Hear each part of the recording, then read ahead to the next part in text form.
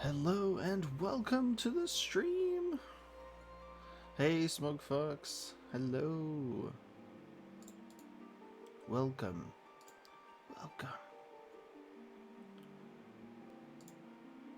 Hello and welcome to the stream. Hello everybody. Welcome. Welcome. Hello. Playing Final Fantasy XIV for the first time, finally. 31 subs is very nice. It is very nice, yeah.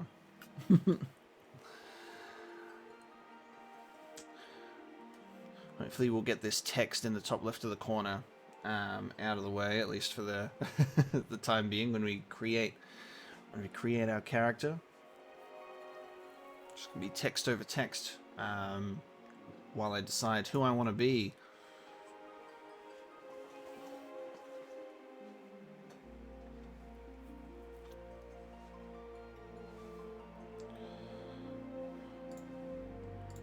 I'll just quickly let YouTube know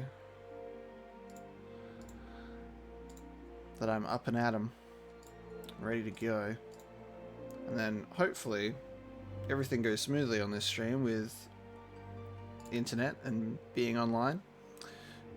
Yeah, the emotes are great because now that I've hit another tier, I was able to upload some more, so I've adjusted it accordingly. So we've got a couple of emotions going on in there for the tier 1 subs.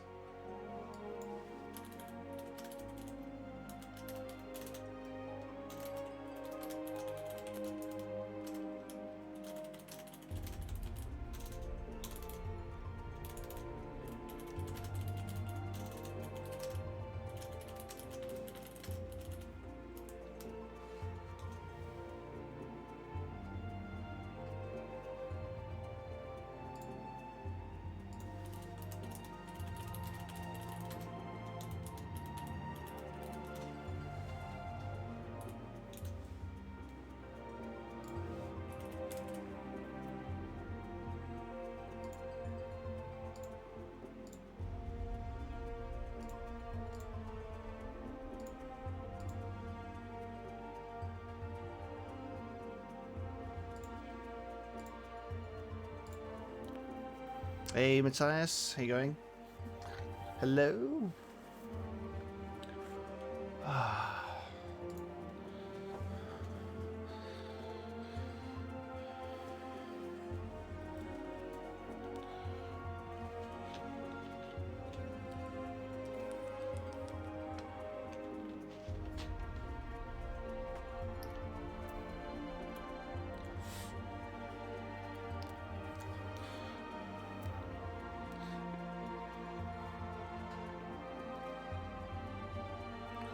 Should we just roleplay as Kamari?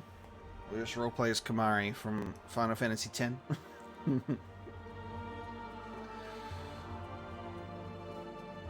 Or play as a short boy? Play as a tiny king? I love Vieira's. Flashbacks to Final Fantasy XII. Fran and Balfia. So good. Love them both. But, yeah. We love a Vieira. I was actually thinking the old Hume type is a little standard. I was thinking I might go for we might go for a short boy, or I might do or we could do a cat boy. Do we do a short boy or a cat boy? with my Dragon Ball Z Super Saiyan, my Super Saiyan tail.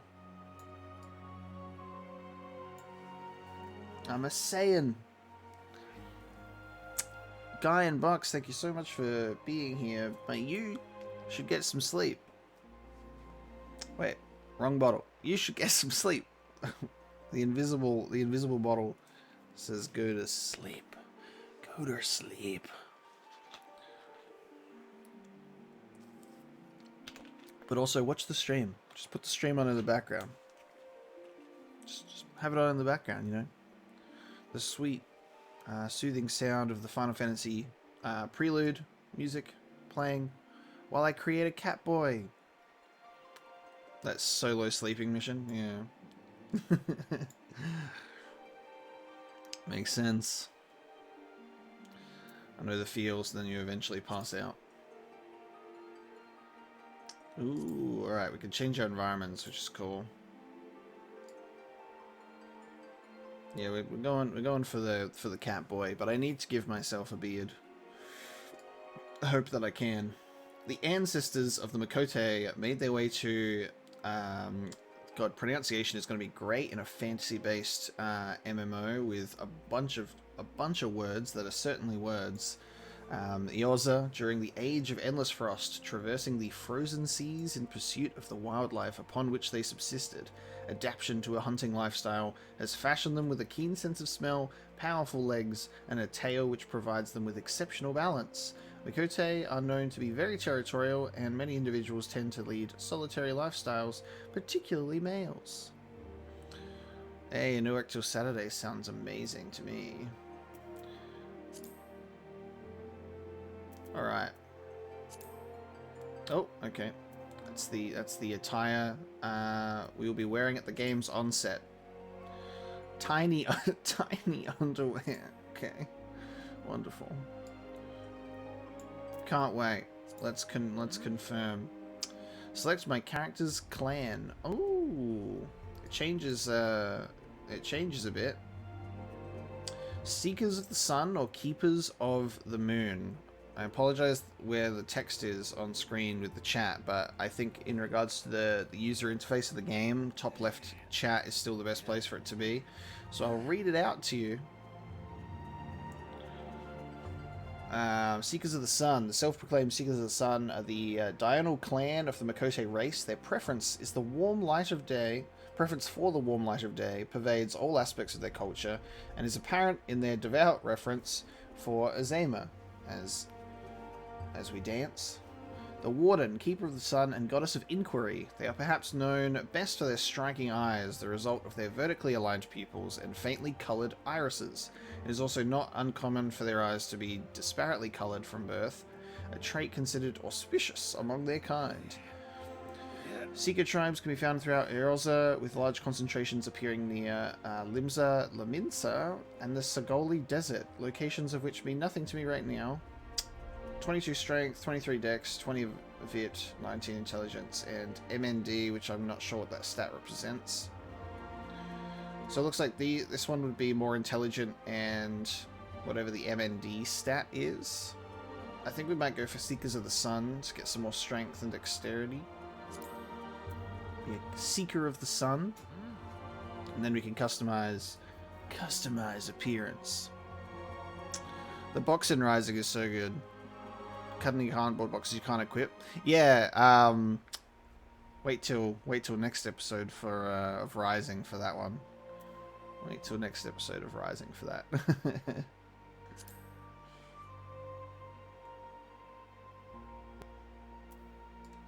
Oh, we change our size. Alright, not hugely, but we can change our size. Alright, you go back to your standing pose, please. The tallest you can be is 173 centimeters. Really? Wild. Okay. Hey, Phoenix and Nachi. How you guys going?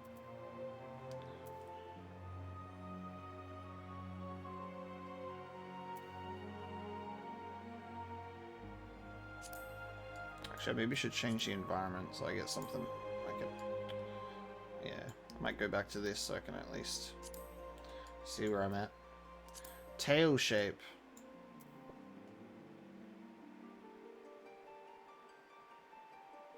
Yeah, give me this boy. This looks more stylish. Oh, you can change the tail. Okay, here we go. Doesn't make a huge difference. Take me to... Oh, that's gonna bug me. Can you have a big friend like in Cyberpunk? I don't think so. I don't think we. I don't think it's my tail. I got my tail. Is my big friend. Alright. Now, can't be a very accurate roleplay because I'm not allowed to be bold. So I have to be fashionable instead. Pretend that I have hair. My dream.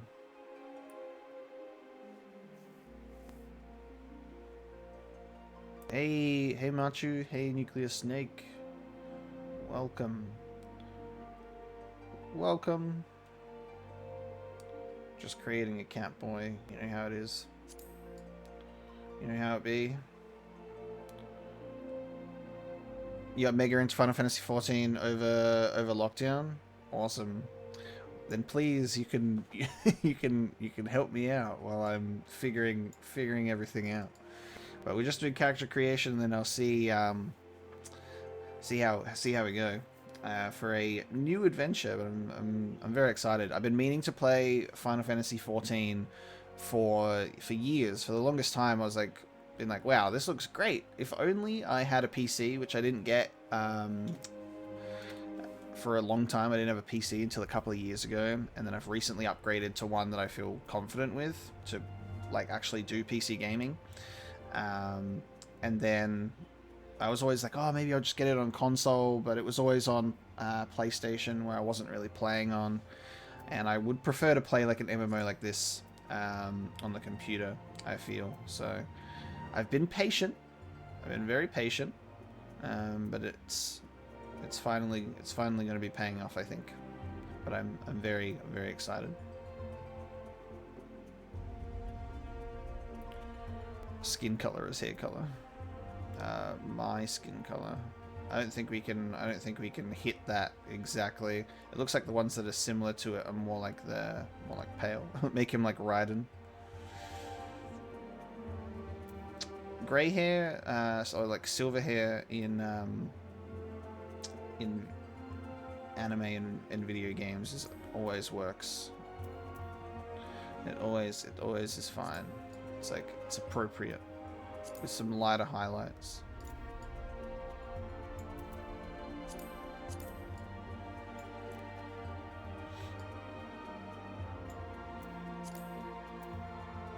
Oh, there we go. Hang on. Yes. An angry cat boy. You're that ninja.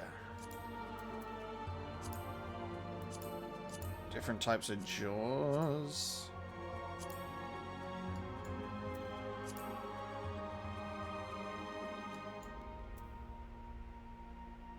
Okay, those two are very similar. Go with number 2. Eye shape. Alright, we're getting to a point where it's like quite similar on things. Iris size. Too large. If only you could scale them. Oh, the eye color's great. So many choices.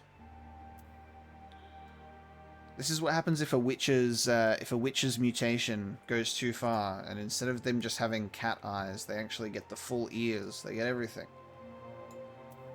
We're gonna be like a witcher. Witcher of the Final Fantasy world. Hey, Califetta, welcome. Ooh, you can actually have odd eyes as well, which is actually cool. I just saw that as soon as I clicked off of it. I actually like just going through a bunch of presets. Like, sometimes I like customizing on sliders when I want to spend a lot of time in it, but then most of the time I'm good to just pick from presets. Hey, MCJM, hello, and welcome.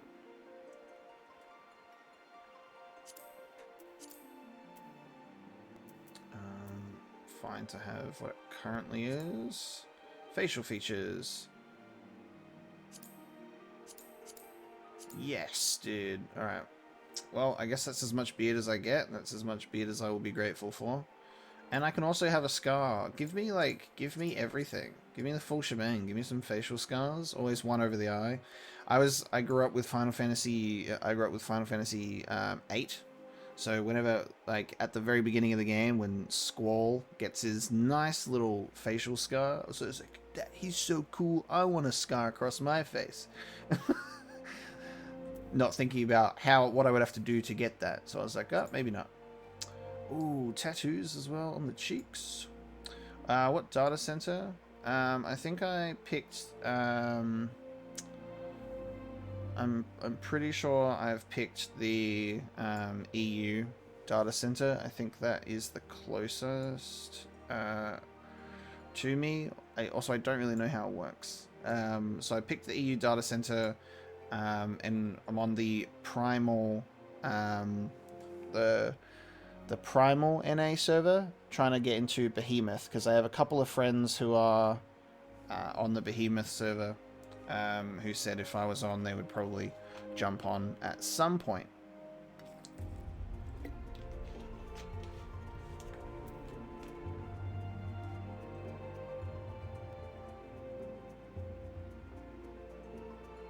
More beards, yeah. I'd probably have a bigger beard if I pick a human type character, but like, at least I got some beards. Box avatar to have a bandana around it. Amazing. Final Fantasy VIII being your favorite, Smogfox, along with 10 is so good. I love that. I really like 7 to 12, specifically that era, excluding 11 obviously, because that's another online one that I never played. But my favorites being like 7 and 8. The one cat boy I wouldn't want to meet in an alley. No, he's fine. He'll protect you in the alley against other cat boys.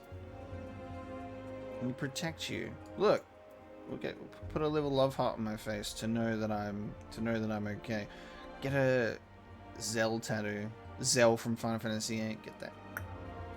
Alley cat. You can reverse it so it's on the other side. So we got a little love heart, so you know it's fine, and we'll make it match up with the rest of our. Make it line up on our face. There's no color that's like exactly that, so we might just go for that. Perfect. Look at that. See, I'm a friendly alley cat. Voices. The love heart's like a teardrop tattoo. Nah, we haven't murdered someone. We've loved someone. That's certainly a voice. Oh, that's an angry voice. Okay, we can actually.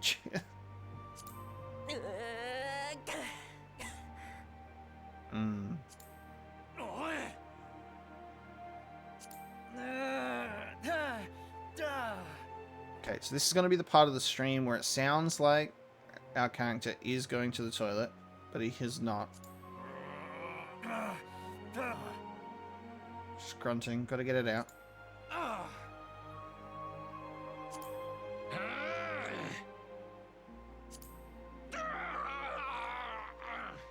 This is what your Sims character sounds like in the bathroom.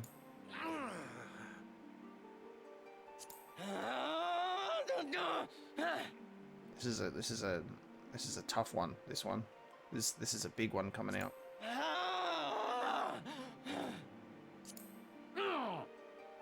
Right, I want to sound like. Okay.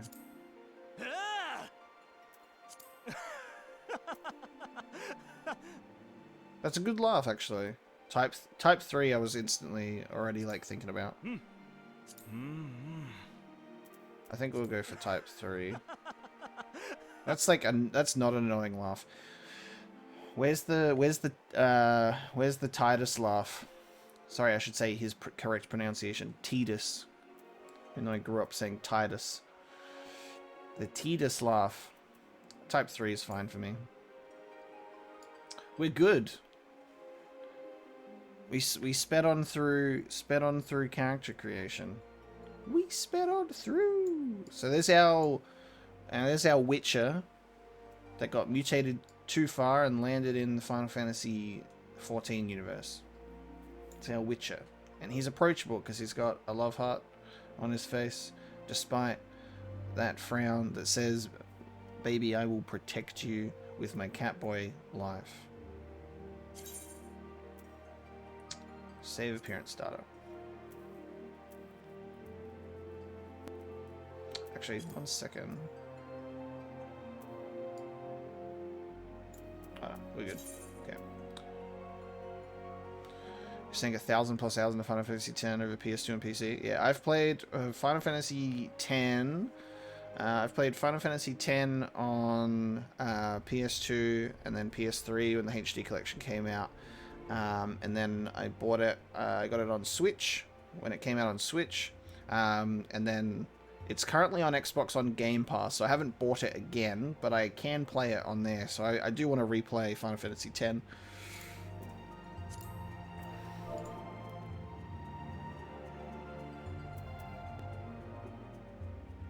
Comment. I don't really have a comment to make. Witcher,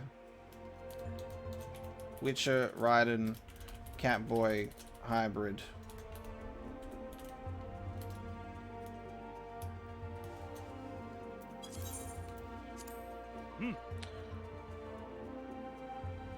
Final Fantasy X is probably the version of the game I own the most versions out of anything. For me, that would be Final Fantasy VII, which I own on PS1.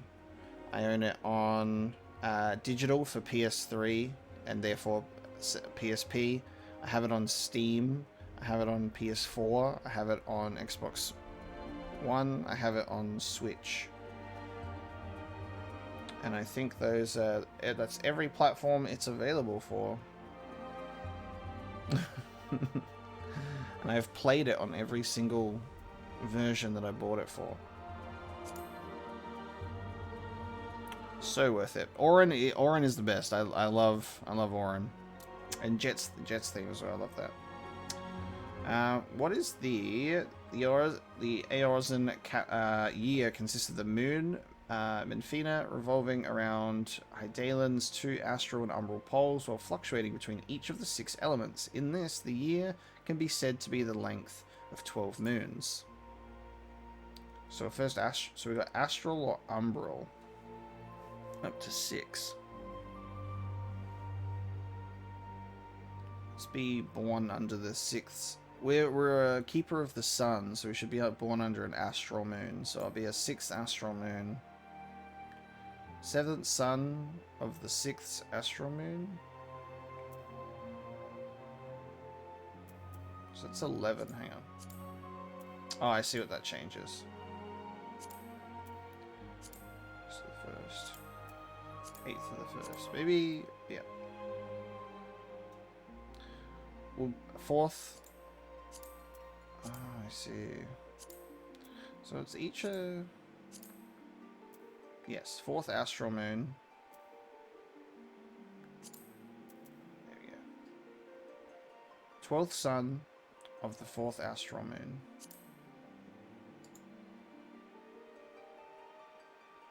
Hey, Neo.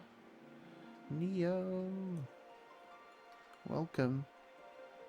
A year ago, I had no Metal Gear games. How many do I own now? I've got Metal Gear Solid on PS1. I've got Metal Gear... I bought Metal Gear Solid HD Collection on 360 and Peace Walker. So I've got 2, 3, and Peace Walker on Xbox 360, which does have Metal Gear 1 and 2 in it. That's how we played it. And then I actually bought a PS2 copy. I've got it on my shelf of MGS3 Subsistence. So that's on. I got a PS2 copy of that on my shelf. I've got 2 copies of Metal Gear Solid 4 because one broke during the Let's Play, so I had to buy another one. And then I've got Metal Gear Solid 5 on Xbox, PS5, and PC now. Because I originally had it for free on Xbox, bought it on PS5 to play, and then I've bought it on PC on sale so I could replay it with mods. So I've got, and then Rising I've got on Xbox as well. Which server? This server is we'll be trying to get onto the Primal Primal NA server on Behemoth is what I'm making this character on. Select my character, patron's deity. Mover of glaciers and goddess of war, guardian deity of Ishgard. Commands the element of ice and associated with the first moon. Oh, so they're associated with...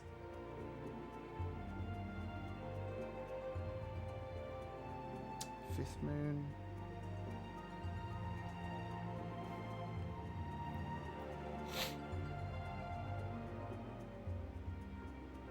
Associated with the fourth moon. Nemea is the watcher of celestial bodies and goddess of fate. Commands the element of water and is associated with the fourth moon of the Aeosan calendar. Younger sister and master of Ralga. She is most often depicted as a weaver donning a white sequin veil. Her symbol is a spinning wheel. So I guess you don't have to pick a deity that's relevant to your you have to pick a deity that's relevant to the moon that you pick for your birth as well, I guess, which is cool. That's 2 elements of ice. Commands the element of ice as well. The element of water. Element of water. Element of wind. Element of wind. Okay, so I guess every second one. Oh, yeah, so that's like the colors. Ice, water, earth. What's purple? Lightning, fire. Yep. And earth? Yep, element of earth. Nice.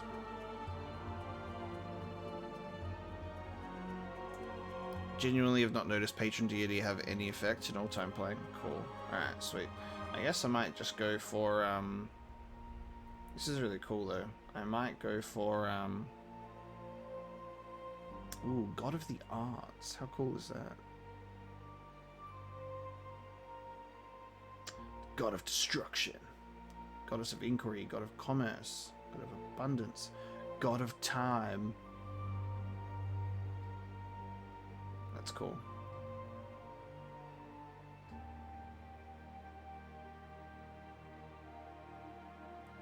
I'll pick the one that goes for our moon then. Where we were born. Doesn't matter. Sweet. Okay, character creation. I can now pick my class. Disciples of War or Disciples of Magic. I'm probably feeling God of Restrooms. Probably feeling like I might pick something that's a bit more of an offense based. I'm not sure what I would wanna be playing as. I know that something that I am aware of is apparently you are able to kind of, when you equip a weapon that's adjusted to a class, you can then like switch to that class, like learn it or something like that. So you're not like locked in is something that I've heard. MCJM, I have played through. I've played through all of God of War. Pick the one class you like because you can change any classes. Change classes anytime? Hell yeah. This is the famous Dark Souls 3. Yep. It's Dark Souls. Where's my Jester class? Play as a Jester. Gladiators specialize in the handling of all manner of one-handed blades, daggers to longswords, be they single or double-edged, straight or curved. So Gladiator is like straightforward, like warrior class. Path of the Pugilist.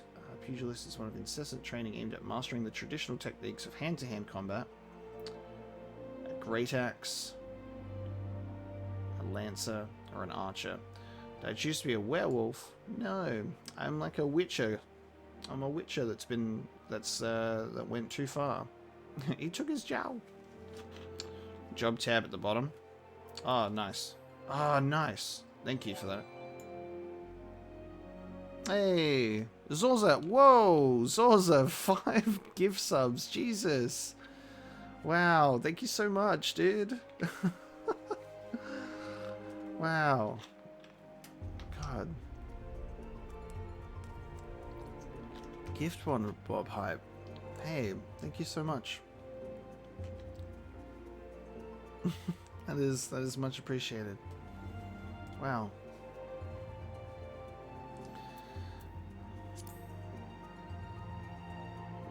Whoa! Look at that helmet, dude. Yeah, a true. Yeah. Thank you so much, Saucer. That's really lovely. Oh, Dragoon, dude. Now I don't know much about Dragoons because I haven't played the older Final Fantasy titles, but I do know that Dragoons are badass, dude. Dragoons are badass. I think the main character that you play as in Final Fantasy IV is a Dragoon. I know very loose information about the older Final Fantasy games that I am very excited to play through, but I'm instantly attracted to being a Lancer based on the fact that I'm like, yes, I can become a Dragoon. Yeah, Griffith, dude.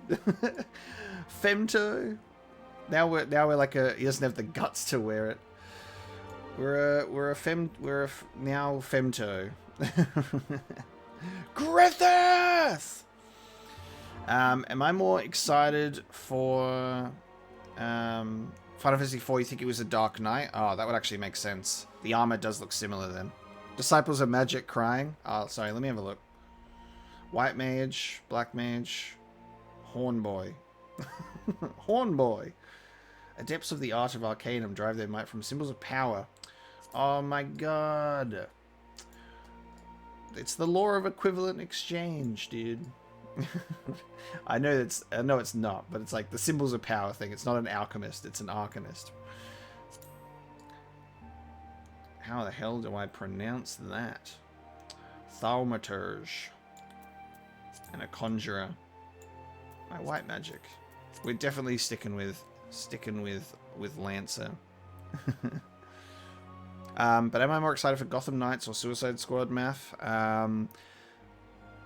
It's actually interesting because I really like the Arkham series, so I would be like leaning towards Suicide Squad because it's made by Rocksteady, but then at the same time I don't really care about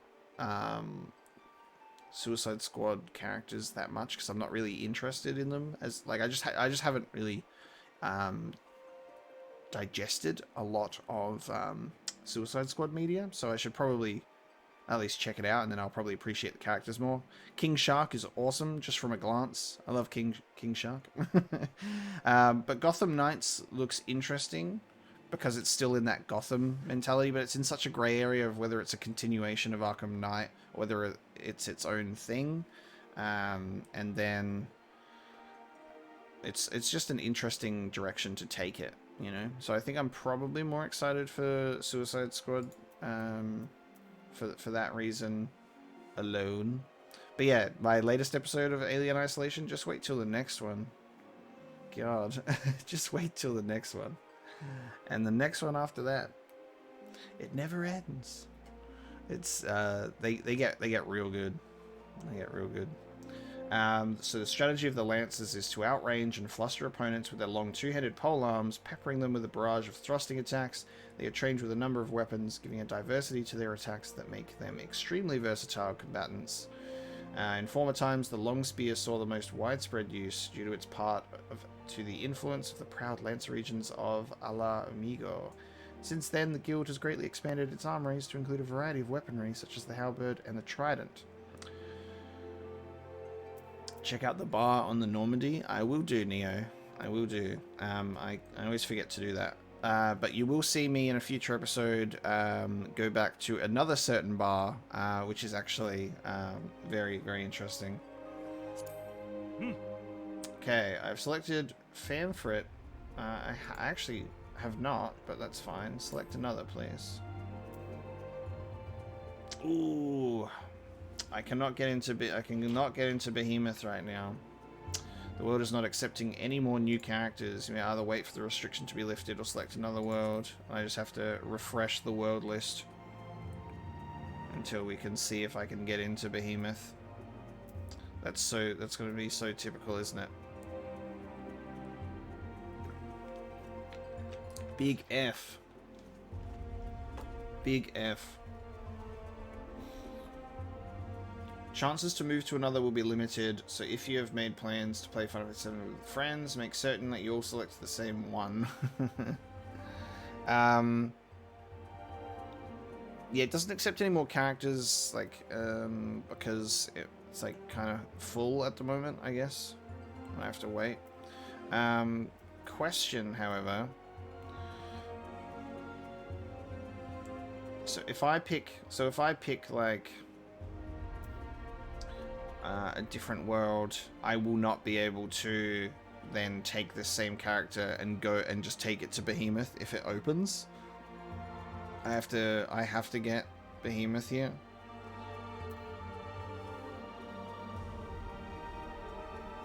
Yeah, that's why I'm here. I've heard so many great things about this, so...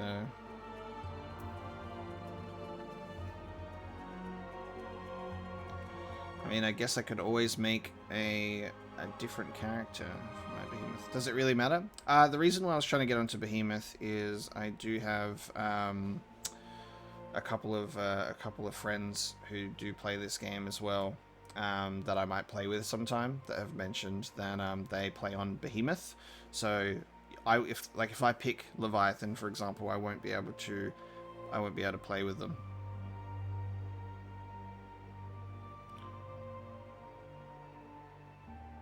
Can transfer, but it costs money. You can play together, just visit them in the world. So you can, if I pick a different server,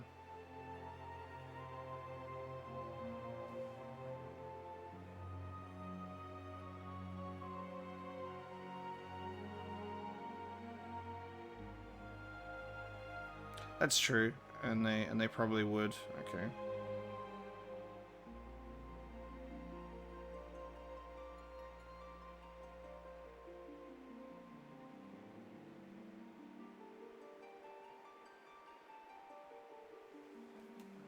Server hop to play with others. Okay. When you made my primal character, the restriction was based on who was online at the time, so the refresh eventually let me in. I don't know if they've put more hardest limits with the recent influx. With the recent influx of people, I wouldn't be surprised if maybe it's a bit more strict. Everyone's jumping on board. But I appreciate letting me know how we're going.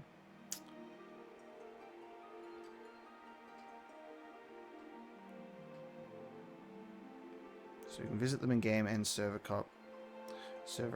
All right. If that's the case, I'll just sit on Exodus. Let's update it once more though. No luck. Behemoth seems to be a popular one, I guess. Let's go on Exodus then.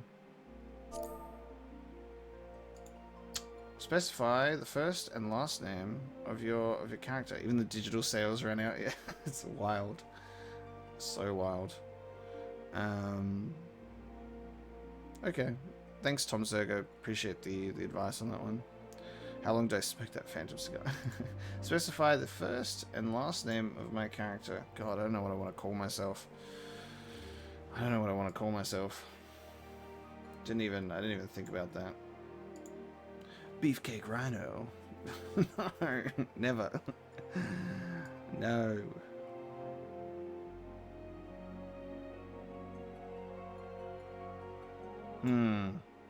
Mapo couple pull-ups.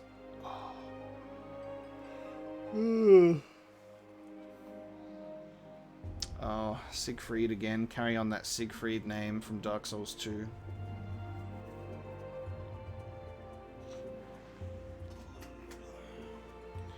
Just wait until we get to that,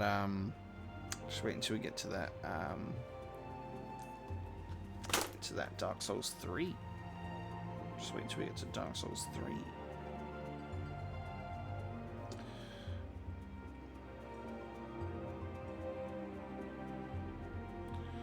Should we do Final Fantasy name generator for a cat boy?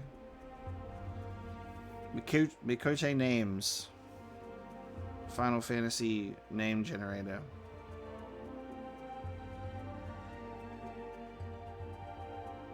Interesting.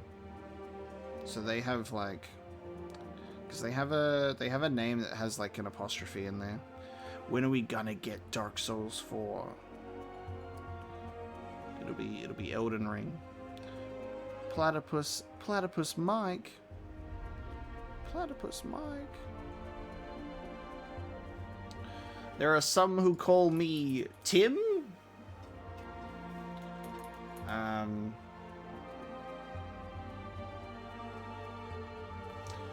Oh, I've got spurs on the back of my boots.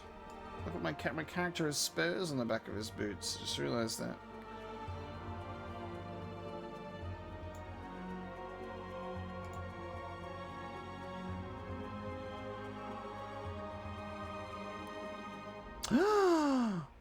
Box, he can be Ocelot because I'm a fucking cat. I'm a cat boy. Meow. Yes, dude. Alright, Ocelot is the forename. Or should it be the surname? Oh, actually, hang on. I don't want to make my forename based on my class because we can change classes whenever. So if I pick like Lancer or Dragoon, that's not going to work. One reason why I would pick Revolver is because something I do know about Final Fantasy XIV is there is a gunblade in this game. There is a gunblade in this game, and I want a gunblade at some point. So bad. Revolver Ocelot? Something else. Something with Final Fantasy. Jetstream Sam. Jetstream Ocelot. Something Final Fantasy for the last name. Spira Ocelot, Final Fantasy X. Spinny.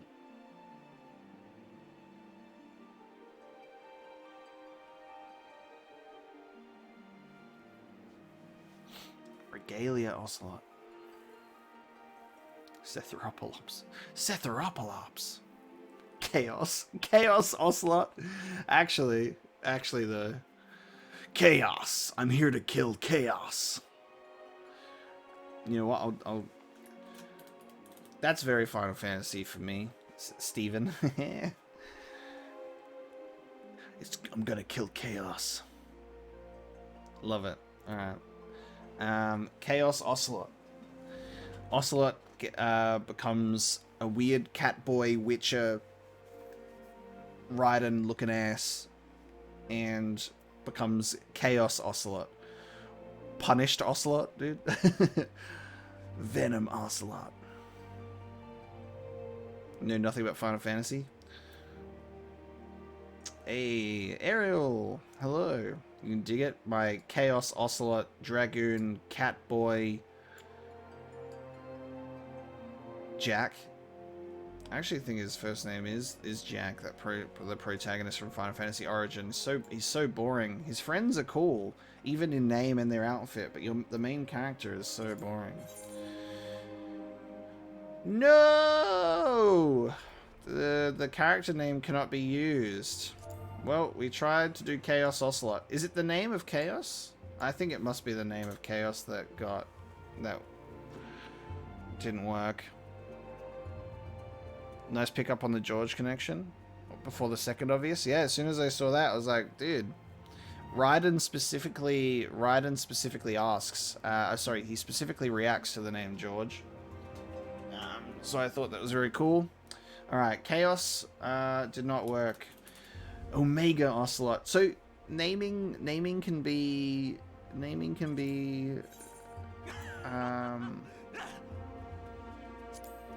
stolen by other people. I have to be more unique. We got Omega. We got Omega Ocelot. It's even better. Hell yeah, dude. Oof. Okay, we gotta wait. Jesus. Alright, we gotta wait. The world is currently full. So we'll let this queue drop out. Omega Garland. Omega Ocelot. Camp Omega. Yeah. Omega is also like a good Final Fantasy term. Chaos and Omega is a Final Fantasy Dirge 7 Dirge of Cerberus plotline. Oh, we're in, baby. It's a Dirge of Cerberus plotline.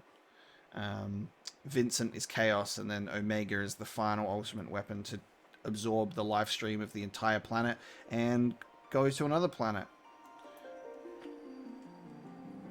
Sigma? No way. No. Alpha Ocelot. Deep Throat Ocelot. Yeah, that's one way to get banned. Cool. I'll have my first visitor. Hey, Steven, how you going? Here.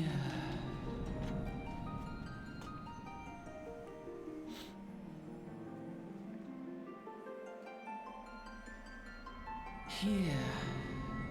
Feel. Bearer, seek list. Ligma Ocelot. God damn it. Deep ground plot. Deep ground. I have a lot of feelings on Deep Ground. Ventura. I have a lot of feelings on Deep Ground and Final Fantasy VII compilation in general. Hear. Feel. Think.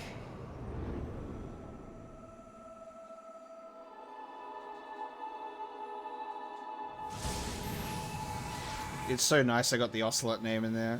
Omega Ocelot. It's perfect for a cat boy. Ligma Big Boss, yeah. Am I getting shown my full potential?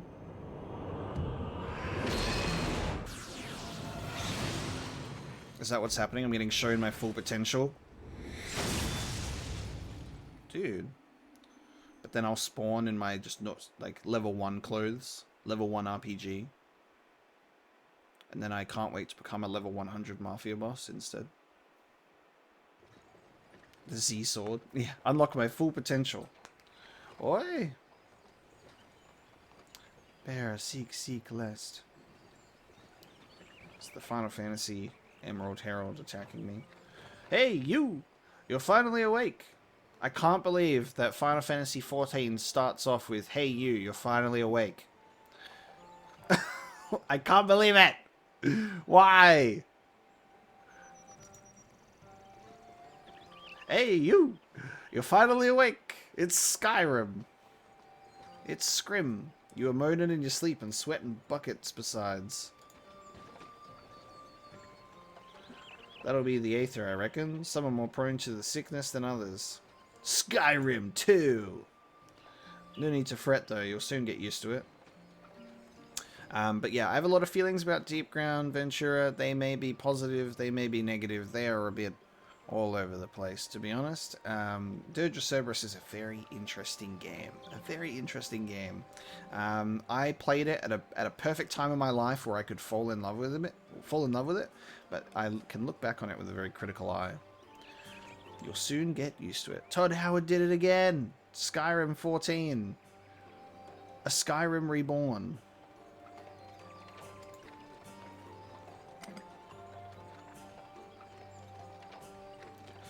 He's drinking the skooma. No, he's drinking the skooma. Reminds me of that one. Reminds me of the what's the name of the what's the name of the lizard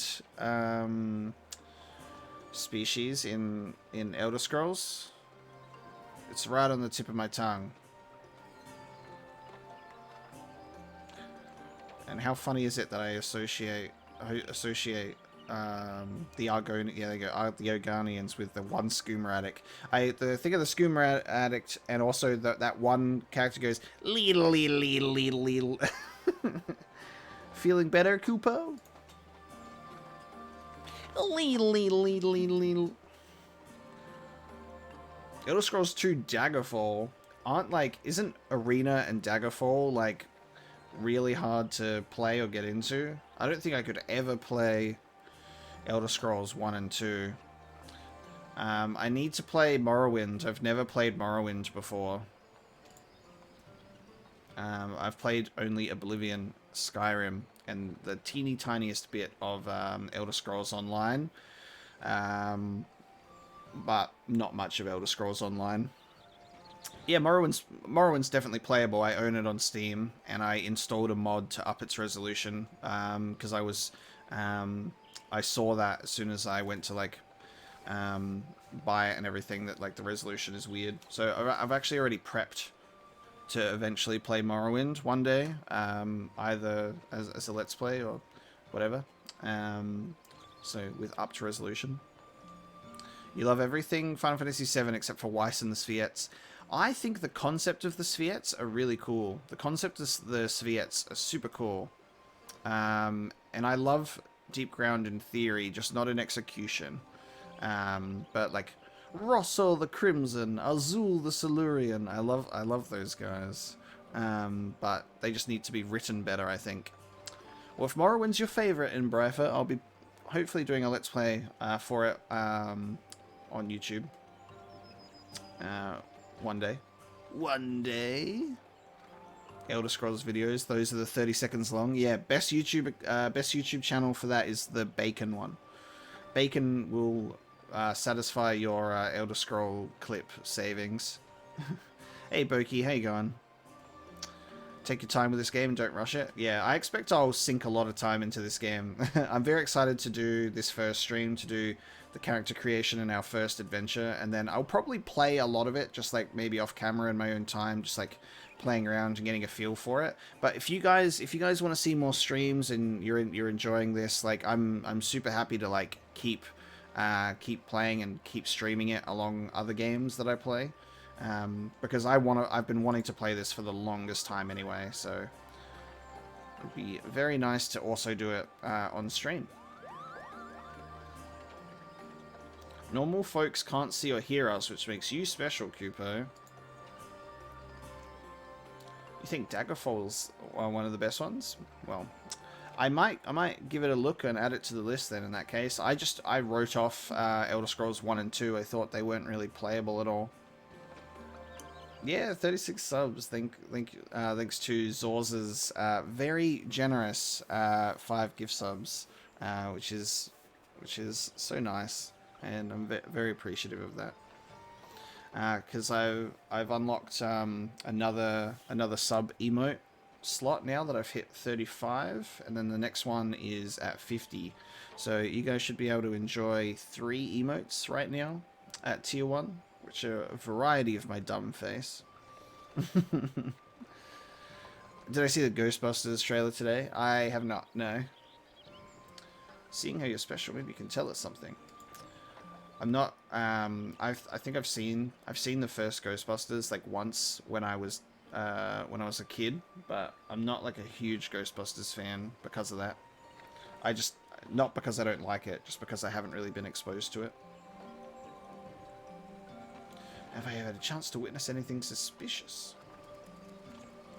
All emotions and only 3 emotes. Exactly. Rage, laughter, and an emotional salute. All of those emotions can be summarized in dodging 200 lightning bolts in FS10 for sure. Oh, Ventura, I am so excited for Final Fantasy 16. And that was something that also got me, like, pushing me further into Final Fantasy 14, is I was aware of Yoshi P and how much everyone loves the guy and how passionate he is. And so, like, everyone talking very positively about him was like, oh, man, I really want to check out 14 because I know that I'm going to be getting 16 as soon as it comes out. I'm so excited for 16. It looks awesome. Yeah, I like the fantasy, the high fantasy element that they're going for 16. It's going to be a lot of fun.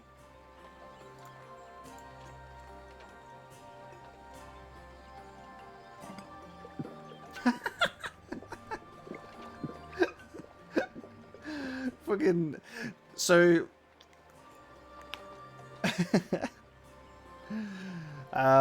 If normal people can't see these Moogles, does that mean that they're just watching a floating bottle in the air? Thanks, Moogles. Damn alcoholic Moogles. That's so funny. I love that Moogles are such a constant thing in all Final Fantasy games.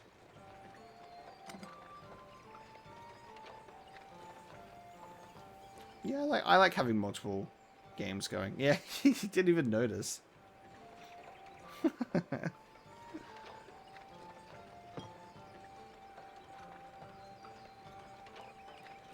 Gridani is still a fair way off, in case you were wondering. Seeing as you're awake, how about you keep me company till we get there? Them young'uns don't much care for conversation, see?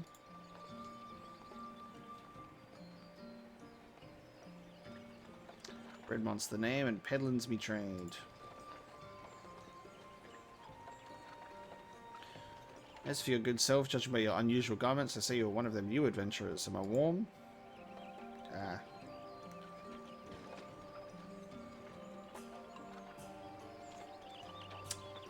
Yeah, Square Enix is on a good little trend at the moment. They're still, you know, they're still having a couple of slight misses, but mostly hits, which is really good. That rage emote is from Dark Souls. Resident Evil never made me rage that much.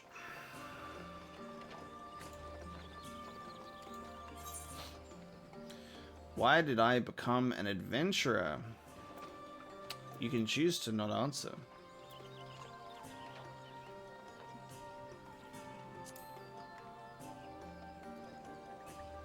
Liquid. Yeah, it's from Dark Souls. The second to last episode. Power, as in power to do good, like protecting the weak and fighting for what's right and all that, eh? Hey, I thought that's what you meant. Never be short of a chance to polish my warcraft in the adventuring business. It wouldn't hurt to join a guild, neither.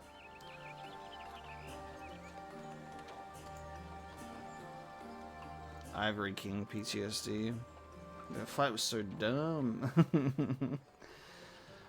More important things than fortune and glory, such as breathing. Ain't no profit in being dead, and that's a fact.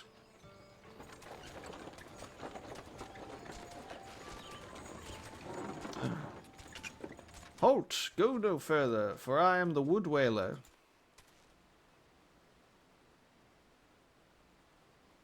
Silent Hill 1 would have driven me insane. Probably. Silent Hill 1 was very difficult to get a handle on.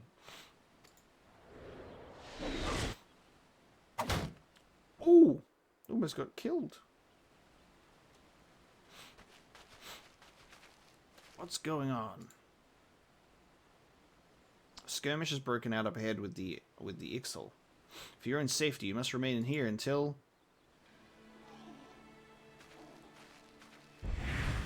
My first chance at combat?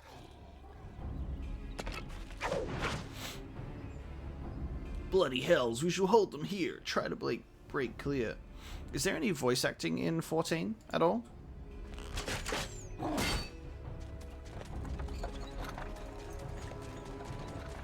Forspoken does look good, Ventura, yeah. I'm very interested in that.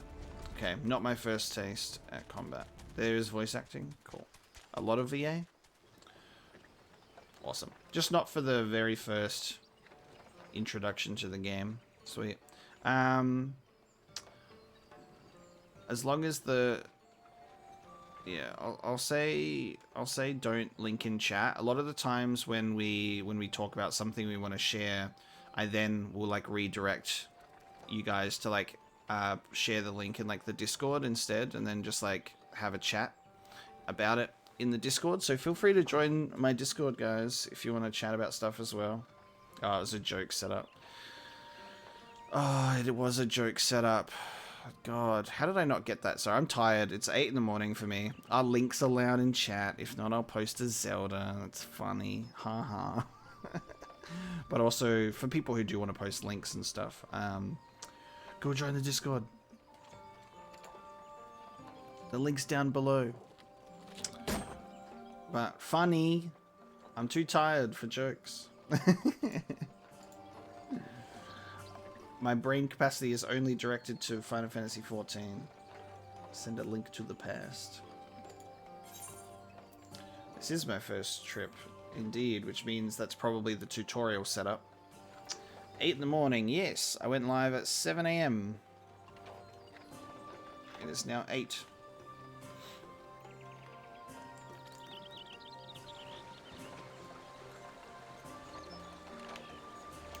Middle of the Black Shroud, the biggest, lushest forest in all of Eorza. And near as lush as what it used to be. Not since the Calamity laid half of it to waste. The destruction prompted a herd of new nasties to move in and gave the Ixal unneeded encouragement. Birdman raids must have become a daily occurrence. Michael Keaton raids? Impossible. Aren't time zones a hell of a thing, guys? I am a time traveler, I'm from the future, and you're all watching me in the past.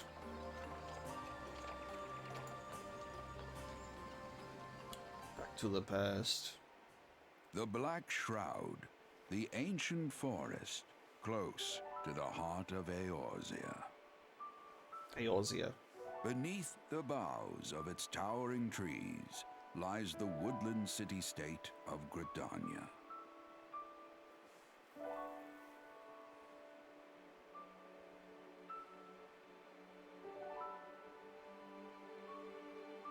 Once a sanctuary from the world beyond the hedge, even the mighty elementals, eternal guardians of the forest, could not forestall the coming of the 7th Umbral Era. However, the goddess Nofika was never one to forsake her children, and today she welcomes another brave soul. One who may yet play a telling role in the tale of this great realm.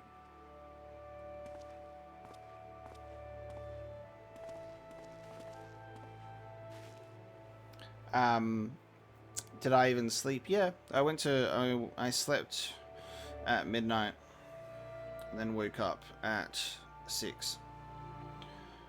And then lied in bed and stared at the ceiling. Until I could muster the strength to emerge from my lovely bed and sit here with you guys. So it's 8 a.m. on a Wednesday.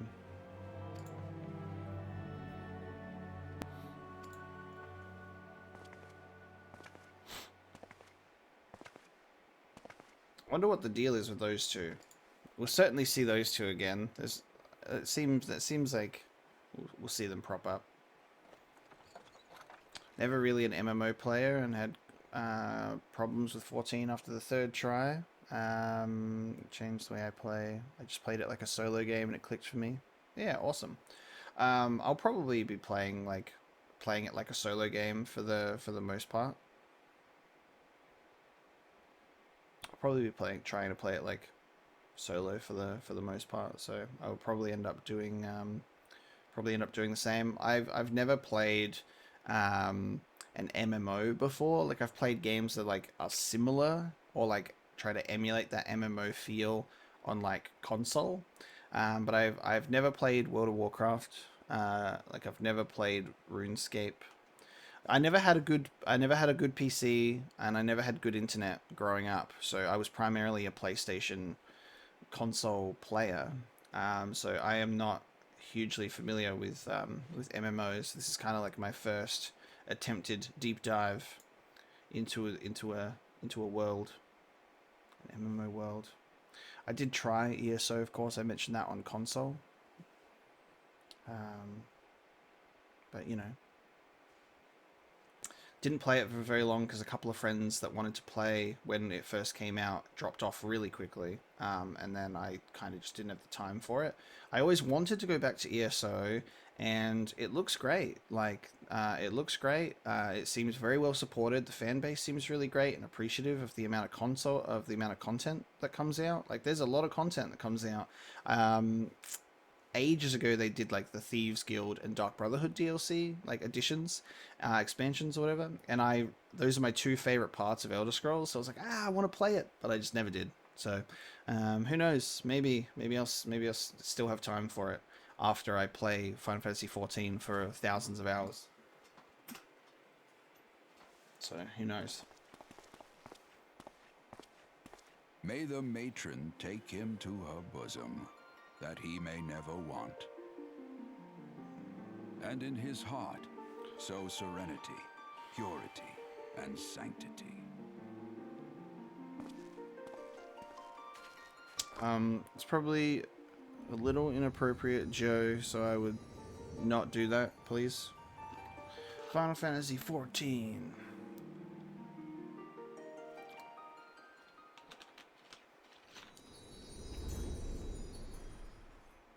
I love this. This is so good. A lot of fun playing 14 with a controller. Interesting. Does the PC version have controller support as well? Because I was almost tempted to pick it up on PS5. I was almost tempted to pick it up on PS5, but I was like, nah. I will commit to console. Oh, fully? Cool. Well, maybe at some point I'll check it out and see what I think about it. At the moment, I will try and learn and figure out with a keyboard, but I wouldn't be surprised. I wouldn't be surprised if I wanted to jump onto a controller because it's way more intuitive for me in terms of movement, but it might be okay. In Bryfo, with your opinion on ESO, yeah, I totally get that. Totally get that.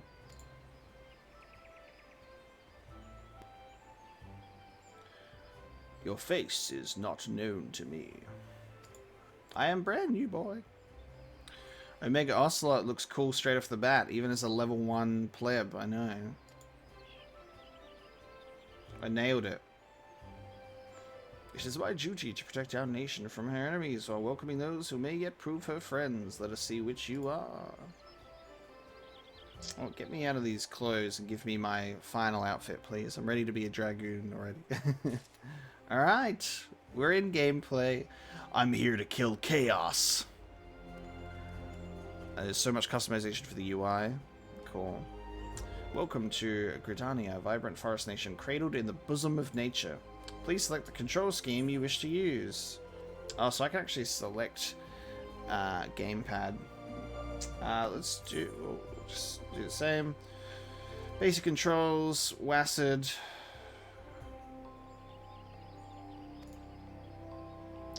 Jumping with spacebar, turning character, right stick, move camera, left click.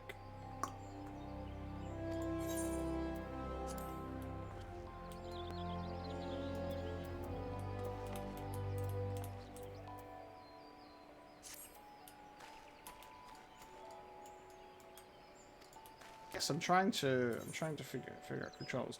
Omega Ocelot. Chaos. Alright, basic controls. Getting the feel for the mouse and keyboard.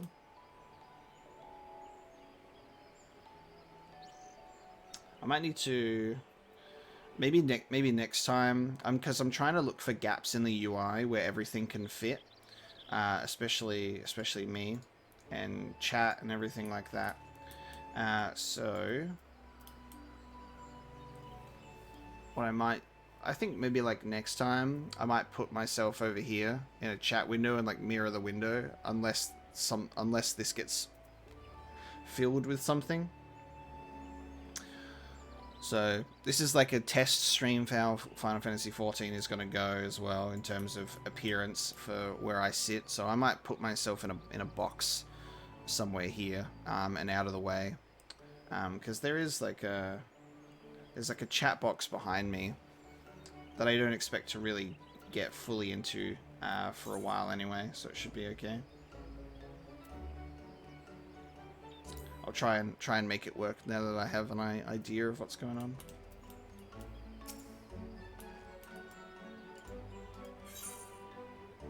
Accepting quests. Coming to Gridania. Reward 400 experience and 103 gil. Register with the Adventurers Guild. Let's go. Can make chat smaller. Yeah, I was actually thinking of that, but I don't know how small is too small, and I don't even know if how that would look. Something I really wanted to do with chat is I wanted to make it thinner, but it won't let me. Like, it won't let me make the chat any thinner than it is on screen. Like, if I had the choice, I would kind of collapse it a little bit.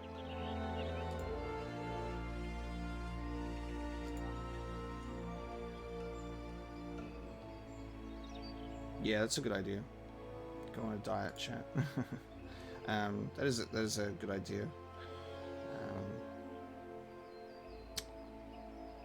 Just at the moment, I think it's okay. Make yourself known at the Carlin Canopy. That's the headquarters of the local Adventurers Guild. Speak to Mother Miowen within. She will take you in hand. Quest accepted. It needs the Witcher sound effect. Hi. Use the duty list to help you complete your task. The current objectives appear under the quest title in the duty list.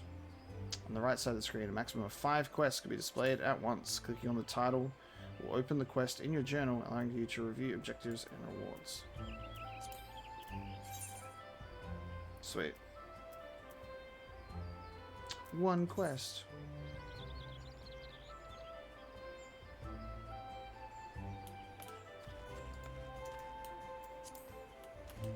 Alright. Oh, okay, so if you open... I see. Cool.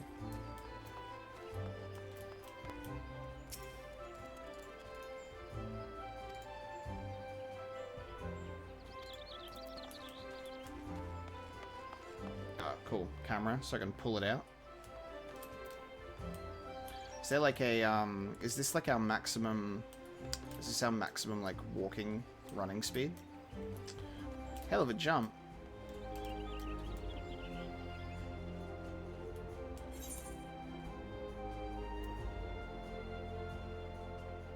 Complete a quest by right-clicking an NPC with a check mark displayed above their head. You can run with a skill. Okay. I am going to... Is there another opportunity for me to now change to a gamepad control? I want to see how it works. It might be a lot more intuitive for me to figure it out. Plug in a gamepad and see if I can. Yeah, jump in a Final Fantasy? Insane. Jumping in a Final Fantasy game? Okay, so you got the HUD layout. Oh, wow. Okay, that is...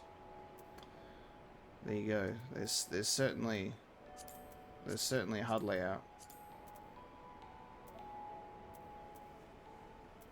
Interesting.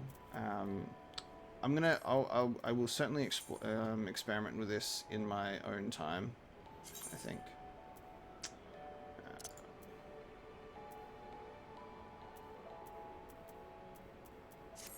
Can I just use the gamepad now? Okay, I just plug it in, it's just automatically awesome. Alright, what's the jumping? Oh god. Can I go first person? I can go first person. Now it's Skyrim mode. Alright. Figuring out controls is gonna be interesting.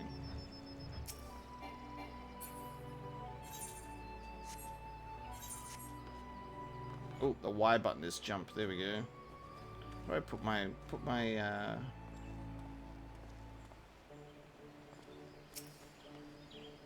weapon away?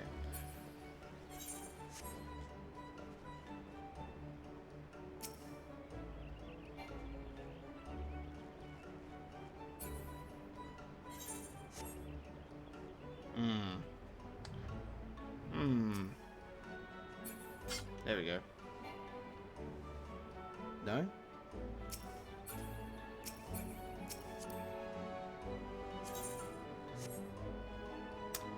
This is going to be fun with a gamepad. Let me have a look.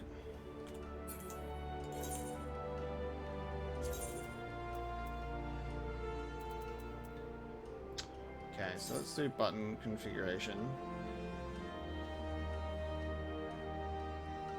I literally was about to say that I feel like I'm in the Shire. I'm in the Shire. Move character, move camera, change camera, draw weapon lock on with L, okay. Auto run with LB. Highlight left hotbar, highlight right hotbar, change hotbar set, that's fine. Jump, cancel, select target, confirm. Open map. Okay, all that's actually kind of fine.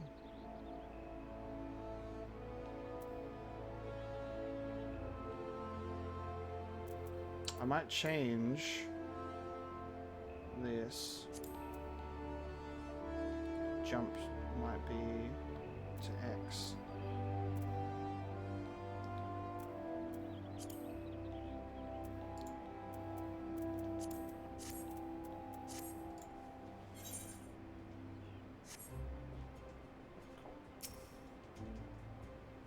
Gotcha. All right, let's see how I like the controller. Might just be a little bit more intuitive for me. A way better starting location where you had to start. When did you start playing Final Fantasy XIV, Pablo?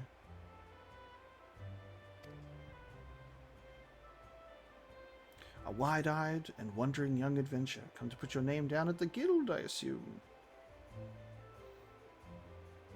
I know all about the history of the original Final Fantasy XIV online, like the one that came out I think in like 2010, and the disastrous launch. And so I know about like the history of Final Fantasy XIV in that sense, and how that game ended when the servers shut down. Was they did like that sort of like final event where like, what was it, Bahamut like destroyed the world essentially, and that's the whole premise and the concept between A Realm Reborn is the world was reborn after the shutdown of 1.0, right?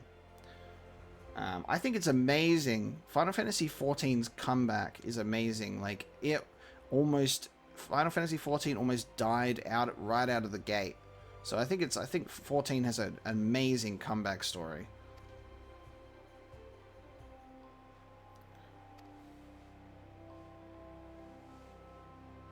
No matter your ambitions, the guild is here. Sometime last week, but you put it on hold to play Elite Dangerous. Nice. But yeah, I've bought the complete edition of the game because my account, it seems I had already tried to do the free trial, so I wasn't actually eligible. Because I think I tried to, so I obviously must have like gotten the free trial and never touched the game, and so unfortunately was not eligible for the free trial, but that's okay because the complete edition was like 60% off, or like 60-70% off, so I actually got it for like a great price, and I fully intend to like play through the game as much as possible anyway, so I don't mind like having to sub for the game.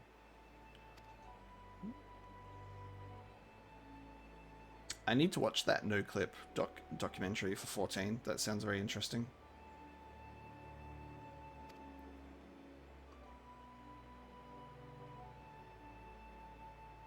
"5 years passed. Yours was well laid to waste." Oh, this is it, isn't it? Oh, hey, Ed Horse. Hey, thank you so much. I really appreciated that. Thank you so much. Thank you so much for the $10 donation.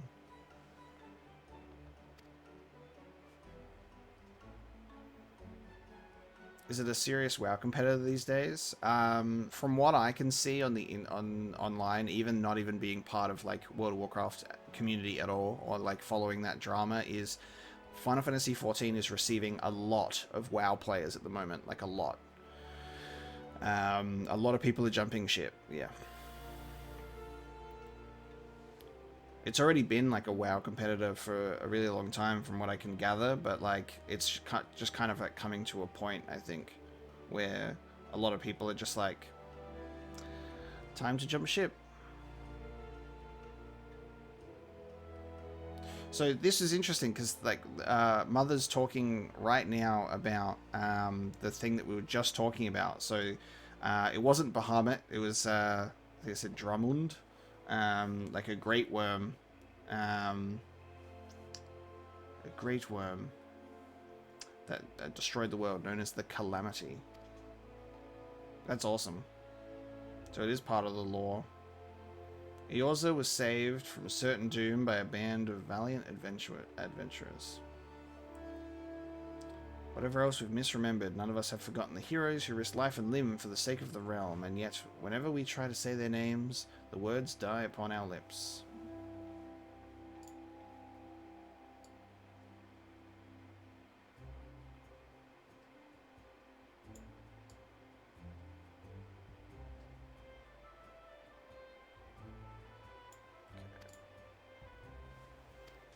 The Warriors of Light, classic. Yeah, I'll watch the trailer for 14. Maybe we can we'll watch it at the end of the stream. Or I'll stick it on and check it out. I have watched some Final Fantasy 14 trailers because, like I said, like it's always had my interest, and I always really wanted to check it out. So whenever I would see, like, I watched the Shadowbringers trailer and it looks incredible. So I know that there's a lot of work to get to those expansions, though. You have to play through like all of Realm Reborn, and apparently I've been told that it's compared to the rest, like it's a little bit of a slog. But once you get past that, because I need to do Realm Reborn, then Heavensward, Stormblood, then there's Shadowbringers, and then the new one that's coming out is Endwalker, right? When am I going to play Final Fantasy 11? Dude, I actually would love to as well. Like the fact that Final Fantasy 14 is still like popular, well played, and is a paid monthly subscription on a game from the early 2000s is also incredible. Like, it says a lot. Like that still continues, because a lot of MMOs end up going like free to play or do something else. Like the Old Republic. The Old Republic doesn't have a subscription anymore, as far as I'm aware, at least in order to play, like, but the subscription is still optional, I think. But Final Fantasy 11, I would actually love to. I've watched and listened to Max Dude on YouTube passionately talk about his obsession with Final Fantasy 11, and it's so interesting, even though I know nothing about it. So maybe one day I'd play Final Fantasy 11. That would be great.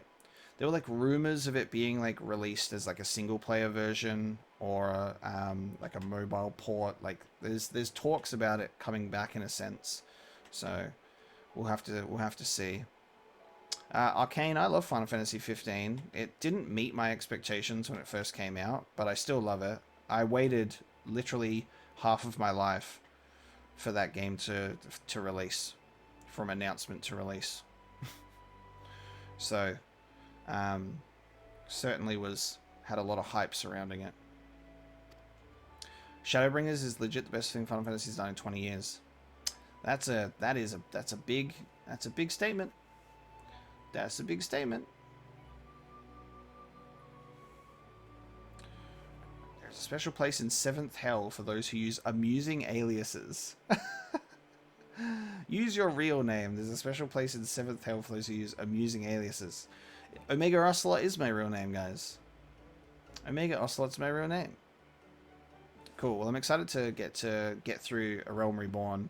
I'm not like here to just be like, oh, cool, let's just smash out the base game to get to Heavensward. Like I do want to take in this world and this game as well, not just like skip to the good parts. Like, I assume the base game is obviously good enough to play through. Otherwise, it would never have gotten as far as it did. Omega Ocelot, and you're quite sure that isn't an amusing alias? Very well. From this moment forward, you are a registered adventurer of Gridania, nation blessed of the elementals and the bounty of the Twelveswood. The guild expects great things from you. Another God's damned adventurer.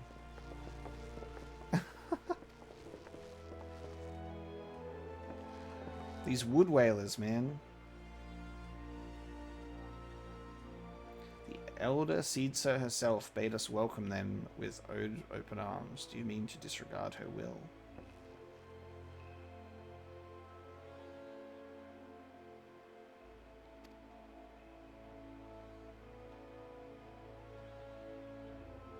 Into the 7th Hell. Don't mess with those guys, I guess. Pay that outburst no mind. He only meant to counsel you. Suspicious characters have been prowling the 12s wood of late, you see, and the Wood Whalers feel they cannot afford to take any chances.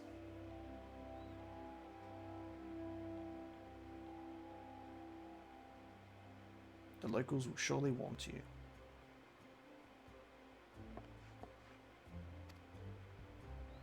Cute. The soundtrack is great.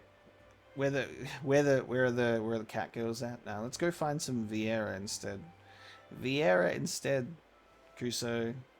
Let's go find Fran. Need a Vieira for my cat boy, for Omega Ocelot.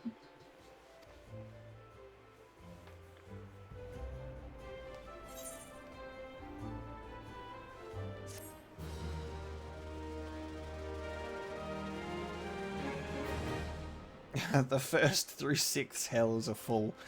Exactly, they're the full servers. This concludes the game tutorial. You've taken your first steps as an adventurer. Listen well to the wisdom. Go forth and discover the incredible adventures that await you.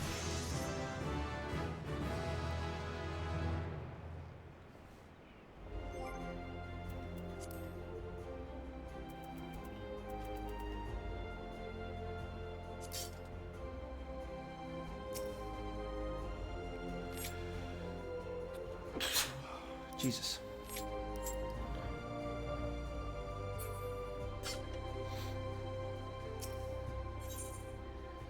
Close to home.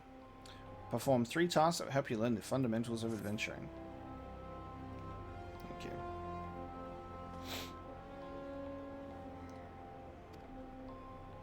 Three tasks to perform. Visit the Aetheryte. This massive crystal stands in the middle of the Aetheryte Plaza, not far from the Carline Canopy. Hey, Califetta, thank you so much for hopping on for the stream. It's been lovely to have you. Have a good night. Touch its surface. A member of the Wood Whalers will be present to offer further instruction. The Lancers Guild. The Arts of the Polearm. Speak with Jillian and she will explain the benefits of joining the guild. Visit the markers at the heart of Old Grenadi's commercial district. Weapons and armor.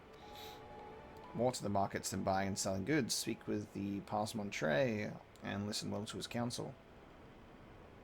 The master merchant can be uncooperative at times, so be sure to offer him one of my favorite eel pies. He is much more charitable when his stomach is full. You have your tasks, Omega.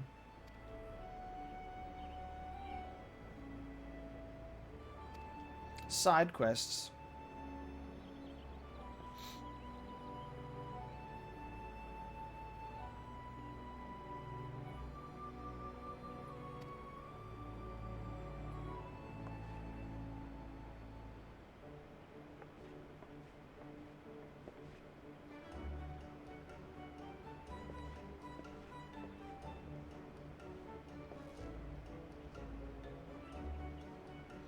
That da-da-da-da is so Hobbiton. That's the part that gets very Hobbiton about it.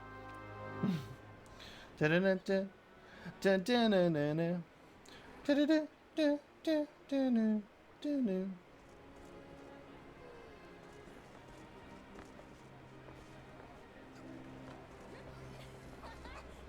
It's you, isn't it? Yeah. Hello, Nakvak.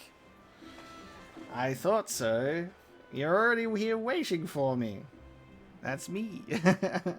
I have a visitor. Wonderful. With your big ass chaos sword. He's here to kill chaos. Final Fantasy XII flashbacks.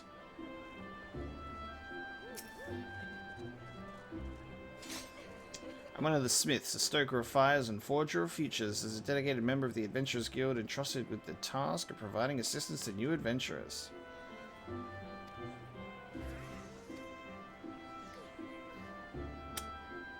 Mentors advise you on any aspect of adventuring. Hundreds of quests under their belts.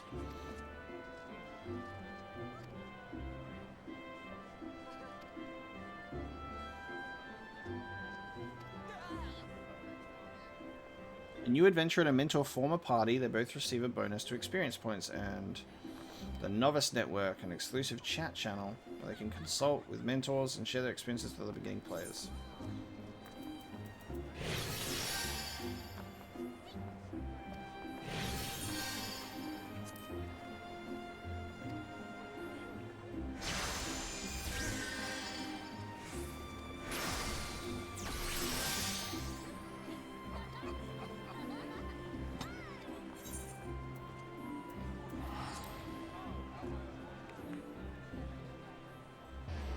Cool, and now there's a whole bunch of people around.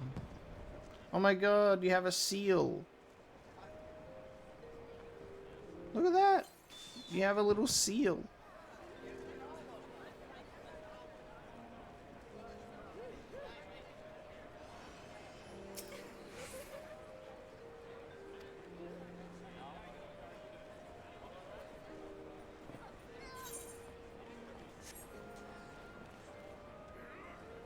So many new people in this little section. I love it.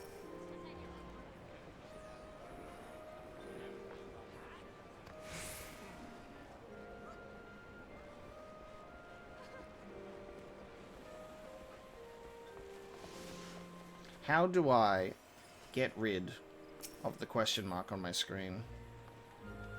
How do I get rid? Oh, there we go. I need to... there's no button that I can press on the controller, I don't think.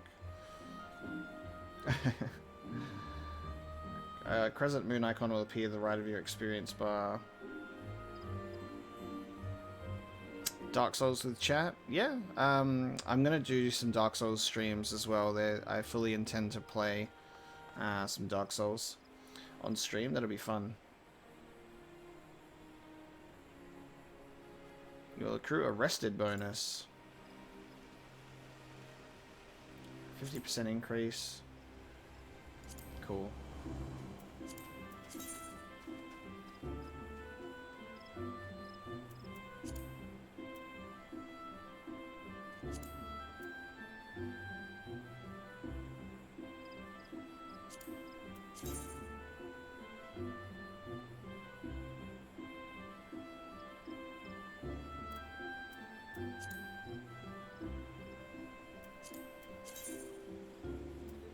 Awesome. Okay.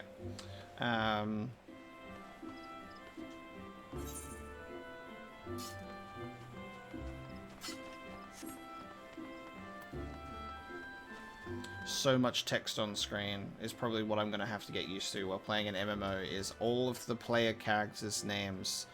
Text everywhere. I'm also thinking in terms of recording the chat on stream, is I was going to do it for this first episode where it's like character creation and like our first adventure together. But I think I'll probably do some streams for Final Fantasy. I'll probably do some streams for Final Fantasy 14 that like won't end up going onto like YouTube as like a Twitch VOD. They'll just be like streams only, so I won't actually need to record the chat itself. Something that I really want to be able to do eventually is we're working our way towards becoming a Twitch partner, which means I need 75 concurrent average viewers to be able to... My Twitch VODs will then be able to be saved for like 60 days after that. So at the moment I think it's only 14 days, like 2 weeks or something. So that's kind of why I've been uploading Twitch VODs onto my YouTube. So when we get to partner, they'll be on for a while, and then I'll start doing more like Twitch exclusive streams that don't go on YouTube, and I think that's probably understandable for a game like Final Fantasy 14. So I can turn off I can hide the player names. I guess that would be classified under the HUD, right? Or not? Probably not, because that's like text on screen. How do I put the initials, please? What's the quickest and fastest way to do so? Is it system config? In the display settings?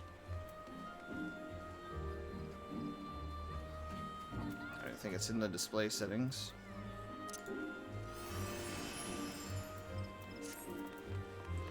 Character config?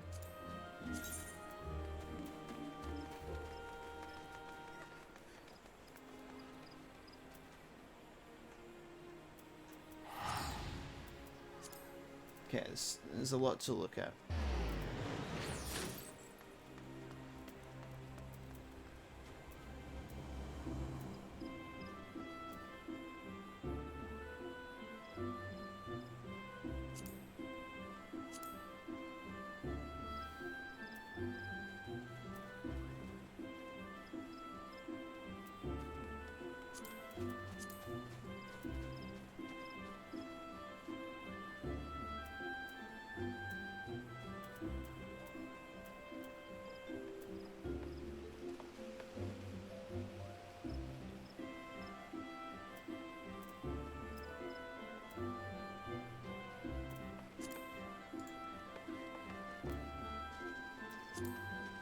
Okay, filters.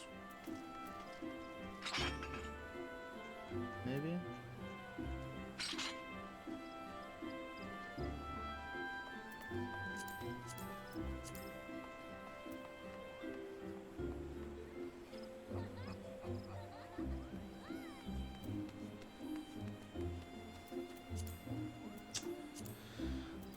I don't know which one it is specifically, so I might not be reading something correctly.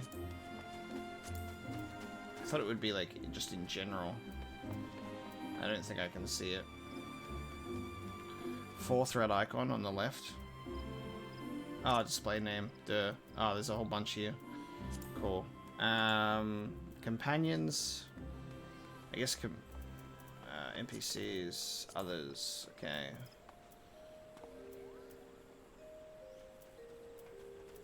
Cool. So blue's other ones. So when targeted. Ah, cool. So that instantly clears up my screen.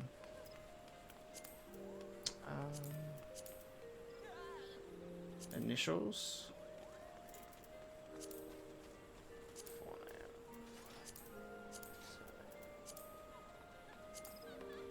I have during battle, and I'll do initials.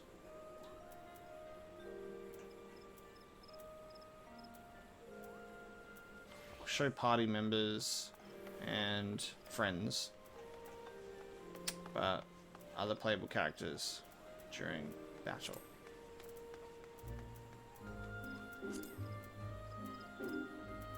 Again, a lot to check out. A lot to check out in my own time, I think.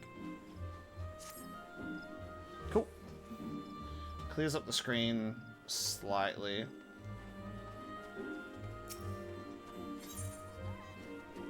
Bernadette is searching for adventurers eager to prove their mettle.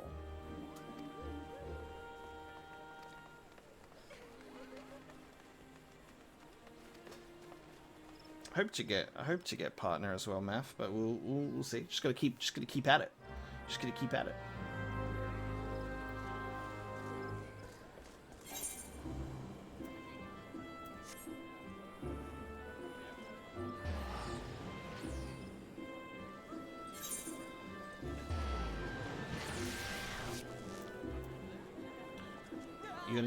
You're really gonna give me 98?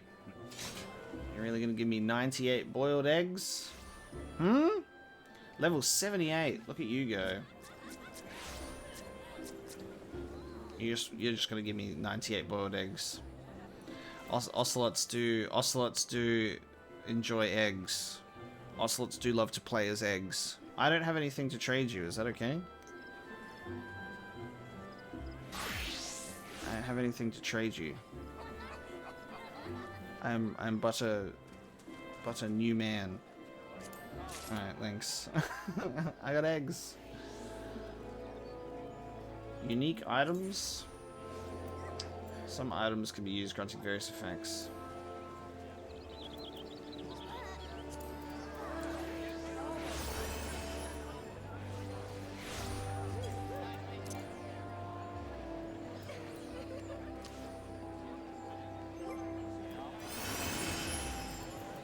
So character, I can check my inventory. Nice. 98 eggs. XP bonus 3%.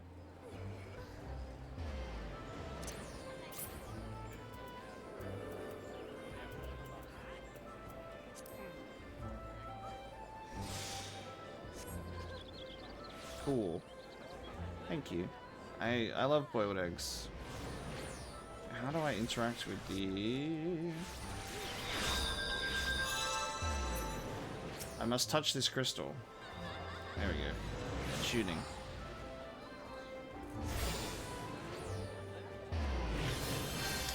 I think Asmon would have probably been a big push for a lot of WoW players to get to 14, but I think, like, obviously this game already was quite, like, populated already, JTOK. But I think he certainly contributed to a lot of WoW players joining. Yeah, it's definitely part of the trend.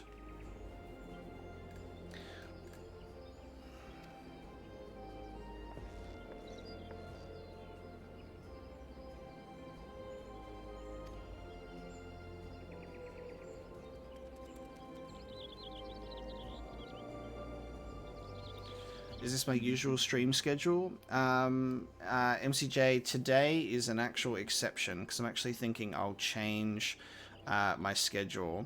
And I'll actually quickly... I will quickly edit out this Wednesday stream from my panels. So if you scroll down below the live stream, you'll see I have my like now live thing, and it will show multiple days in your time zone, and I've put 3 days on there at the moment that are currently not scheduled. I'm just going to remove Wednesday's one, so I'm going to get rid of that now. So for now, what I'm thinking is it'll be those 3 days on the live stream countdown thing. So it'll be Tuesday, Thursdays, and Saturdays at my 7 a.m. So I'm going to try and stream for 3 days a week on those 3 days. And then if you also check my schedule tab as well, that's where I also intend to be updating and scheduling in streams. So there should be schedule in there as well, adjusting to your time zone and such. So hopefully that'll go smoothly. Hopefully that'll go smoothly.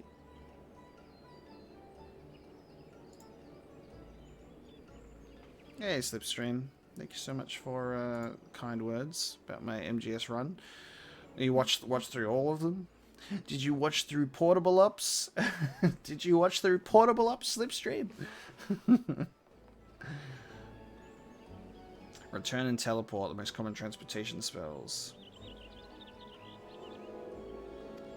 Nice.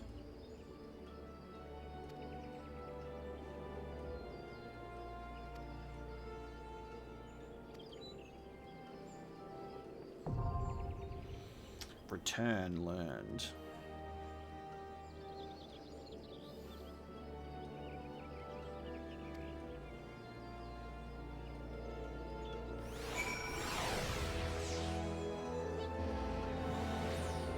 Hey Red Buddha, thanks so much for the kind words for the Mass Effect playthrough.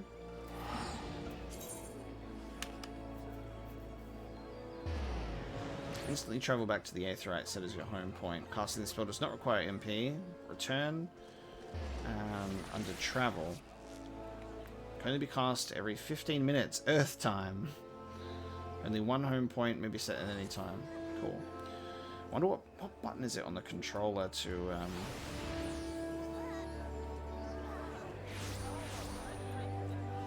wondering what button it is on the controller to get that tutorial message off my screen, because at the moment I just have to click onto it normally.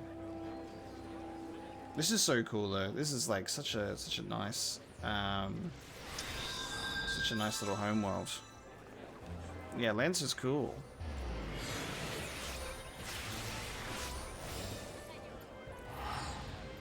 Yeah, awesome, MCJ. I'm glad to see you able to make those streams. Hopefully they're at a good time.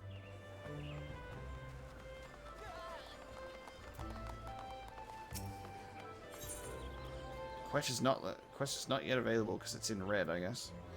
Disciples of Aura Magic level 60.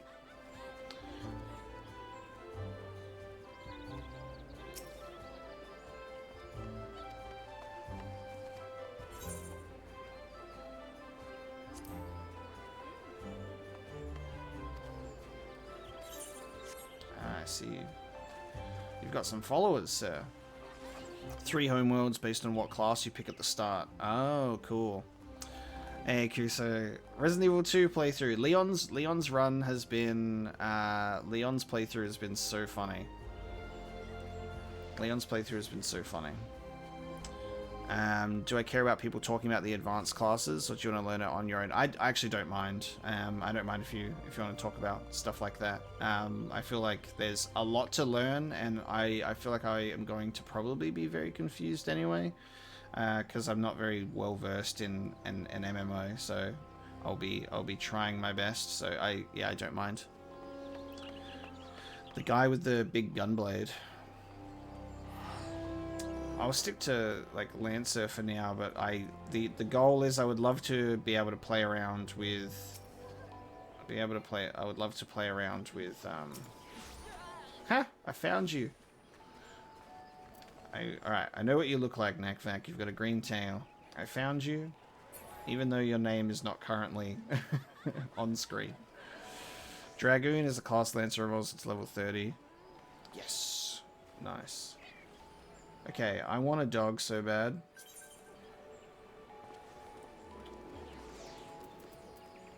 I will take this up.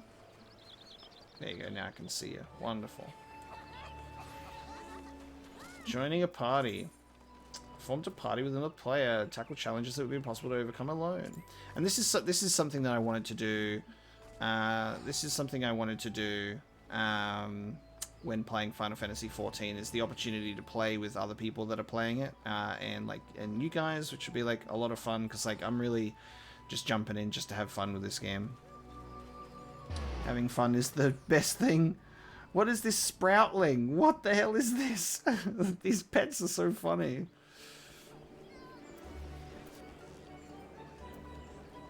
Oh my god, it's a mini chocobo, dude. It's a chibi chocobo. That's an actual shark. Okay. That's a ferret. What is going on? That's like a little... Is that like a Shiva? It's like a mini Shiva. Wind up Omega F.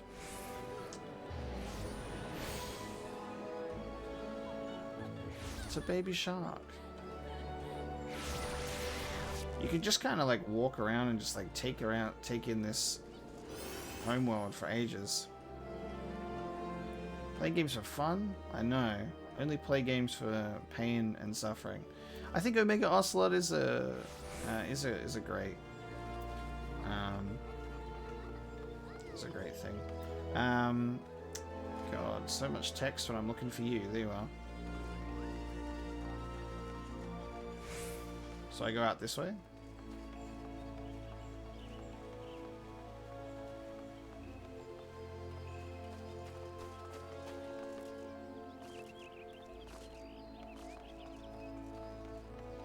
Salted pepper seal. The tiny shark boy that walks on two legs is your favorite pet. You have to be patient with me, Nakvac. You're able to run and I'm not. Oh, it's the same like scene transition. Black Shroud, the central shadow. It's the same screen transition from Final Fantasy XII. Like the blue dots. Right click on a target to switch to active mode and ready auto attack. You have received your first achievement. Okay.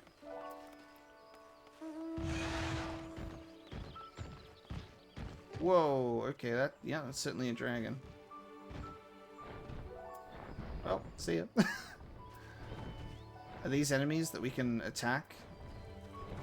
That ladybug is huge. That's not a little ladybug. That's a giant ladybug.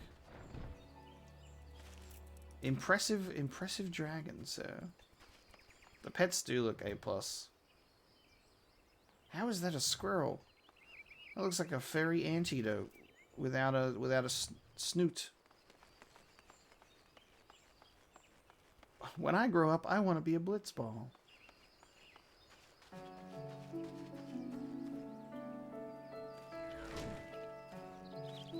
I'm not sure. What the hell is this? Look at this thing. Level 12 Treant sapling. That thing looks like it'll kill me.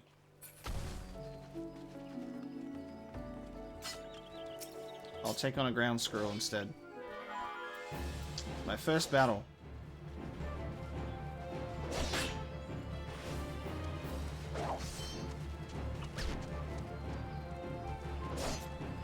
Dude, this is the equivalent of a Dark Souls boss.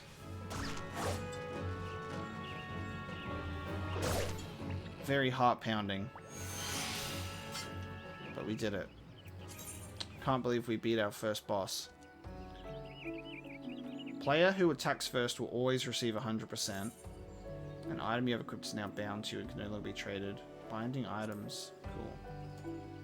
Hurry and drink the juice.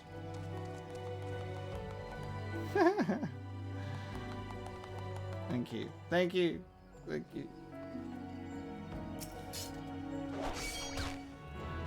I want to... Cool. I can use this ability. How can... I need to be able to use it with...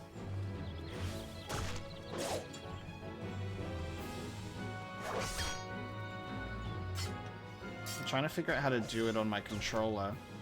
God, I honestly might just play on keyboard. I think it's... See, I think, like, camera controls is more in... Camera controls and movement is definitely feels better on a controller, because it's what I'm used to. But I think, like, attacking and getting used to all of the... look at that. Attacking and getting used to all of the skills and stuff, I should probably just be doing on keyboard. Yeah, keyboard just kind of fits nicely, which is actually, is nice for me to say that, like, because I felt like I would probably fall back on just using a controller, but all of the keybinds, like, it's saying that you can, like, do left and right triggers to open up the options to do those, like, my skills, but I think it's just better to use the keybinds. I'm gonna do... I need to just do my close to home quests, so I'm gonna go back. I'm gonna go back in. If you play with controller, it's gonna be this one. Yeah, it's like the gamepad support looks great, and I will probably learn both. I will probably learn both.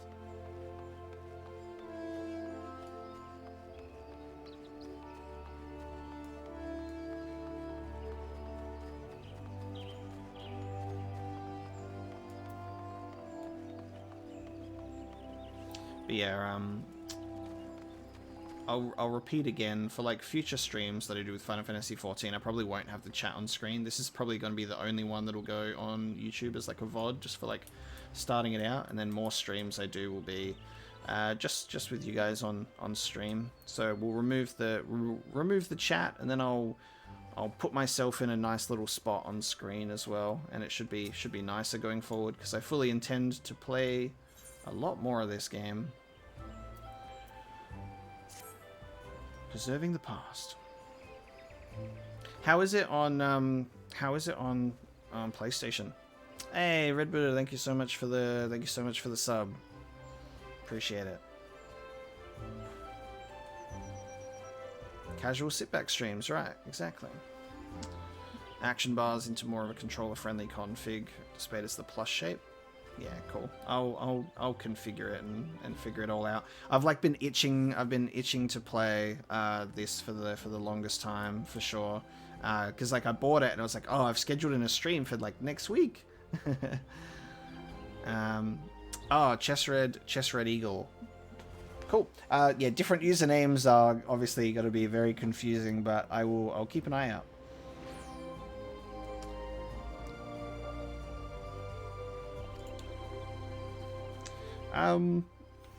Probably not in terms of getting addicted to this, but like I'm a big Final Fantasy fan, so I'll probably enjoy playing it quite a lot.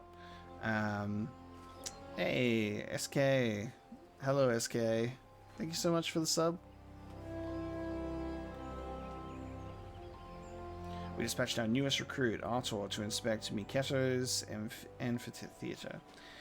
Amphitheater. Do you guys like the new sub GIF that plays? I changed a couple of them to some more Metal Gear Solid related ones that weren't those animations. So when you sub, it's like the kept you waiting, huh? From Ground Zeroes. But I changed them. So there's a couple. So far it's shown the donation and the sub one. But there's a gift sub one which popped up when Zorza gift subbed. I think it popped up because there was a specific gif that I chose for it. And then there's a one for bits as well. Give some options. You played the original FF14, but never Realm Reborn. How was your original FF14 experience? Because I hear that that's, you know, that was an interesting game. Final Fantasy XIV 1.0. Guy in Box, we will certainly have a chess stream at some point. All right, I will verse you at chess. That could be a chill stream as well. Who knows? Time to become a variety streamer as well as a YouTuber.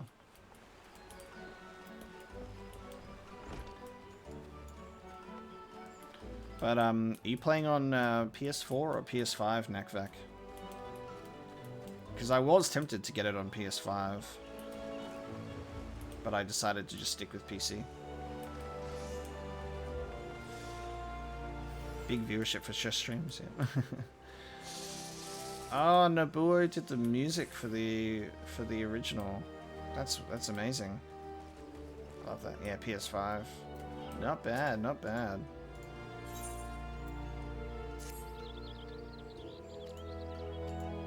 I should make O'Neill laugh. Politely with a bow. Ah, an emote quest. Select social and then select emotes.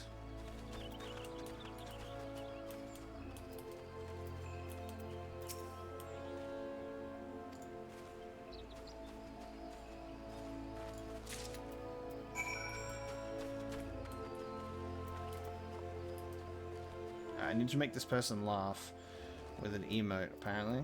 Social. Emotes. Bow.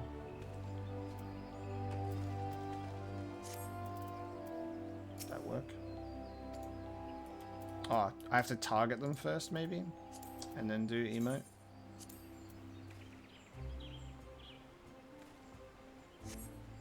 Yes.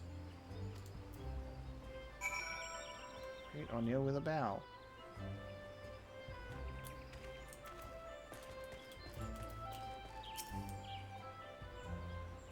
They managed to turn that around. Yeah, like I said, like Final Fantasy 14, it felt like it almost died like right out of the gate. So they they definitely did an amazing job like pulling it back and saving it, which is incredible. But it's a Realm Reborn, when it very first came out, I was interested in playing. I just didn't have the time, so it's always been in the back of my mind. So very, very excited to be finally checking out this game, and it's beautiful. A Cactuar pet. Like, I feel like this is gonna make me very happy as a Final Fantasy fan for like my whole life anyway. Oh, you had Final Fantasy XI on Xbox, Guy in Box? Look at this, ready? So do I. I bought this for $3 on eBay to put it in my physical Final Fantasy collection, but you can't even play it anymore because the servers do not exist on Xbox anymore. You can only play it on online. So the Final Fantasy on 11 with the three bonus expansion packs. So this just sits on my shelf. But I've always wanted to also get into playing 11.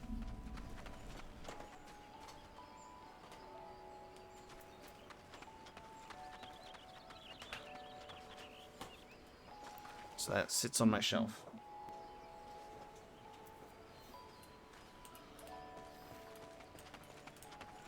Express your joy. Joy. And thank you so much for tuning in anyway, Kuso. It's lovely to have you. Have a great rest of your day. Yeah, it's not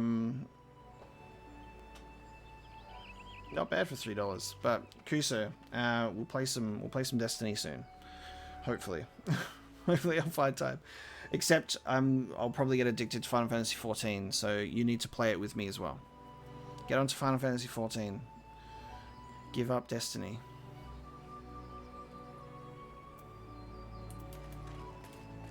So we're just doing an emote back and forth at the moment. Start dancing. Okay. Just really trying.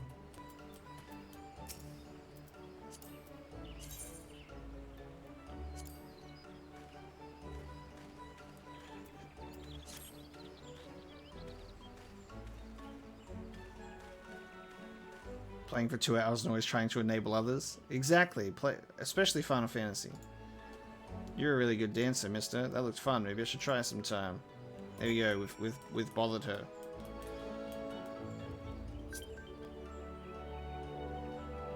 Failing to respond within a week will render it void.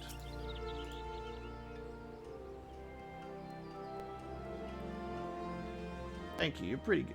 You're pretty good. You're pretty good. I'm a big fan of the original Final Fantasies, for sure.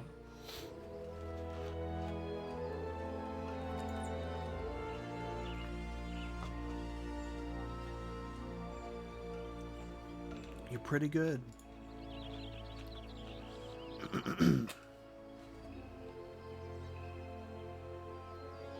Type them in chat like dance.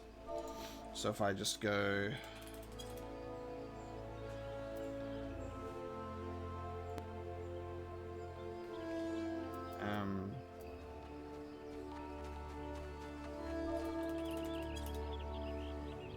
I'll check it out. I'll figure it out. Alright, we did it. We did it! So if I just type... dance... Oh yeah, cool. So I can just type it and then it does the thing. Cool. You dance happily.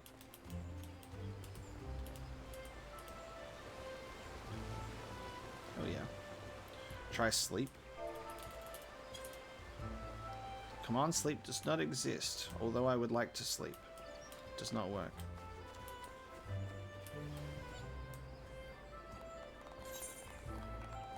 So you want to be a carpenter. Level 1.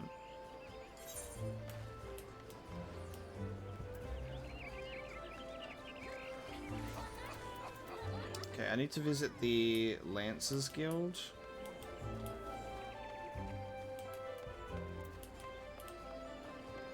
We'll do the close to home quest first.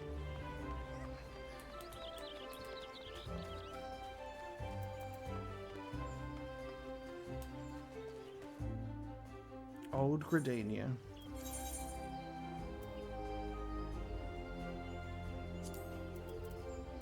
Is there a maximum to your is there a maximum to your friend list that you can have?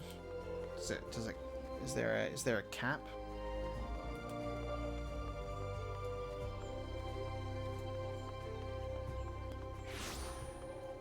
I think this is a dead end.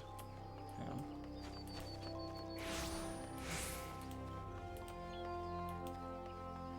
$200 friends. Cool. Well, we won't make a habit of it, but I'd certainly like to engage in in multiplayer with people who are like playing the game, but I will be sensible with friends because I need to not just spam that.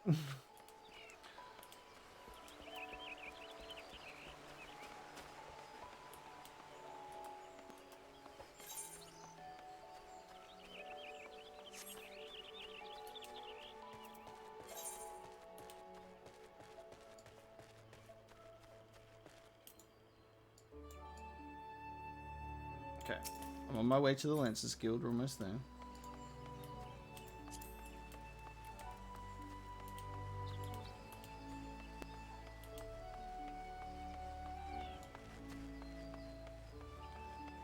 I really like the start of this game. I really like the start of this game. It feels very nice. Like it's very welcoming, and it allows you to take it slow. I think obviously obviously the most overwhelming part can be the sheer amount of text and things to do, but outside of that, it's very welcoming. It allows you to take it slow. Even though I'm not familiar with MMO speech in any capacity, and I don't really don't really fall into MMO stuff easily, so.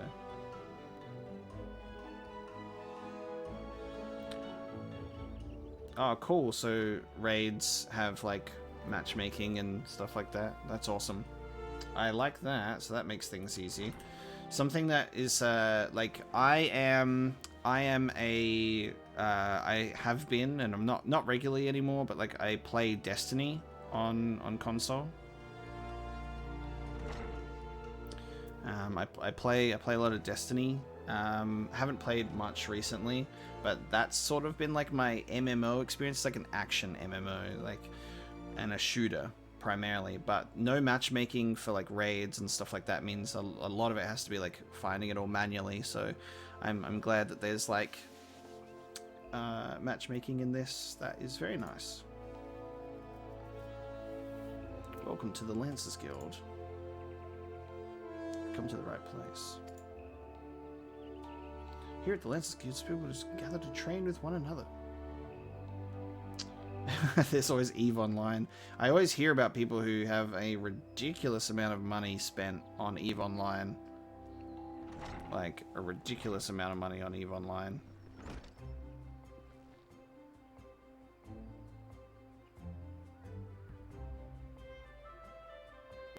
Yeah, that's cool. The first 15 to 20 levels, basically a large tutorial. Yeah, that makes sense. Makes sense.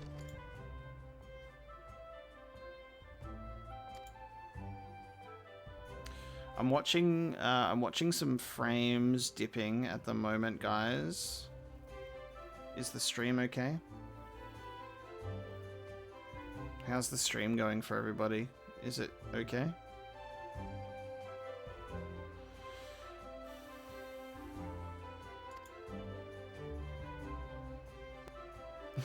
EVE is one of the most impressive social experiments of our time. Like, I just hear stories about... You haven't noticed anything? Awesome. I just hear stories about people spending excessive amounts of money. Excessive amounts of money. And then their ships die, and then that's all their money gone. Okay, cool. Thanks, guys. Appreciate it.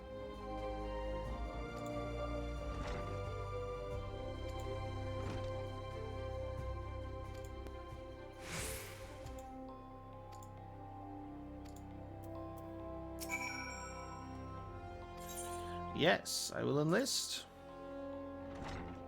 I bought a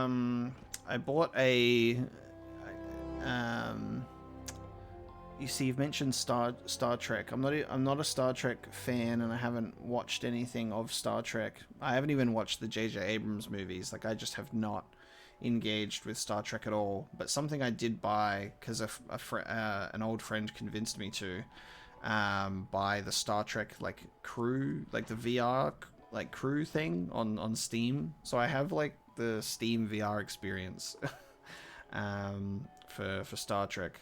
So it's like, that could be like a fun video that I do on YouTube one day, is I'll jump into Star Trek Bridge Crew without knowing anything about Star Trek and pretend that I know what I'm doing. Man who's never watched Star Trek plays Star Trek Bridge Crew and pretends to know what the hell's going on. And make all of the Star Trek fans angry because I keep referring to Star Trek speech as Star Wars titles. Alright, I'm in the Lancers Guild, boy.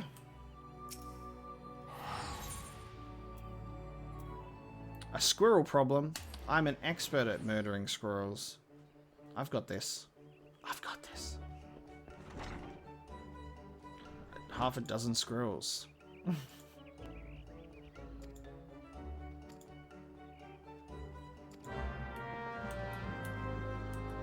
A wind-up airship.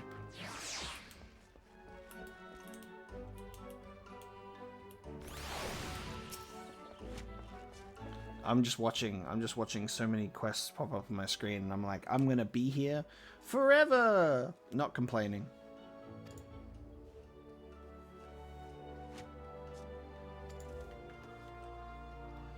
Speaking of like MMOs and stuff, and people jumping into new ones, there's that what is it? The Amazon's MMO, the New World or something. New World.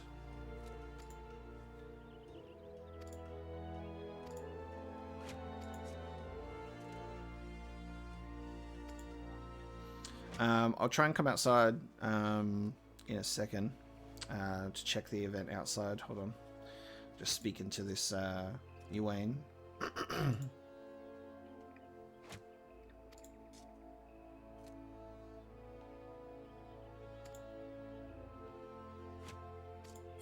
Have you the resolve to wield the lance? Yes, look at me. I am but a lovable cat boy witcher, Revolver Ocelot.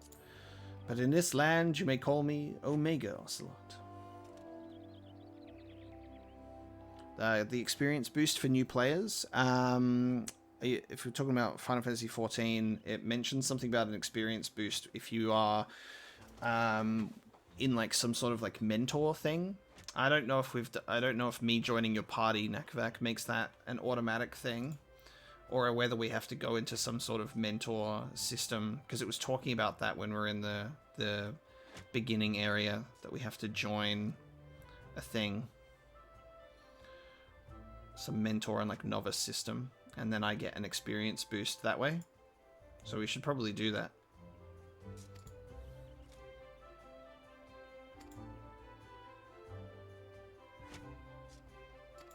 Yeah, Amazon bought MGM, which means they own James Bond as well.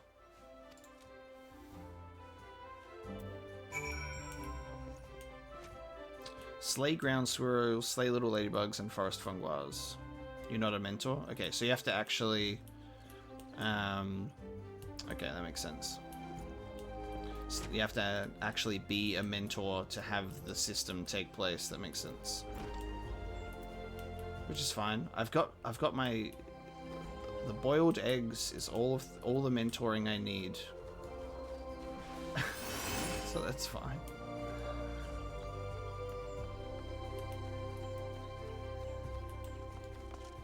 Automatic boost up to level 70.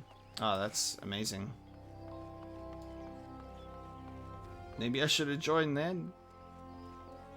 That's fine. Safely ignore the normal side quests, just normal exclamation marks, yeah. Without any other coloring. I'm just at the moment, this is just sort of me figuring out what the hell's going on and getting a feel for everything. So this is the market area. I need to talk to someone in here. To be a mentor, you have to be a healer, level 80 DPS. Oh, okay. Wow. Wow. Okay. Big requirements. Big requirements.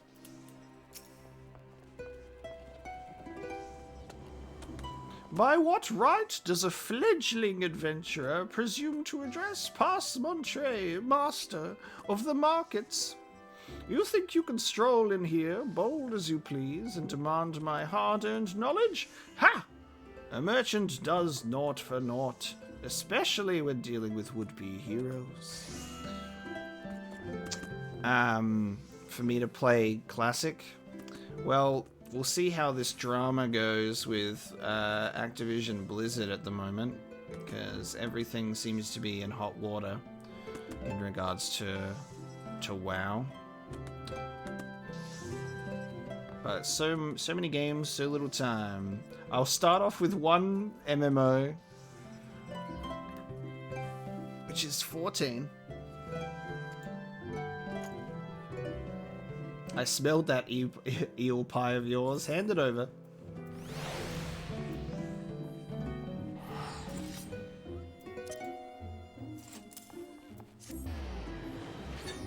What I like about Final Fantasy XIV, though, especially as an MMO newcomer who has not touched anything like it before, especially on PC, playing with mouse and keyboard, is it is quite smooth. It's quite nice to get into, actually. It feels nice, and I feel like I'm able to like walk through it quite well. that flaky crust. Like, it's nice. It also helps that I already like Final Fantasy, so I don't need to be convinced to enjoy the world. I'm already into it. It's more so just the gameplay and MMO aspect that is new to me.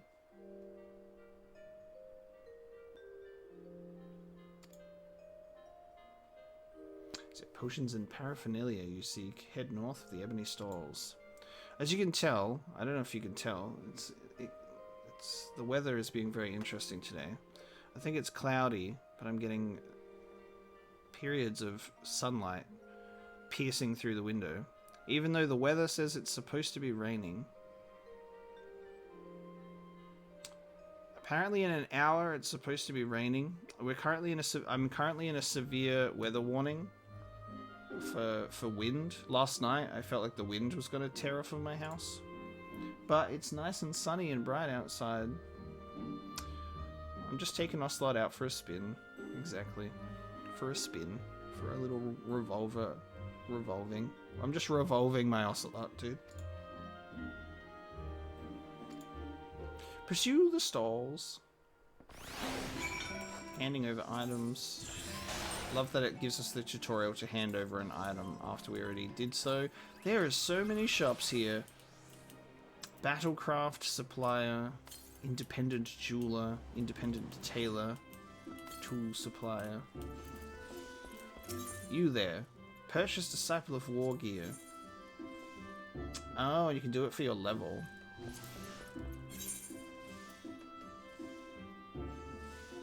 Okay. I'm broke. I can't afford it. I'm broke. Maybe when I get rich, I'll get rich. Thank you for your time, sir, but I am poor.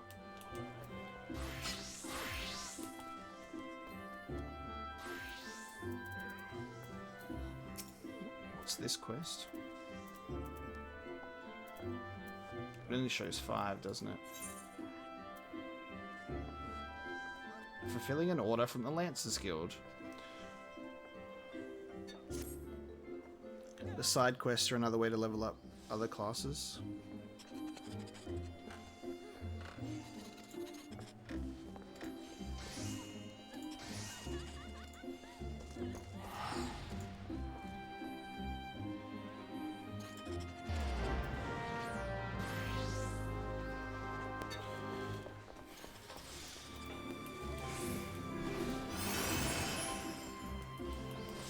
Okay, shopping tutorial. Shopping tutorial.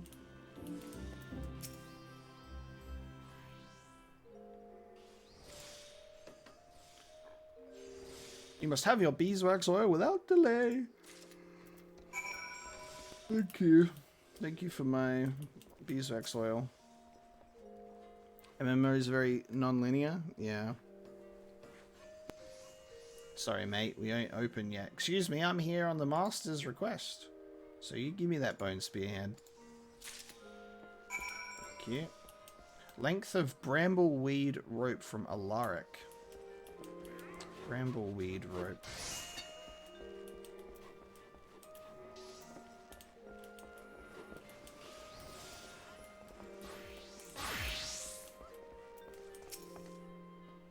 The Independent Tinker.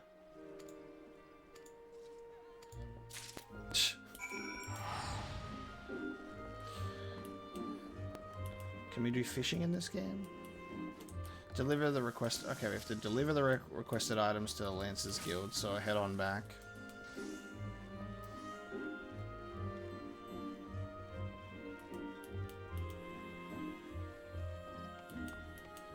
Ooh, it's nighttime.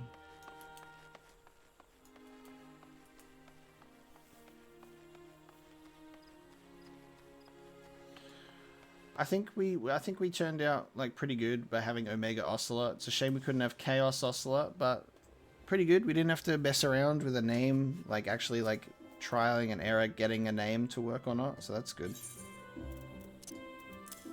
Can I just right click it? Yep. That's much faster.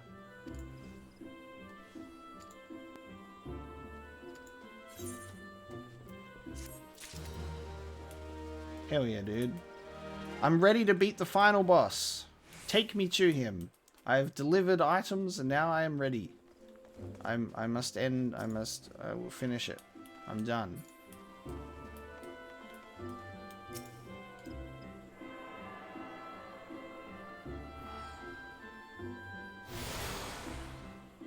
I now have 8th and access to the Lancers Guild. Right, okay. Quick travel throughout the city can be due by placing your hand upon shards. Cool. So this is a fast travel spot. Love it. I need to go and complete my 3 quests that I have. I have 3 quests that need to be completed already. Hey, Guidebox. Have a good sleep. Thank you so much for staying up.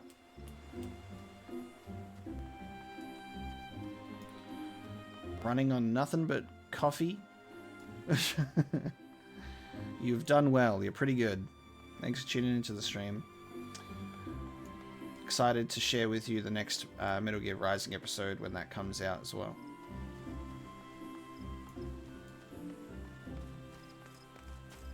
A wind-up Fran? It's a Fran pet. Are you kidding? Look at that. It's Fran. Oh my god, let me get a good... You can have a Vieira pet that's so weird. And it's Fran, specifically. Look at that. Amazing. A baby behemoth. Oh my god. I can see how there's so much appeal for like pets and mounts in this game because there's so many of them and they're so good. Like, I don't think I've seen a bad choice yet. I don't think I've seen a bad one. I'm sure there probably is, but like I probably wouldn't get a wind-up airship. If I had a choice between like a pet, I would not choose a wind-up airship. What is this? Oh my god, it's Gold Saucer music. It's Gold Saucer music. What?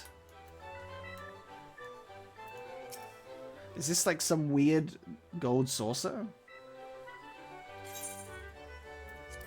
Yeah, take this. Take my toolbox.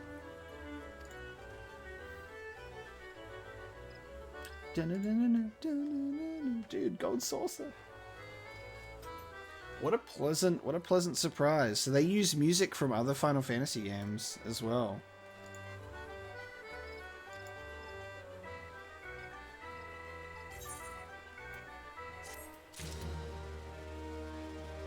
There's an event going on that takes place in the Gold Saucer. Incredible. Incredible. And there's quests to do here as well. I'm not gonna get... This okay. Mikecho's... Oh, this is the amphitheater, right. Ooh. What a lovely rendition of this theme.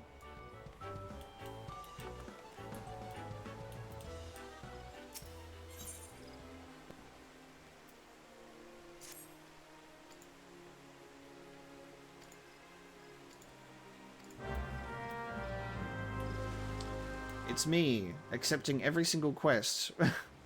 How long does my... Ooh, grade 1 dark matter. When did I get that?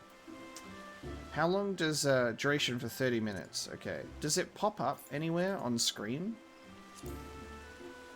Like when I've eaten this egg? Oh, there it is. So my boost pops up there. Cool. There are people who just hang in the saucer. I'm not surprised in the slightest because that is such a realistic thing to do. There are people who just go to casinos or to slot machines. There are people who just go and hang out at and gamble. It does not surprise me in the slightest that people would just go to the Gold Saucer. I wouldn't be able to tell you myself, Psych, how this holds up to 11, but if there's any people who played 11 or are familiar with it in chat, feel free to help out. Final Fantasy 11 is on my to-do list. But like the fact that people still play 11, it still has the monthly subscription. Like It's still popular, so I assume it's doing quite well.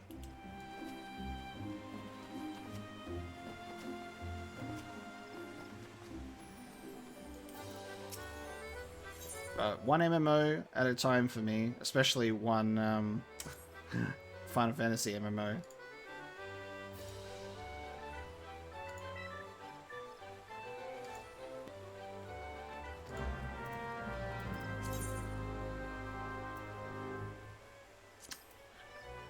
This is, I think my favorite thing about this is so typical, like, beginning of the game, level 1, like, RPG fun stuff, like, to get you put into the world. It's like, hey, can you help me clean up vegetables, please? There's vegetables everywhere. Help me clean up the vegetables.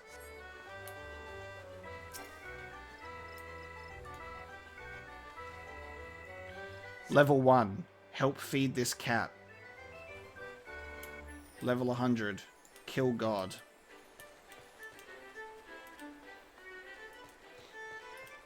One MMO at a time, period. Yeah, exactly. Exactly.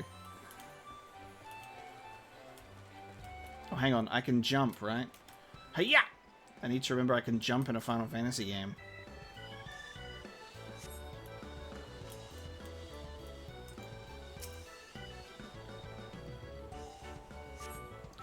The Gold Saucer music, funnily enough, a lot of the time I always just end up thinking about Kate Sith from Final Fantasy VII as well.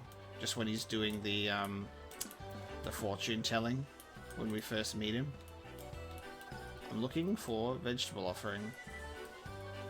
Number 6. There it is. Disguised. Main quest and blue quest first. Yeah, I will. I will. I'm too busy picking up vegetable offerings. I just wanted to complete it while I'm here. It's like nice and easy to like just do these quests, and it's only a small amount of experience, but it gives me some money so I can maybe buy something. Didn't have a jump? Yeah, wouldn't be surprised. Alright. What I'm going to do is I'm going to complete these quests that I've got to complete. So when there's a quest, like for example, Way of the Lancer has a plus icon next to it. How does that separate it from the rest, like other quests?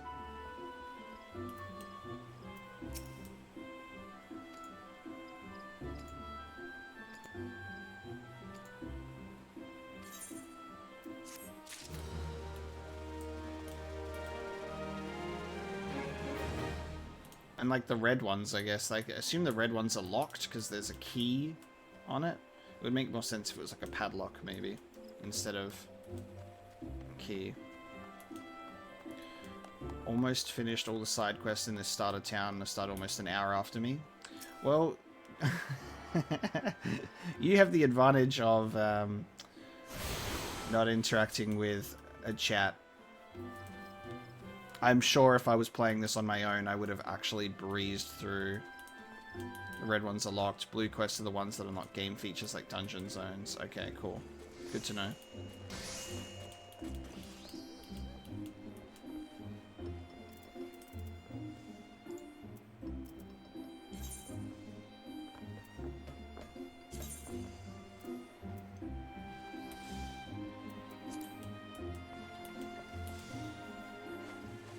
Plus icon quests are those for jobs or special features gameplay systems like Barberson Mounts and Housing. The ones with the flame around the symbol have main story quest.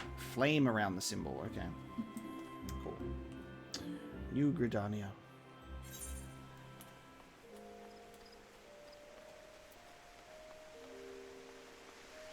Can I move? I can move this. Okay, cool.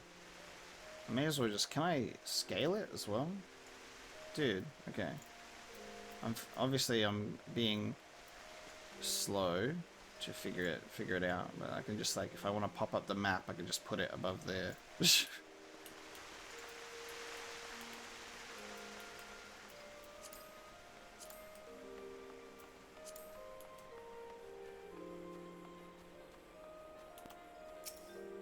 Big brain plays with the map.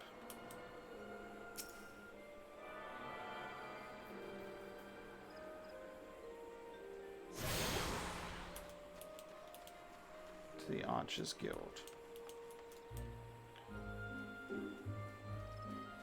Night sky is very beautiful.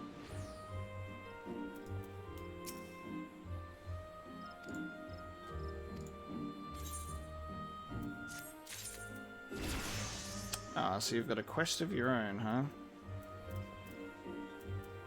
Rest in peace, minimap has been replaced with map.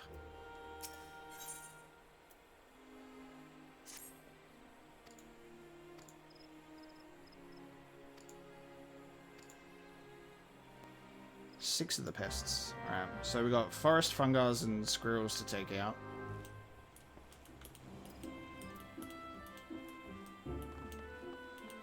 Alright, well, I'm gonna do this fast travel thing so I go back to the main town.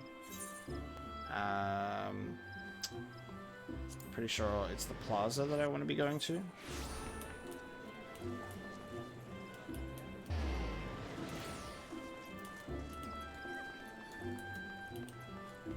The night sky is very pretty.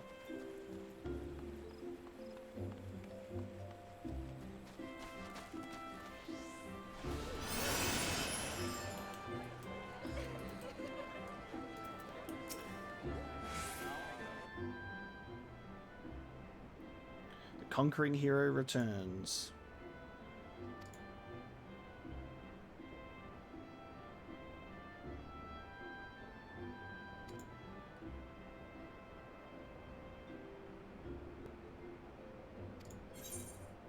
Nice.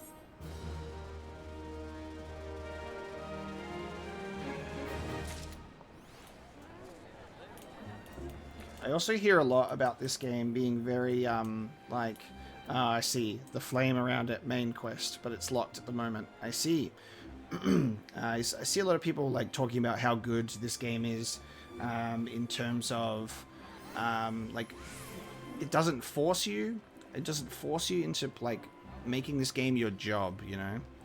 Like, you don't miss out on stuff. You can put the game down, you can come back to it and smash it out later. So it's very like user friendly. Of like a new person can come and play this game, like me, and play through it as normal, which is good. Like, as I've said, from like being playing Destiny, the new game experience for Destiny as a new player is awful.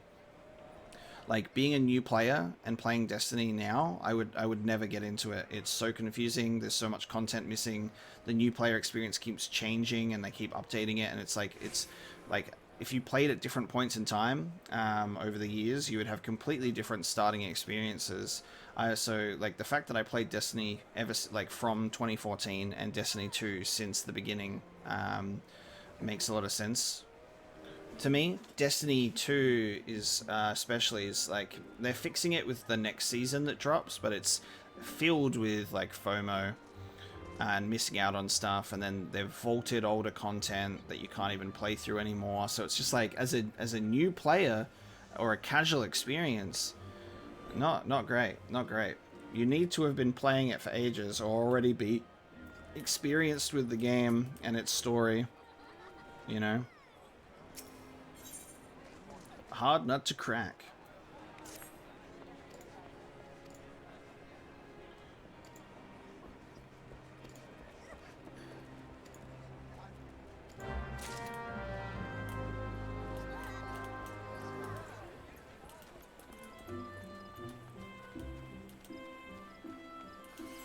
But it looks good. Like I could take my own pace and stuff, which is good.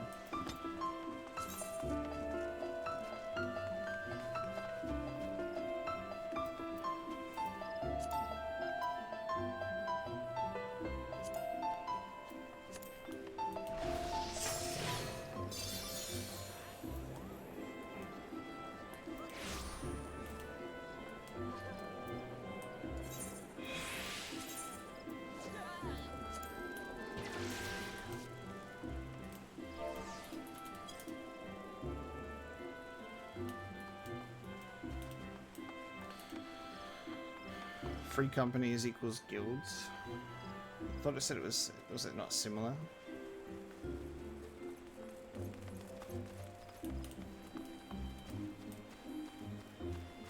So next main scenario quest you pick to the Bannock, which is Way of the Lancer.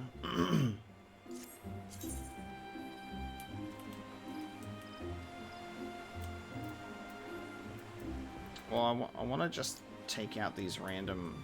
Anyway, I think I have to go down this way. Yeah, like... Destiny 2 is interesting in that it's... The gameplay is actually really fun.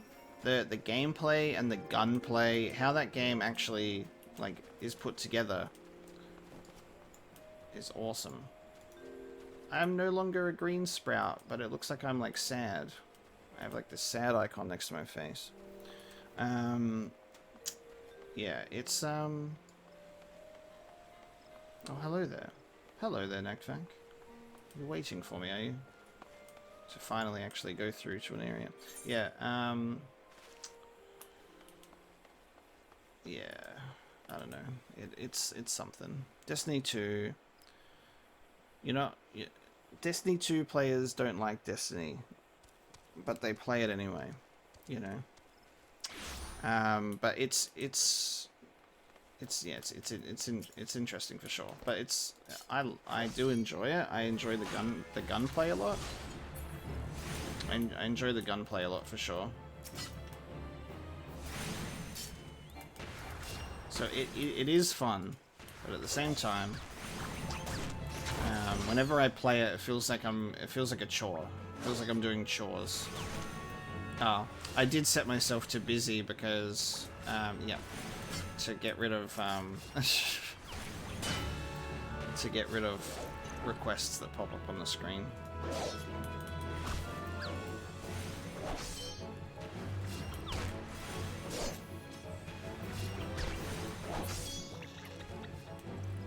I love that my HP is 147, but I have 10,000 NP.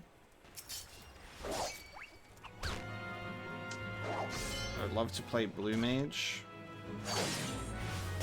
Probably. Blue Mage is like similar to, is like the one where you learn abilities based on like monsters, right? You learn like monster abilities. Like semi-familiar with Blue Mage, because like Quistis in Final Fantasy VIII is kind of a Blue Mage with her limit breaks that she learns that are enemy abilities from items, and then Kamari in Final Fantasy X has like Lancet, which allows him to also absorb abilities for limit breaks.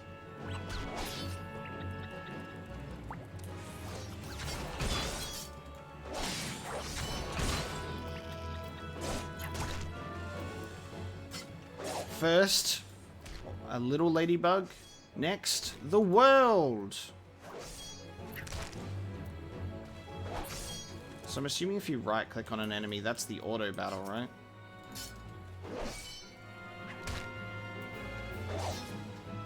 Yeah. Steal enemy spells. Oh yeah, and then Final Fantasy VII, instead of having like a blue mage, because it didn't even have jobs, anyone can do anything, they had the enemy skill materia instead. I love the materia system. I love the materia system. Materia is so good, and they've definitely done it justice in Final Fantasy VII Remake. Jesus, look at you go, killing everybody.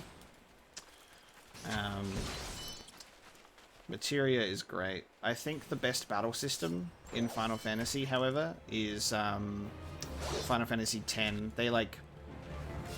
That's where the battle system peaked in terms of turn-based. Like, it's the perfect turn-based battle system. I love being able to like swap out your characters like during battle on the fly, so everyone can get experience.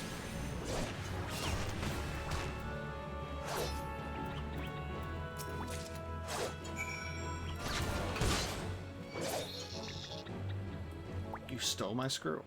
Are you here? Are you playing as well? Oh, I stole your squirrel. You're also here, huh?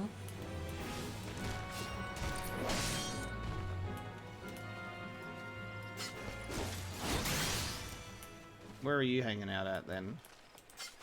because I can't see your name, and I don't know if your username is the same as mine. I turned off everybody's names. I might turn them back on. Hang on. So NPCs, others, party members. So other places. I said during battle it's on.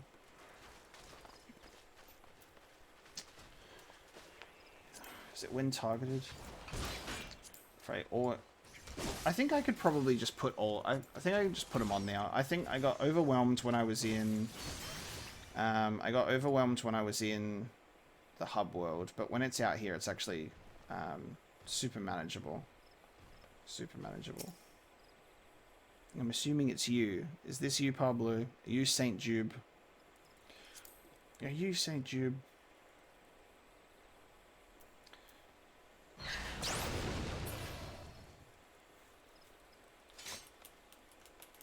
I'm gonna say yes, otherwise you would have no reason to be standing here.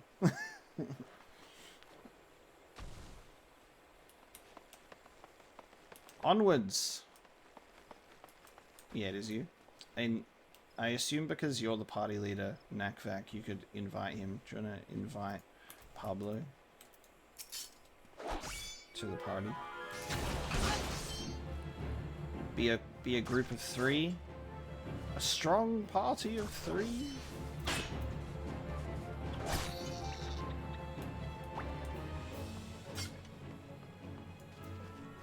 I gotta take out my forest fungoids. It's very important.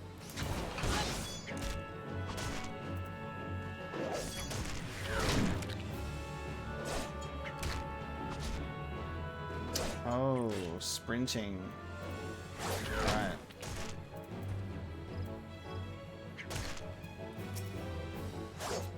Nice. Sprinting. It's done with equals. God, that's not very intuitive. Can I change that?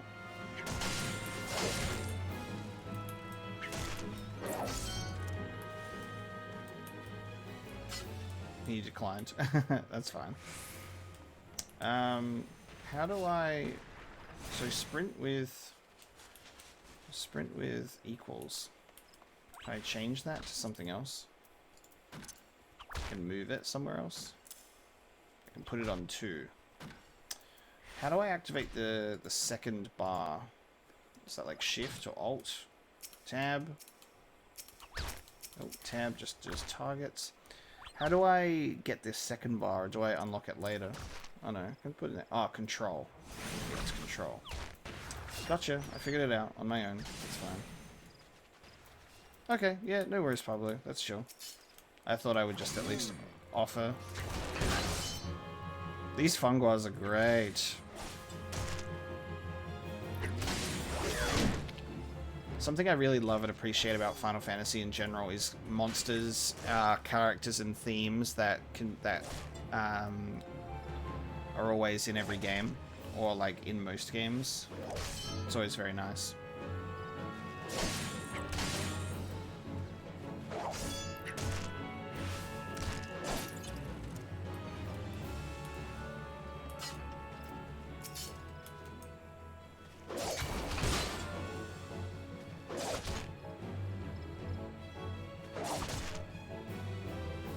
It's always funny seeing like really big numbers on like health, like how Nakvac, you've got like 58k HP. When you come from like console-based, when you come from console-based Final Fantasies where the HP limit and MP limit is usually 9, like just 9s, quad 9s or triple 9s. MCJ, ever played any Dragon Quest games? I haven't. I have not played any Dragon Quest games. I'm going to die.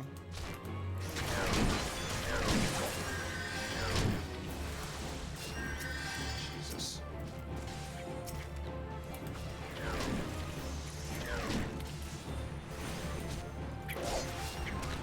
I've got potions, right?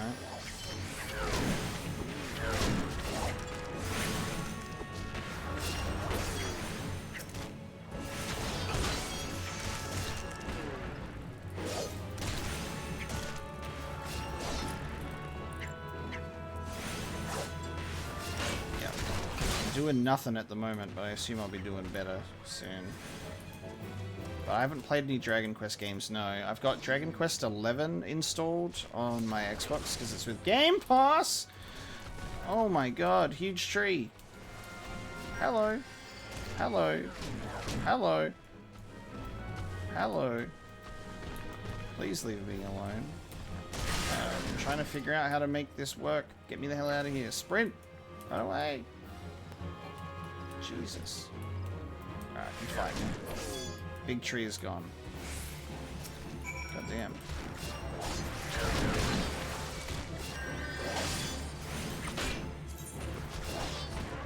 Yes, that's a potion. 32%.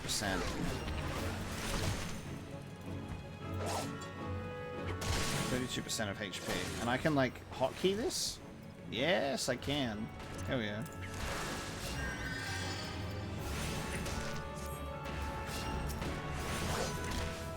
Your HP now? Jesus.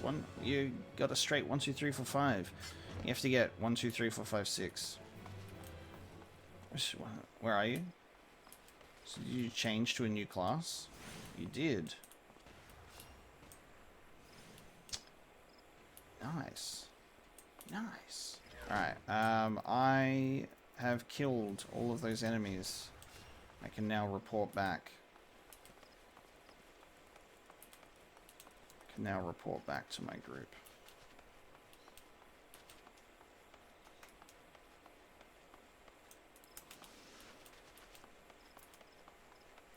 So you can only activate sprint every 60 seconds, and you can only sprint for 10 seconds. Like, fair enough, I guess. Fair enough. I'd like the ability to run faster. Just normally. But that's okay.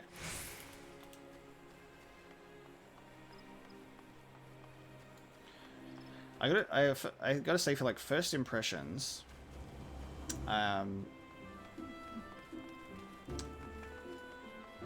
it's fun. I think the new player experience, like they're introducing you to the world and the game, very, very well done.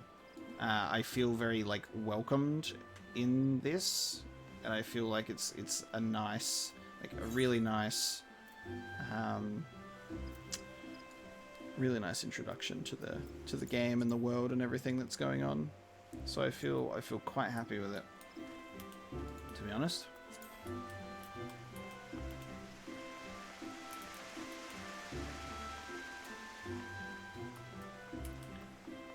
Especially because I am big novice at this game, but it feels great. And now I'm gonna play it for the rest of my life. It's funny because Yoshi P, I've kept up with like Final Fantasy XIV like news and events and things that like Yoshi P says in like the community and stuff, and how he's literally said he would like make this game for like the rest of his life. He's very, very passionate about 14, and I think it shows. So it's very interesting, like his history with being made the director of like A Realm Reborn, and like really proving himself. So I'm very happy to see him being responsible for Final Fantasy 16. I'm very excited to see what a single player game will be like that's directed by him.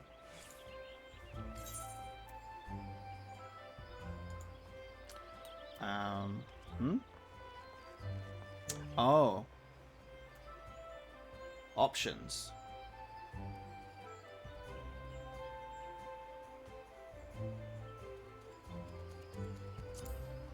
I'll take that. So you can choose a reward. Exchangeable for gil. These sell for 25 gil. I think I'll take an eye patch so I can be like Big Boss.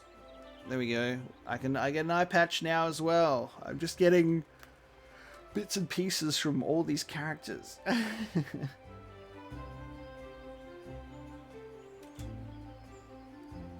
Be doing a dungeon.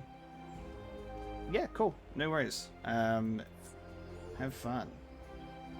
I'll let you know. I'm just gonna be running around to getting this stuff done, but I appreciate it. I got an eye patch, dude. Ooh, new ability, Vorpal Thrust.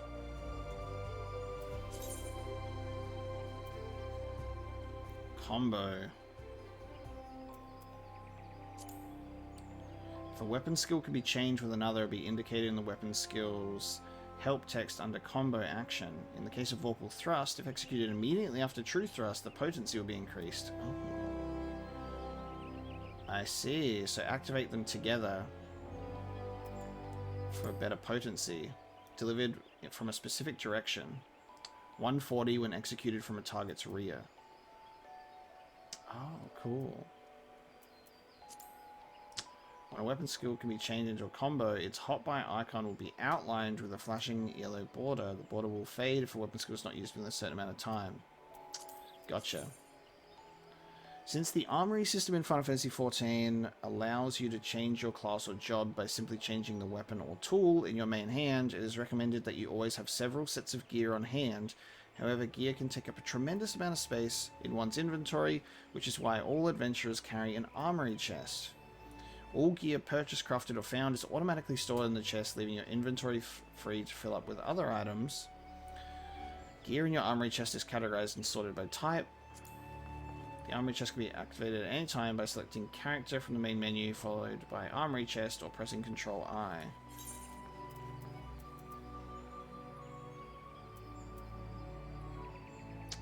I need to be level 5 to wield this, right? Because it says item level 5.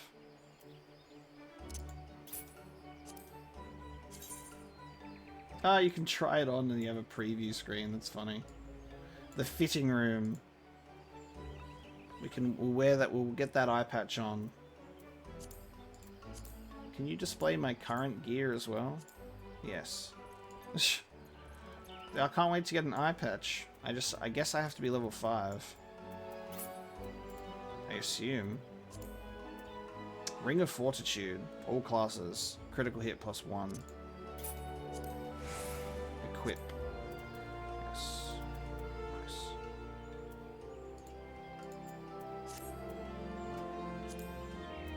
Alright. I think I figured it out.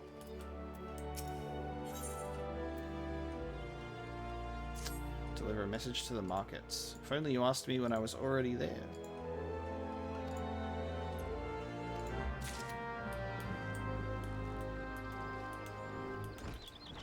Sorry, I think we're nearby the markets anyway.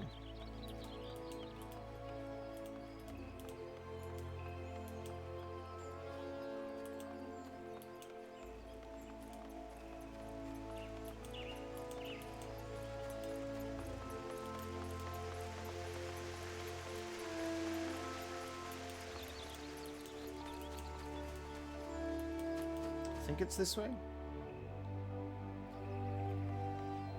Yeah, there's a couple of quests to complete all this way.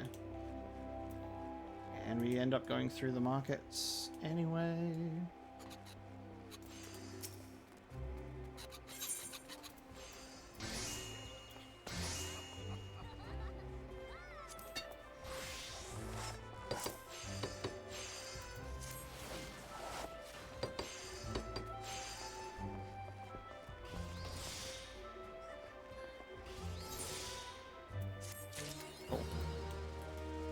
Satisfying. Nice and easy like side quests that are pretty cool to like just run through along the way as I get a handle on everything.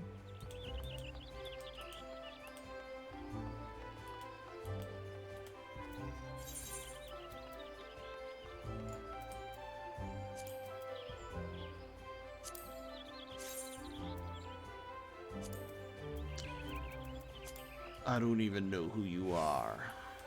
You took everything from me. Huh. Let me jump on the stairs. Now.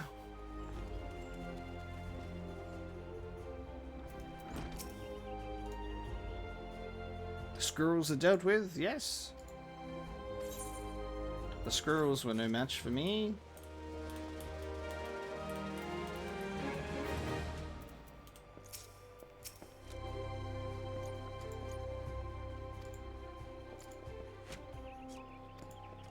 Ooh, a hunting log. Cool. The next Lancer quest will be available from Wayne upon reaching level 5. Alright, we're almost there. Hunting log is a record of your completion of tasks involving the slaying of certain creatures.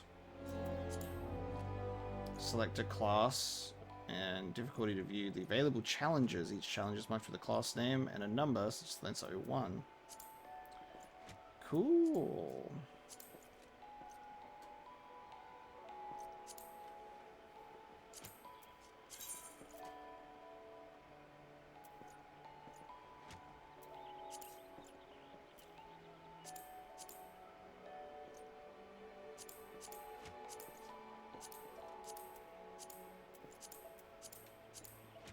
So I can just do it? Like, we'll just find them? Like, around the place? If we go to Central Shroud in the Jadate Thick, we'll see a little ladybug. And we'll take out 3 of them. And then we get a reward. Cool.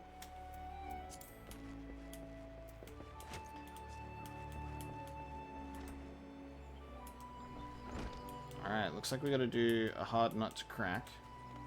Because we got an item for him, I think. So we'll go back to the plaza.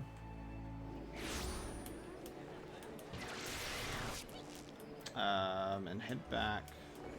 I'm trying to see how good my memory is. I think I need to be heading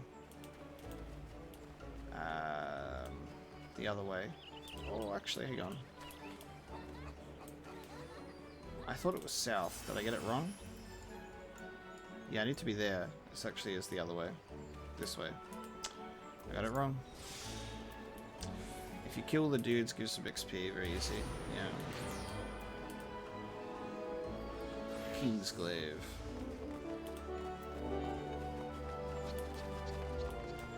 And how do I have it set with characters? Did I change it from... Oh, it's still initials. Hold on. I'll do full name. We'll get their full names back.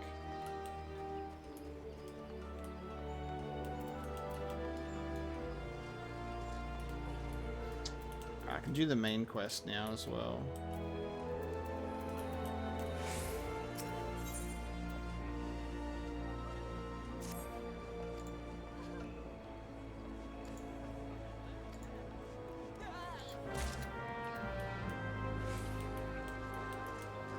Before I speak to Mother and get that quest, I need to go...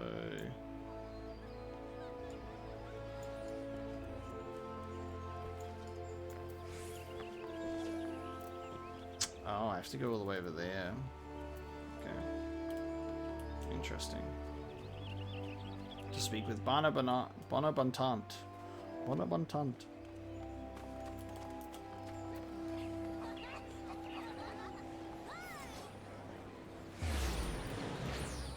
I gotta say though, there's a nice benefit to playing. There's a nice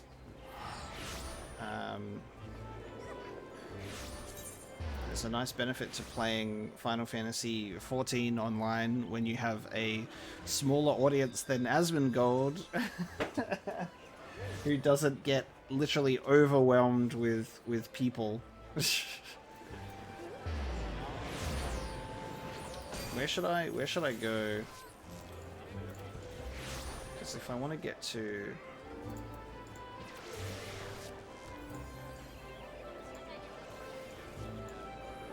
Conjurer's Guild, we haven't been there yet. Mikado's, there we go. The amphitheater is closer. We'll go there.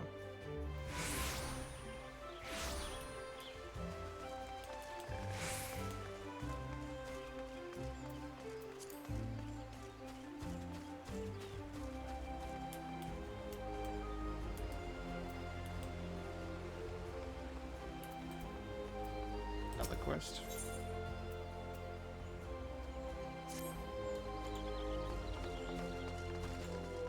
Conjurer's Guild, which is down this way anyway. Just whenever there's something on the way. Alright, go speak to this guy. I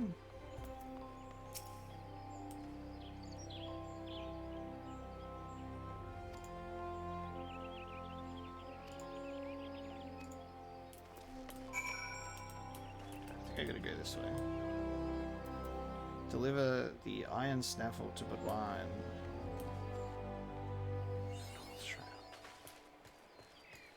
New location. This game is actually beautiful though.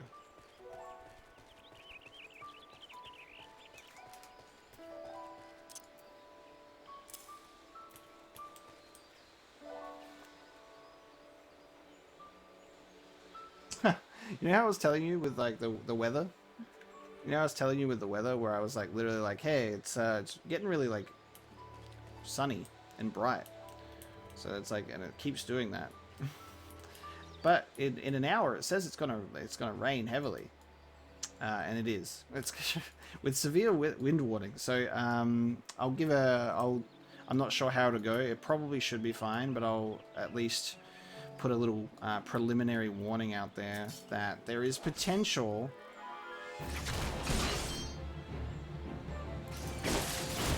Combo move. There is potential for the internet to die.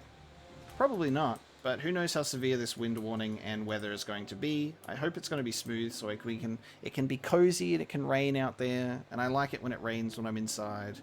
But hopefully everything will stay smoothly so we can continue playing this game. Like I've been really lucky, I think, and I'm really grateful that internet's been able to be smooth both in the game and on the stream. It's been very nice. So it's like this beginning stream is very important for me, and it means a lot because I really wanted to make sure that my first experience with Final Fantasy XIV went smoothly with you guys as well, and it's been a pleasure. So if there are any sudden dropouts, there will be just like a preliminary warning that it may be due to the weather.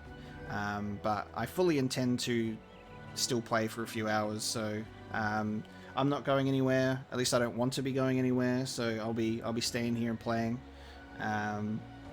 So happy to have you guys sticking around as well. But if there is any sudden dropouts, I may even try and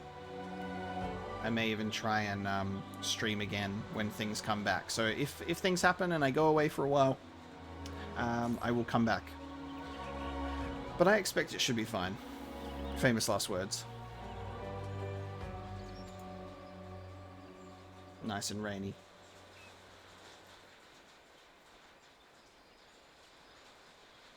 I need you to head west along the road and scrub down two of the milestones. Let me just...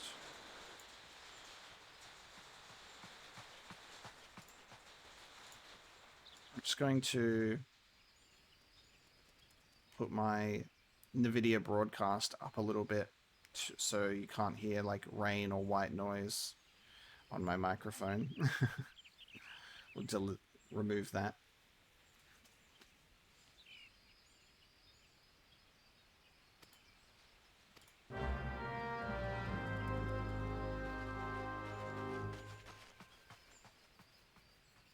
Just picked up every quest and did it. Yeah, like that's the thing. It's like I know that a lot of these quests are very like kind of mundane and very very basic, you know. But at the same time, there's a reason why I'm doing them as well. I'm just like I'm getting a feel for the systems in the world, and it's a nice slow, purposeful introduction to the world that I'm really enjoying. And that's why I'm not like necessarily traveling to every single location as well. Like fast traveling, I'm like walking around and happy to do so. Final Fantasy XIV would be a lovely, cozy game. Like I kind of wish I could have my window open so I could see, but that would just completely destroy whatever lighting setup I have in here. I don't even have the best lighting setup in here. Like when it gets really bright outside, it like does lighten my does kind of compromise it a little bit, but that's, you know, for the most part it's fine. Yeah, it's these introductory quests, like just nice and easy, getting me used to moving around and everything like that.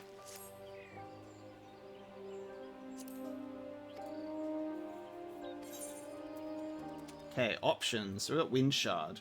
Tiny crystalline manifestation of etheric wind energy.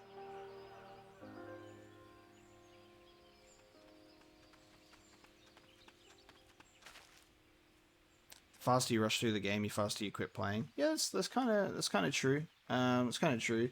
And I think a lot of the time when people like rush through with like main stuff and they skip a bunch,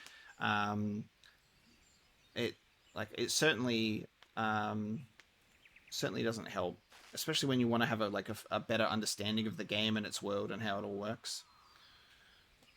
So wind shard, etheric wind energy. It's a crafting catalyst. What do I want? So you can get a bunch of pieces that sell for gil, or you can get new clothes. So this is item level 5, all classes. Defense 11. Magic defense is worse, so magic defense is currently 15. Can we, like... Yes, you can. Oh, that's amazing. So you can do item comparison, and then you can also try it on. I love that. That's really good that you can actually, like, preview the stuff. That's amazing.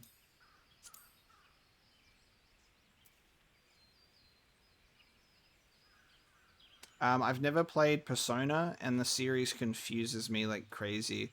For a newcomer who knows nothing about it, that tries not to, like, look up things, like, before going into it, Persona confuses the hell out of me. Because there's Persona 1 and 2, which I don't see mentioned ever, like, at all. Everyone talks about Persona 3, 4, and 5. And people talk a lot about... And there's like 3 or 4 different versions of Persona. Which one is which? Which one is the game? How does it work? I've never played Persona. I have Persona 5 installed on my PS5 because of the PlayStation Plus collection. So that's there. But then I'm also like, is that even the version of Persona 5 to play? Because there's like Strikers and Ultimate, and I think there's another one. I don't even know. Do I start with at the very beginning of Persona with Persona 1? Do I skip the ones that people don't talk about and just play Persona 3, 4, and 5? Are the characters connected between games? Is it like Final Fantasy where you can play Final Fantasy 8 if you haven't played any of the other ones? What does it mean? What does it mean? What does it all mean? It's definitely on my to-do list. I'd love to. I love RPGs. I love JRPGs, like, a lot. I was raised on Final Fantasy, so I'd love to play more, like, RPG type games. Another one that's been recommended to me that's on my to-do list is to play the Suikoden series as well. But there's a lot. Like, there's a bunch of RPGs for me to play. All games are independent from each other. They have the same concept and play in the same world. Persona is part of a larger series, but that is also not directly connected. P5 Royal is the version to play, kind of like Game of the Year. Generally, you'd start with P3 or P4. Cool. Really appreciate that, Terminus. That tells me a lot. So P5 Royal. Okay, cool. Is the world that it's connected to Shin Megami Tensei SMT? Because I see that a lot, and I thought that was the same thing, but now I'm not so sure. Is that the same? Is that the larger series that it's connected to, which I also don't know anything about? Yes, cool. Look, I have some form of understanding for someone who's completely clueless. It makes sense. There you go. Chocobos! The original title is SMT Persona. Yeah, I thought that's what I thought I saw when I was, like, looking into why no one talks about, like, the first couple of Persona games. And I think that's why. It's like how I found out about, like, the naming being similar. So Shin Megami Persona. Gotcha. I will probably start with Persona 3 then, which I think is on Steam. Let me have a look, because I think it might be in my wish list, because it was already on my, like, I was already thinking of it. Persona 4 is on Steam on my wish list, but Persona 3 is not.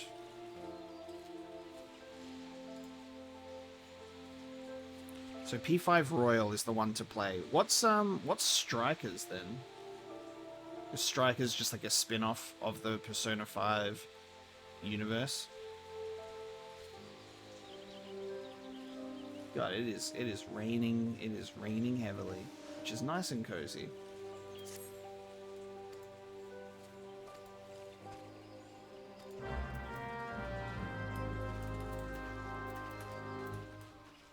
Everyone's got quests for me in this area. But yeah, eventually I'll get around to doing Persona. I just know that it's going to be quite an undertaking to enter that series. Hello, Gillian.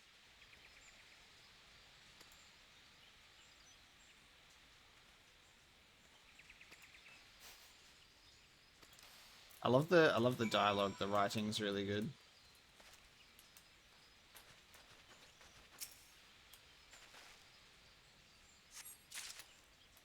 Retrieve the burlap sack.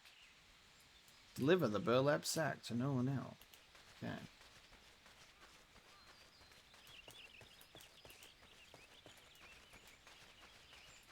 What are all these icons down here? Oops. Is there fall damage? Yes, there is.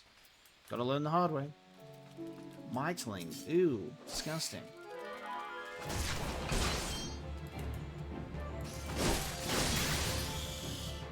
I love the combo attacks. They're so good.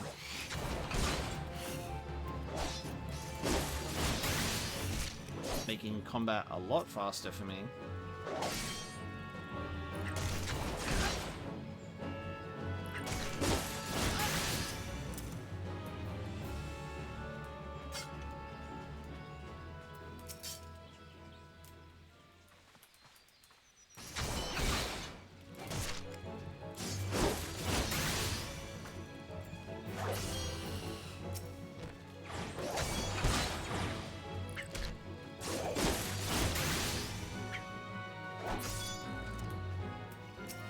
So kind of all of the enemies to not attack me at once. Alright, we've done the hunting log.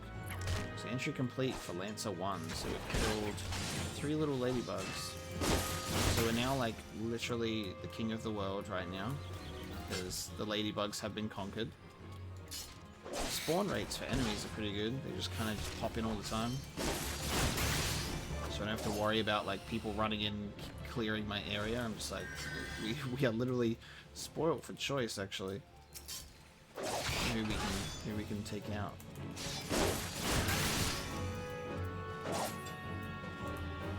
I need to kill one more Mitling.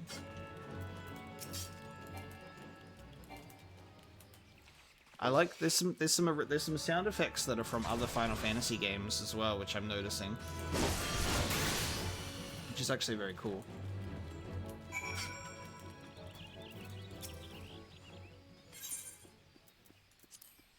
Yeah, take this. Also, the game is very intuitive. Like the way that everything is like set out, like and how it teaches you things, and like you learn about how to do items and interact with menus. Like I really appreciate it because, like I said, like I'm not familiar with MMOs and doing all that kind of stuff. So this is like I'm able to actually pick this up quite quickly and easily, which is very nice. In terms of like getting a feel for how the game works.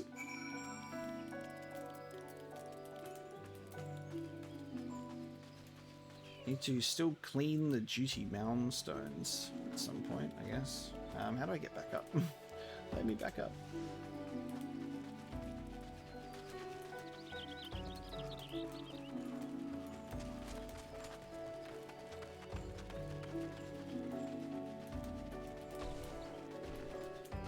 Oh, this thing.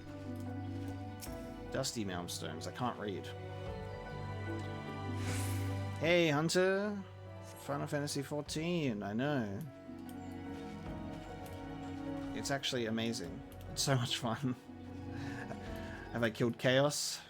Omega Ocelot has not yet killed Chaos, but we will.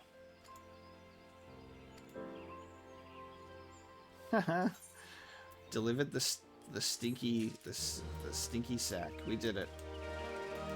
I'm only here for one thing, Bodwine, and that's to kill Chaos. I'm here to kill Chaos. Guts build. Now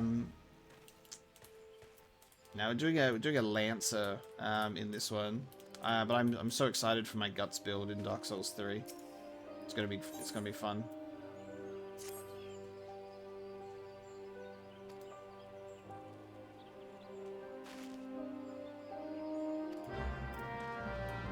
Search for aphids in the tangled undergrowth. Yeah, Lancer's fun. Lancer is so much fun. I'm having fun just running around and like learning the world at the moment. Trying not to fall to my death.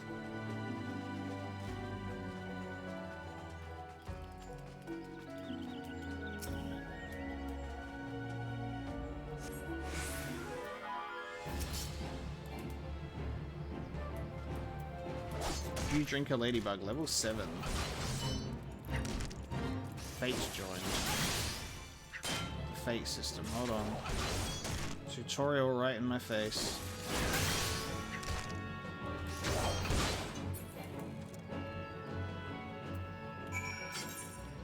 The Fate is short for full-time active event. Public quests occur periodically in real time around Eorzea, and anyone can participate by simply showing up before one ends. When you sense a fate nearby, a message will appear on your screen and the location will be displayed on your maps. The type of fate in progress can be identified by its map icon. Display the fate title. Automatically join a fate the moment you cross the event threshold. At this time, the fate title, objectives, and time remaining will appear in your duty list. If you are several levels higher than the recommended level, a level sync button will appear in your duty list. Press the button to automatically lower your level so you may participate and receive rewards. Nice. Shay, I have been wondering, I've been wondering where you are. I've been wondering where you've been. It's so nice to hear from you. You have been missed. Thanks for dropping by and tuning in. I assume life is busy and everything's going on, but hey, thank you so much for tuning into the stream. Why aren't I working? I spoke about this in the Discord. Oh, it's raining in my game now as well as raining in real life. Now that's true immersion. That's true immersion. I spoke about this a little bit in the Discord. Initially I was actually trying to put in notice. But I'm currently still helping out and have been roped into still working, but less so. So I actually have a little bit more free time, which I'm able to now put energy into streaming more, as well as still being able to record my Let's Plays and stuff for YouTube. So at the moment, I'm doing a balance of both. It's a balancing act. It's a balancing act. I think these... Oh! These are our little event ones. Free time does equal more Mapo, that's right. So I get to stream. I get to stream more. I got a new ability. Hell yes. Ooh, there's so many of them.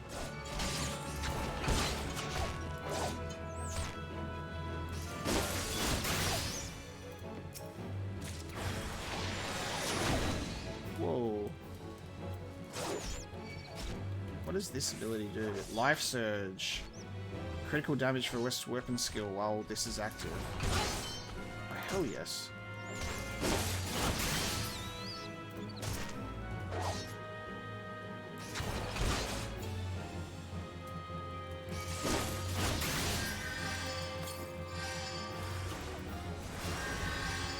This is so much fun, dude. Hey, and Shay, oh my god, you totally didn't have to just because I said that, but thank you so much for the sub. Shay sub pog. Thank you so much. That's so appreciated. But yeah, I assumed life was crazy. It's good to hear that things are still going on though. I obviously know that, like, you know, it's totally fair to have a life that's very busy. I totally understand that. I totally understand that. Everyone has their own things going on. And I'm not going anywhere. I'm not going anywhere. I've got all of my Let's Plays that upload every day, and they'll always be there. They'll always be there.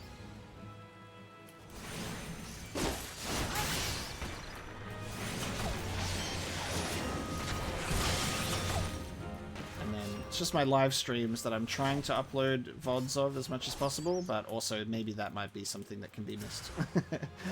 Streams can be missed. This combat system and battle is super fun. So I guess I can just farm infinite amount of these oppos. Bloody their noses a bit to ensure they keep their distance. They just keep spawning. Alright, cool. Fate complete. Hell yeah. Fate rewards. Once a fate is complete, a window detailing your reward will be displayed, distributed to all event participants. So I'm familiar with this kind of gameplay system in Destiny. It's like essentially just like a public event. Oh, thanks for the heal.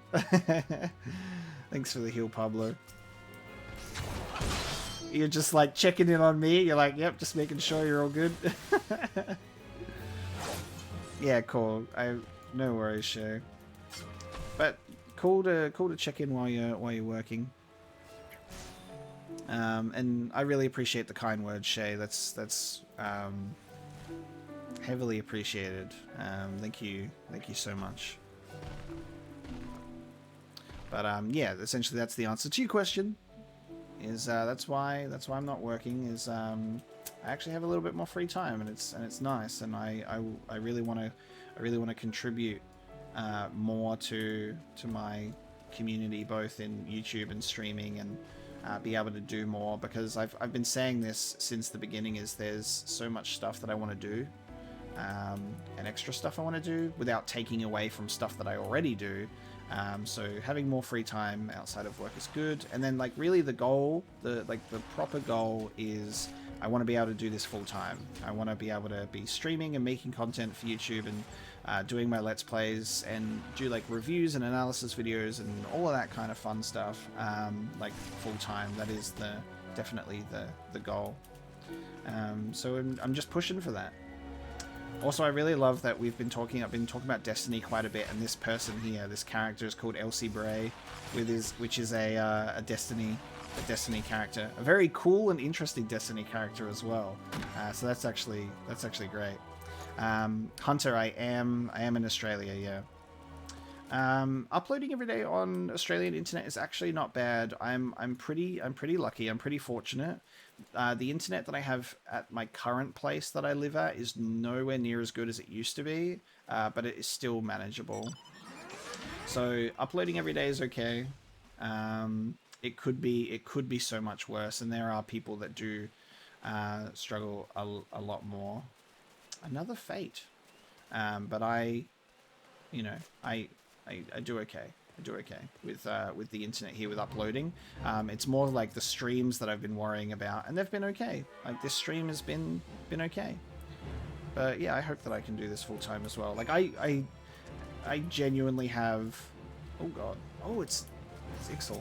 I genuinely have an insane love for video games and sharing my experiences, and being able to like talk about things like in depth with everybody, and that I hope that kind of shows in my Let's Plays. So I really try to be like thorough as possible, and I think it's pretty clear that I do have a genuine love for playing video games, as I've been essentially playing video games for my entire life. It's a huge passion of mine. I've been wanting to do content creation, YouTube stuff for a decade. Like literally I was thinking about doing this stuff 10 years ago, and I was too nervous, social anxiety, teenager, and I didn't think that I would have the personality to pull it off. I also didn't have money, so I wasn't able to buy anything, or like the equipment necessary. I didn't get the PC for the first time until like late 2018 or 2019 around that time. I think it was 2018. So, you know, it's taken me some time. And I finally upgraded my PC to something that I'm comfortable with now. Oh god. Fate complete. Nice. Fates are pretty fun, and I guess they're pretty frequent as well. That's great. I can now take on my next main quest with the Lancer Club, because I'm over level 5. I might get back to finishing up these quests that I've got. It's very dark now. I'm sorry if it's dark for you guys. It is raining and it's nighttime, so it's given me a mixture of it's given me a mixture of lighting to deal with here. But hopefully it brightens up soon. Ooh, level 9. Look at these Oppos. They're pretty powerful here. There's so many of them. So many of them. Jesus.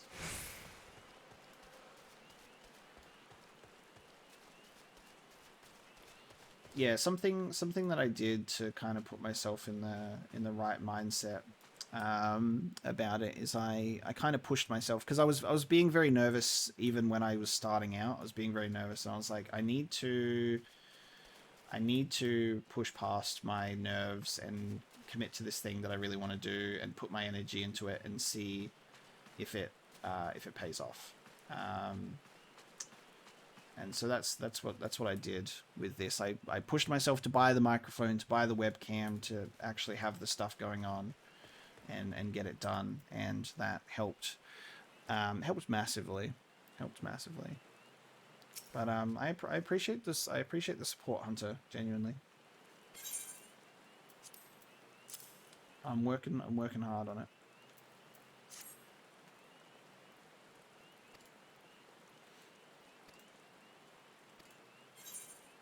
Nice. Getting all of the XP.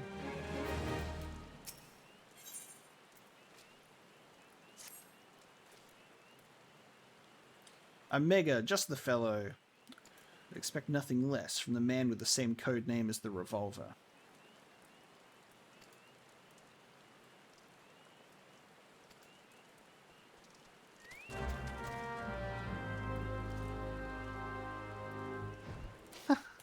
No, it's not spam. Like I enjoy the interactions. Like that's what we're here for. Just like, you know, hang out, chill Final Fantasy introductory stream, you know? Just like murdering innocent squirrels who are just minding their business, and they also look nothing like squirrels, you know?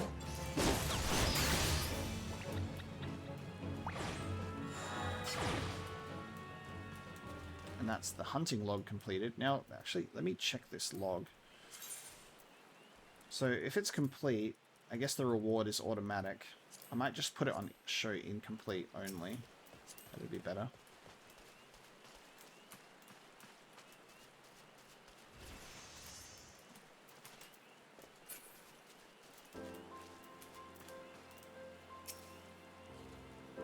Thy o thickness. Thy o thickness. What's that? You've been cleaning Malmstones? Why, thank you. With all the chores that need doing around here, it'll be left to be even filthier. I'm sure they'd get clean in the rain anyway.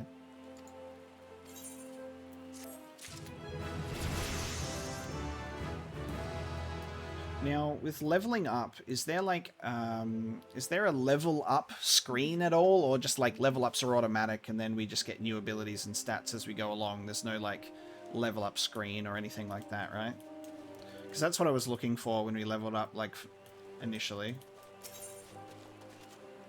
Purchase battle gear. A leather eye patch. Oh, I can equip my eye patch now.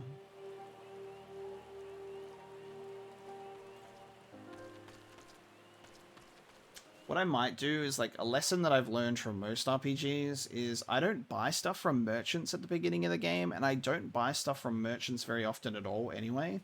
I know that this will eventually be different, and I can't just apply it to everything, but I never really buy stuff from merchants at the beginning of the game because a lot of what you get from quests is going to be better. So there we go. Skills if I press P. Thank you. Oh, and it shows you what I'm going to get. Awesome. So I'll get next skill at level 15. And that's based on the class that I'm in, a level 7 Lancer. Rolls. Second Wind.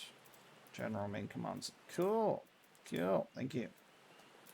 Yeah, I don't really buy stuff from merchants. Because we get stuff anyway. Or enough things anyway. Omega Ocelot.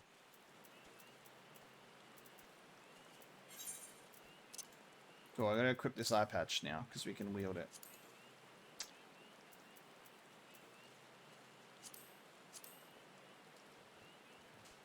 We got an eye patch. Whoa, that's a behemoth mount.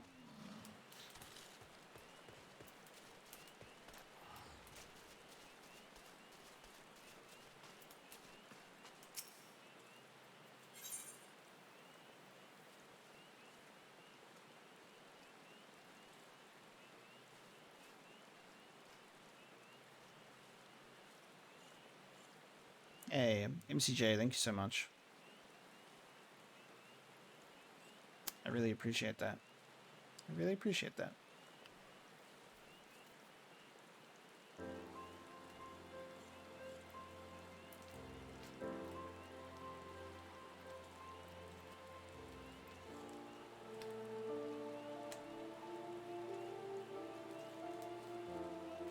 I think it is. I think it definitely is pretty interesting to notice Oddie as well, because it's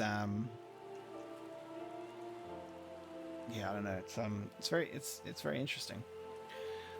When I first started out, and it was a little more like kind of nervous, but I tried my best to like push past those nerves and really kind of, you know, engage in the game genuinely and talk as if there was people around me to talk to. I guess that's kind of like an important thing, is I really had to get used to that, talking to myself. Talking to myself. But yeah, definitely very interesting to notice. Yeah, like Hunter, tell me what it is. I don't mind. If it's not like a story spoiler or anything like that, I honestly don't mind. I'll be a bit more lenient with like what's in the game when it's like Final Fantasy XIV, like an MMO. So I'm happy to know cool stuff that's in the game. Like I've seen like that there's a Fran pet, like, and I'm sure I'll see random people running around with like mounts and pets and weird stuff that's like amazing. So Oppos. So funny.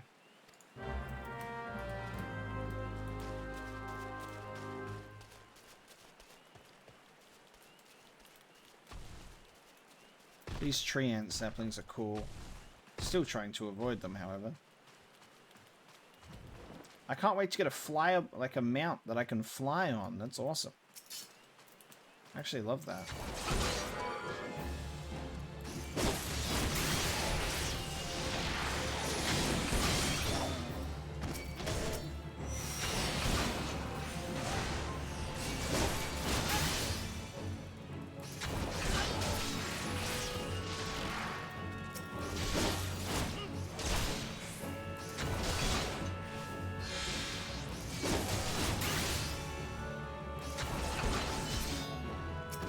I love how this dude is just standing here and not even participating in the fight. Very funny. Come on, guys. You're not going to help out your friends?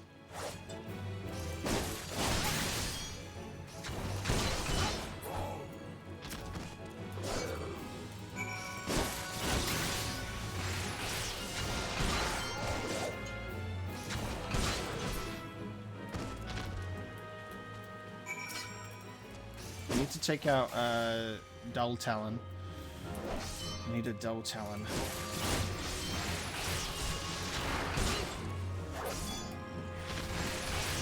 There's one.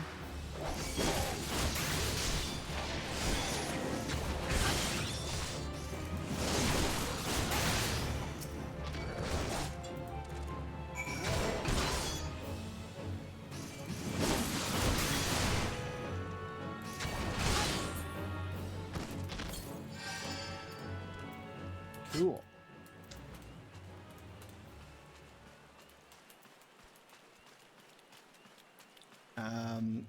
His name is Ufiti, a literal gorilla that carries you under his arm like a handbag.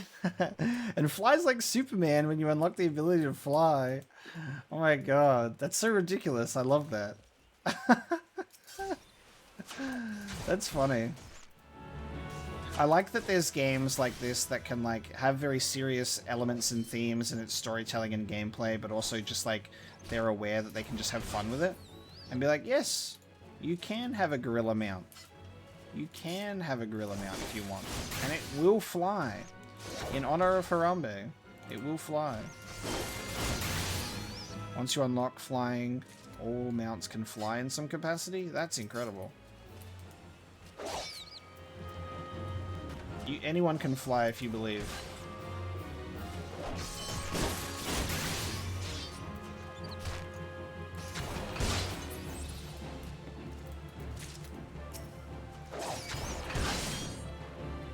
Yeah.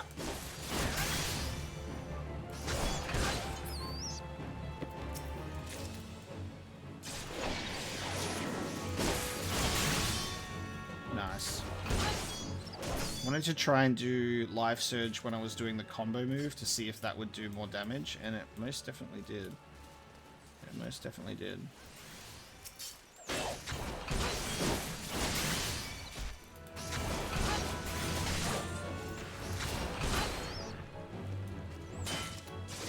Cool.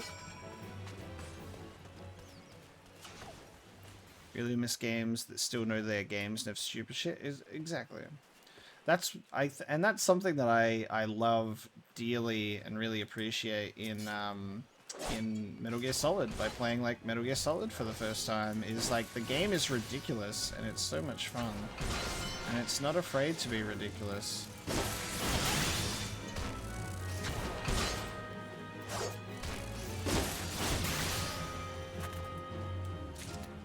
A lot of people definitely do take it like too seriously. And it can get depressing sometimes. Like I think like people need to remember that people also play games to like have fun and laugh and like really enjoy what's going on. And it's okay to have like moments of no. It's okay to have moments of levity in something that's serious, because like take the real world, for example. Take the real world, for example, is we could literally have end-of-world events, cataclysmic events.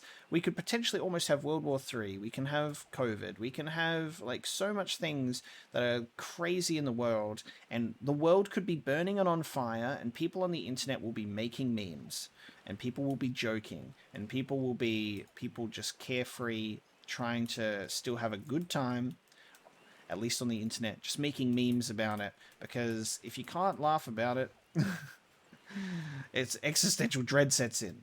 Like, we could be in the apocalypse, and we will see apocalypse memes, but if the internet goes out, then we're kind of screwed. People would just have to meme in real life.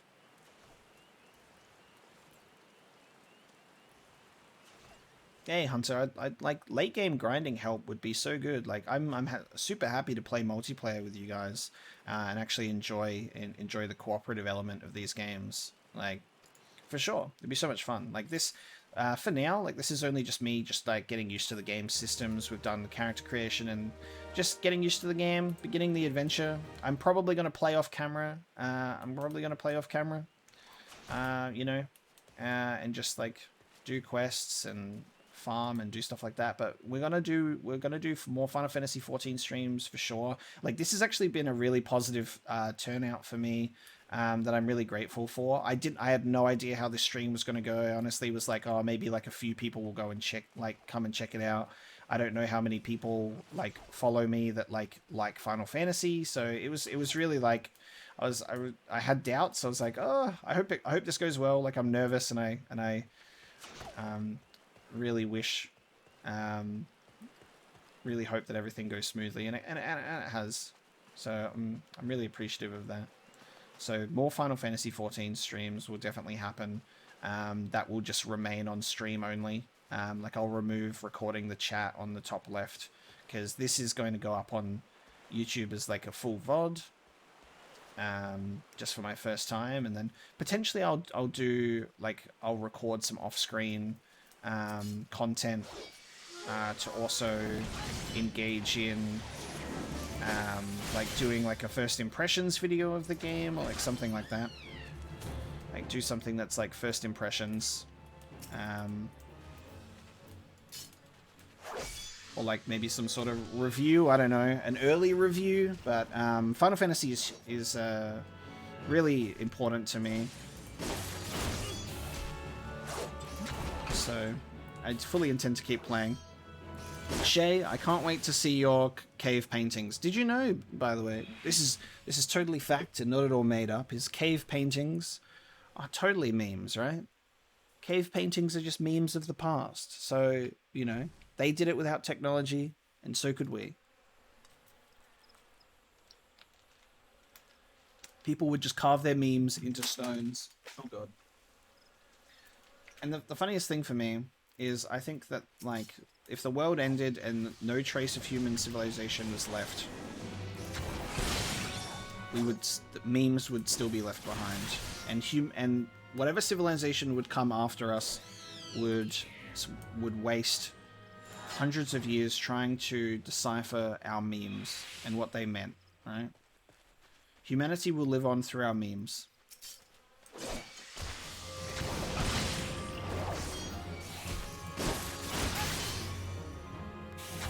Does poison only last if you get afflicted with poison? It looks like it only might last for just the battle that we're in specifically.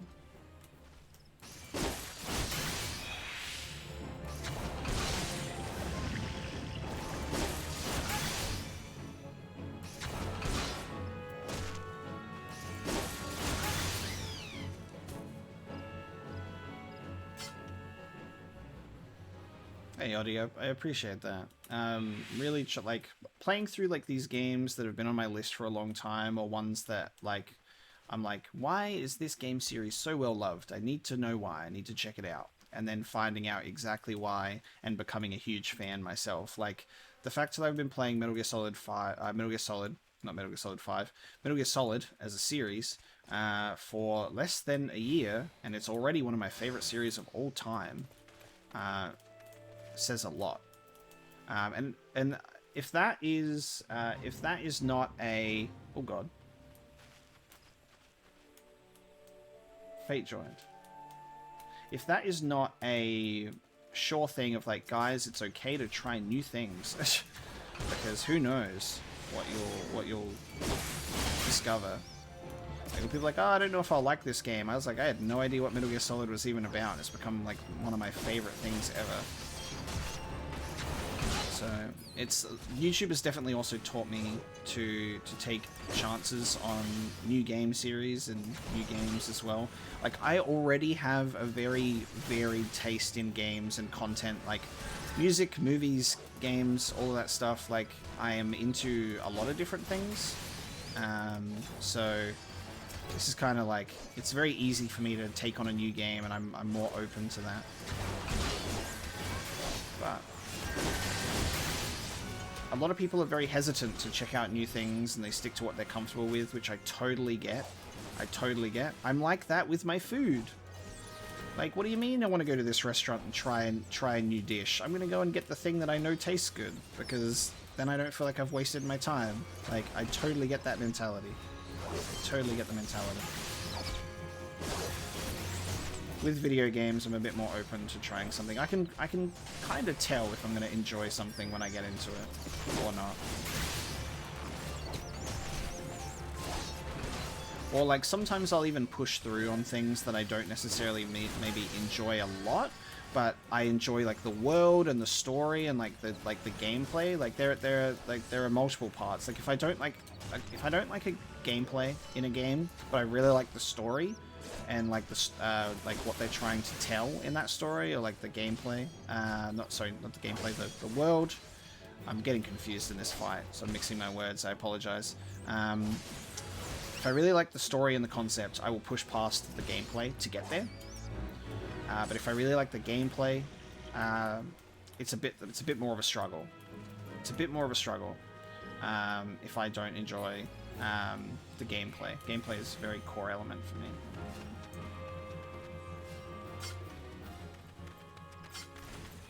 If the gameplay is bad, it's a little bit of a struggle, but I'll push through for the story. And if the story is bad, it's even more challenging. Because then you're just playing it for this fun gameplay, and you're like, the world feels like a chore to get through, and that I struggle with that in Destiny sometimes. Whereas the gunplay, the gameplay is perfect, the story and environmental design and the concept for it is so amazing, but it's just the gameplay loop, the mechanics of the game that keep you trapped in that game. And here, replay the same content 6,000 times, replay this, and it's. I know that goes from like time to time, like game to game. It varies on how intense the grind is, on replaying old content or playing new content. Like I don't mind replaying content to get level ups and stats and whatever. It's just when it like Destiny does it a bit too much. It's a bit extreme. It's a bit extreme in Destiny. Am I missing some questions? Still remember my reaction when a certain character showed up in MGS4. Yeah, oh my god. That was insane, MCJ. Nashi, Final Fantasy VII is a very interesting beast of where to start. And a thing that people struggle with, this is another thing, by the way, is when I was talking about like gameplay and story and what I enjoy. Another factor of that is graphics. A lot of people struggle with graphics. They're like, I can't play this game because these characters on screen are blocks, and I can't do it. I need to play a game with better graphics. And I can understand that, but at the same time, like then people miss out on so much. Like if I looked at Metal Gear Solid 1 and went, oh, PS1 graphics, I can't do it, I'd be missing out on one of the best games I've ever played. Metal Gear Solid 1 is one of the best games I've ever played. You really need to absorb yourself in that world and like get into the story, get into the gameplay to push past those graphics, because at some point you don't even notice. Like you don't even notice the graphics because you are in that world. It's a bit of an adjustment when we've been spoiled with beautiful graphical games, but going back to older ones is always worth it. Is always worth it. So I would recommend Final Fantasy VII for that. I would recommend Final Fantasy VII for that. It's very easy to get Final Fantasy 7, 8, and 9 now. They're released on so many different platforms, or on Steam, or on consoles. But even as a nice middle ground, if graphics are a struggle point for you, Final Fantasy X is absolutely a perfect middle ground. It has the best turn-based combat system in a Final Fantasy game. And that's coming from someone who, like, Final Fantasy X is not my favorite Final Fantasy, but that is the best turn-based combat system, for sure. The music is incredible, the characters are amazing, the world is beautiful, the character designs are so crazy, but it's so fun. It's so fun. Like, Final Fantasy X is a great place to start, but I would 100% recommend Final Fantasy 7, 8, and 9. I myself still need to play Final Fantasy 1 to 6. I still need to play the classics. I haven't got around to them yet, but I own them. So eventually I'll play those as well. It's all on a very long to-do list. Final Fantasy 12 is also very dear to my heart. Final Fantasy 12, very dear to my heart. Love the world of Ivalice.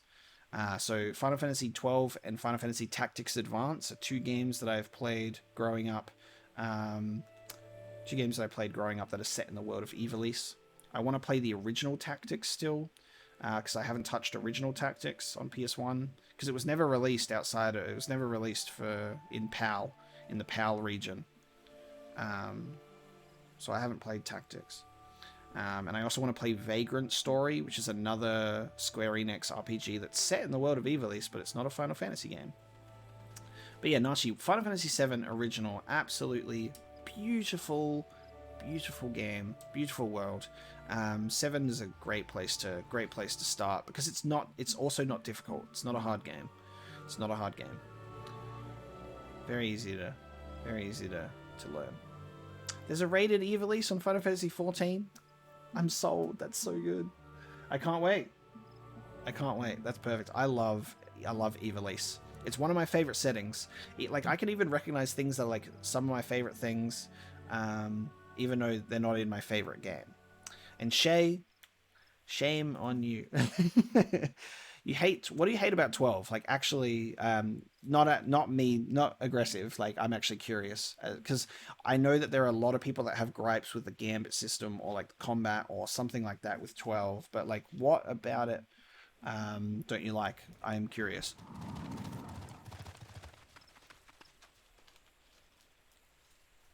Tactics on Game Boy Advance is amazing. It was one of the first games I got when I got a Game Boy. I was given a Game Boy Advance SP for Christmas, which was one of the best Christmases I ever had, because it was like, that was a very rare thing. I got a Game Boy SP with Pokemon and Final Fantasy Tactics Advance, because if there was one thing in video games that was very much supported and encouraged with me growing up, it was playing Final Fantasy games. I just realized if I press the Y button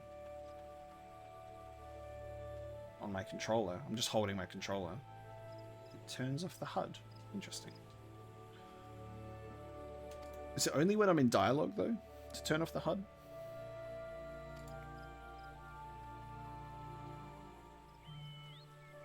Because I changed the Y button to just the map. I was pretty sure. Interesting.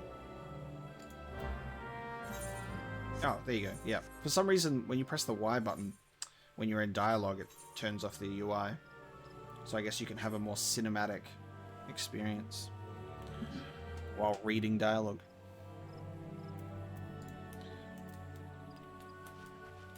I just remember with Final Fantasy 12, I got Final Fantasy 12 for my birthday. This was the thing. Birthdays and Christmases were those one times a year where I would get something, and I would get one important thing, like one big thing, and I would hold on to that and cherish that. And Final Fantasy 12 was one of those birthday gifts, and I remember being blown away before I'd even started, because when you look at this, this is back in the era of strategy guides, and I had the strategy guides for like Final Fantasy 7 and 8 that I had bought with my own saved up money. That was such a pleasure to go through, and they're actually relatively small. And I got Final Fantasy 12 for my birthday with the Final Fantasy 12 strategy guide, and it was huge. That is a huge strategy guide. I looked at that and was like, "What is this game? How huge is this? This is going to be the biggest game I've ever played." And it actually is. It's huge. There's still so many things in Final Fantasy 12 that I did not get around to doing. I didn't do. Like, I haven't taken on like optional hidden bosses and done a lot of extra stuff. Even Final Fantasy X, I never took on the Dark Aeons in Final Fantasy X, and that's been on my to-do list as a long-time Final Fantasy fan for so long. I just never pursued that. I think I got Anima. I think in a recent playthrough I got Anima, or I tried to, but I didn't get around to doing the Dark Aeons, because they're difficult, they're hard. So that's also something on my to-do list, to actually properly complete some of those Final Fantasy games that I haven't done. Because Final Fantasy 8, whenever I play it, I have to complete it 100%. I physically cannot play Final Fantasy 8 without doing, I need to grind up all my GF's junction abilities, I need to play triple triad and get every single card and card mod into getting all these cool items, and like just be the most overpowered version of myself in Final Fantasy 8, because it's so rewarding. It's so intensely rewarding that I could not just play it normally anymore.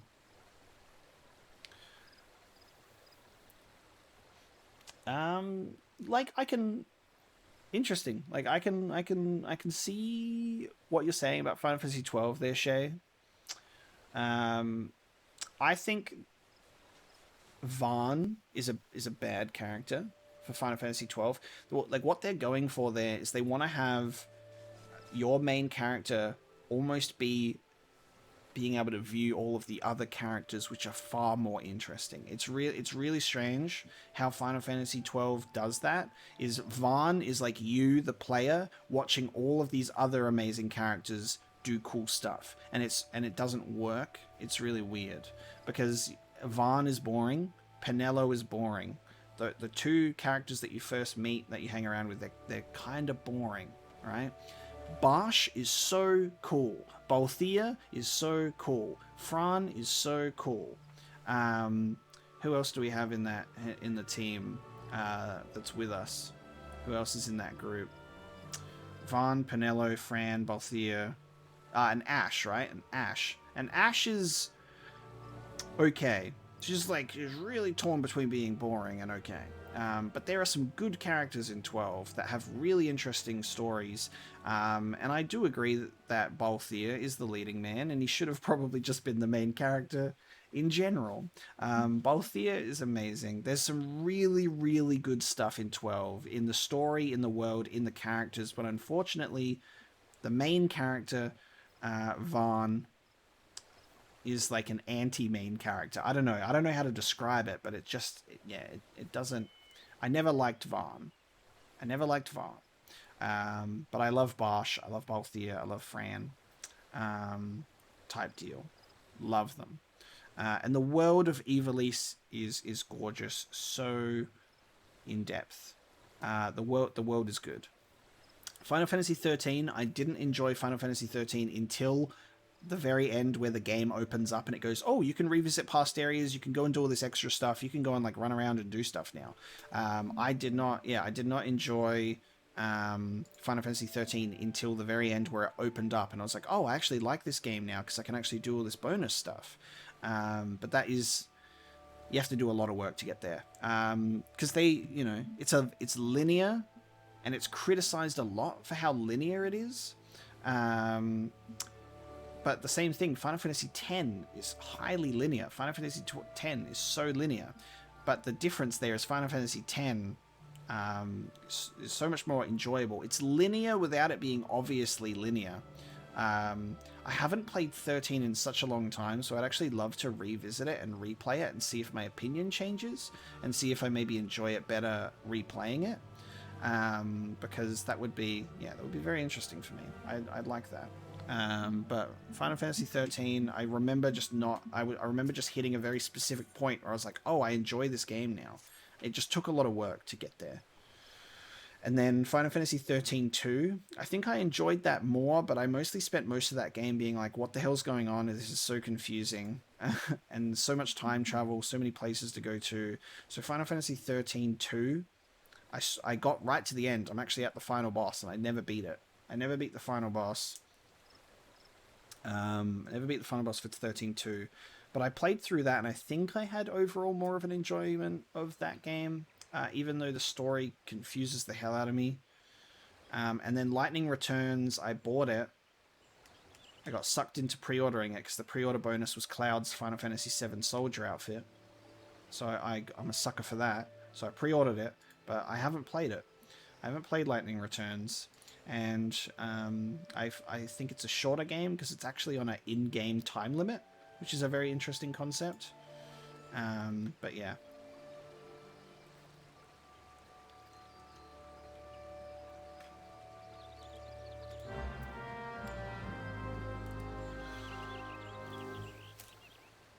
My future playthroughs list is massive. I will be here for the rest of my life, which is not a complaint. I'm actually when I look at my list and the games that I want to play, the games that are upcoming, and the games that I will definitely be checking out, it makes me so happy because I'm like, wow, I have so much to do. I have so much to look forward to. I have so much to play, and these games to play and worlds to explore. There's a lot to do.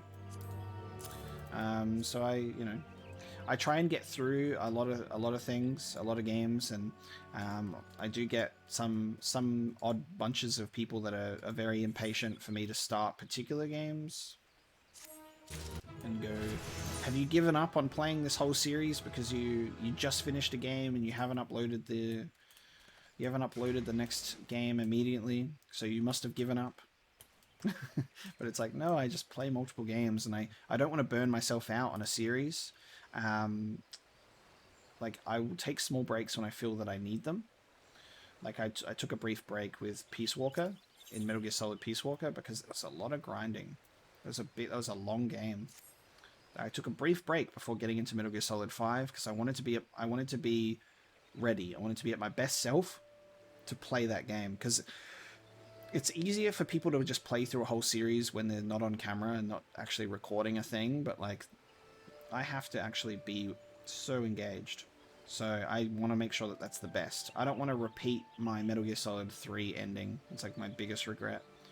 Is my Metal Gear Solid 3 ending is I played the game for a really long time and I was really tired and I was actually sick and I pushed through, and that showed in that playthrough at the end.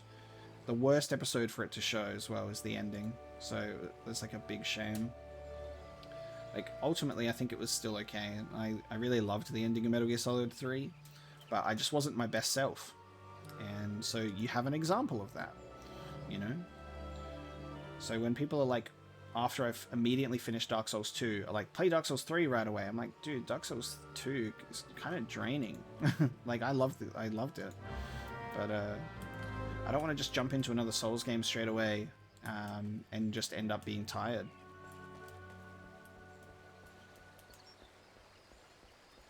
What are my thoughts on Crisis Core? Entering combat mode. Exiting combat mode. Entering combat mode. Exiting combat mode. I love Crisis Core. I hate Genesis, and I wish that there was an ability to turn off entering combat mode, because that's just not nice. Whoever designed that and is responsible for that, I want them to sit and think about what they've done. Because, like, how can anyone in their right mind be like, oh yeah, this is fine? At least not even giving the option to turn it off. Not even giving the option to turn it off. I think the gameplay, the combat of Final Fantasy of Crisis Core is cool. It's been a while since I've played it. I played through it on the original PSP, and it was a lot of fun. Because I like the world of Final Fantasy VII. I just have a lot of feelings about the compilation of Final Fantasy VII. It's a little bit different. The compilation has big hits, big misses. That needs like a 10-hour essay. There's a lot about the compilation of 7. You know? But Terminus, in my free time before Let's Plays, what did I do in my free time before doing Let's Plays? Is I was basically playing video games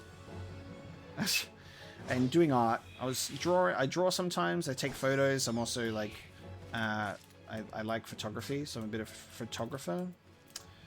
Drawing's cool. But yeah, I'd still just play video games. I would just play Destiny or play other games, and this is something that I've spoken about before, is that I would play games and then I would put them down really easily because I didn't have, like, I had a lot of games going on, my backlog was huge, I had no focus. So I would pick up games and I would put them down really quickly. Due to no fault of the game, just me. Like, that's why I'm still playing through Horizon Zero Dawn in my own time at the moment. I've made a lot of good progress in Horizon Zero Dawn. I've gotten better at playing, like, sticking to video games instead of picking them up and putting them down. YouTube has certainly helped. So, I've just played a lot of games, did a lot of creative art stuff, you know. Yeah, exactly. Hunter, I think you can identify moments in Dark Souls 2 when it's like, oh, does he want to be playing? Because it's tough. It's tough. And there was some, the second to last episode of Dark Souls 2 was the toughest, but then the ending was nice, which was good.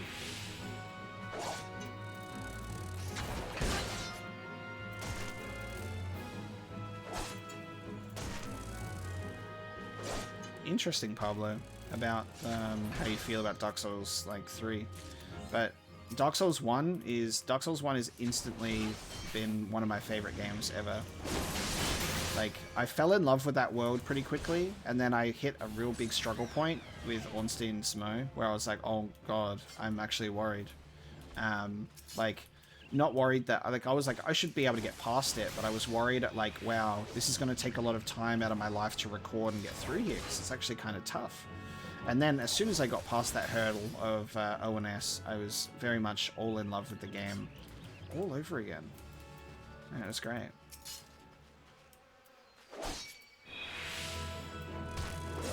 But yeah, another thing that I'm playing in my own time is, which I'm going to actually get back to properly after I finish Horizon Zero Dawn, is I'm going to play Ghost of Tsushima. I started the game, so I was playing it for a little bit. I did start the game.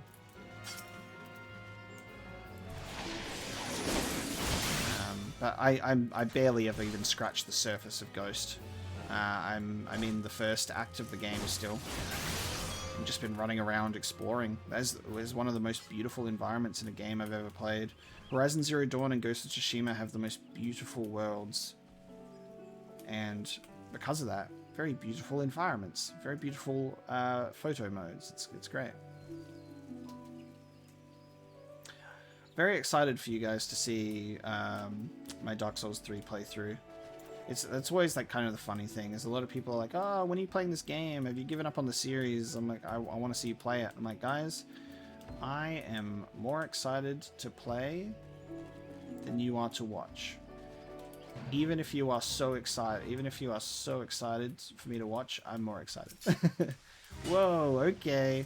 So this is an Ochu, but it's called a Kurupira. This is 100% an Ochu.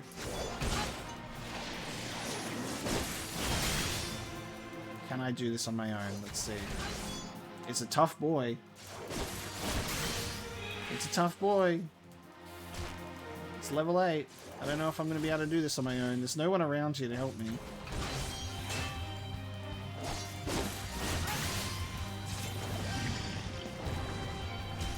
Just rely on these two abilities. This is actually going to be kind of tough, I think.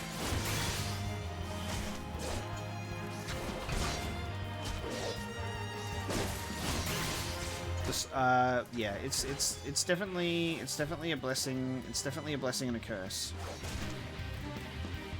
Oh my god, I'm waiting for my potion cooldown. Quick.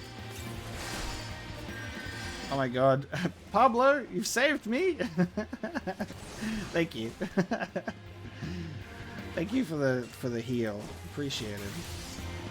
Hell yeah.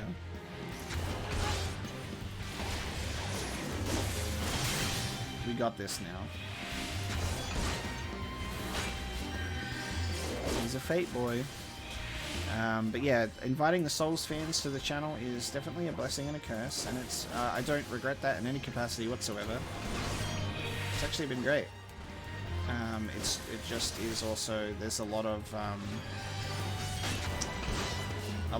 get good at it mentality for which shouldn't really apply to a blind playthrough, because everyone's blind playthrough is not get good.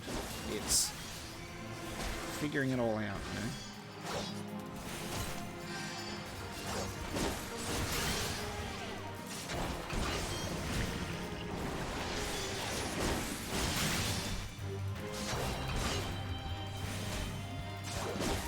I need to work on my movement, I think. I need to work on movement while I'm in these fights, because at the moment what I've been doing is I'm just standing still and focusing on pressing buttons.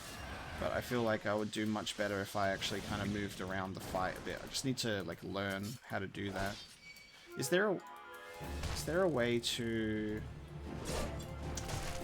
I'll ask this question after I kill this.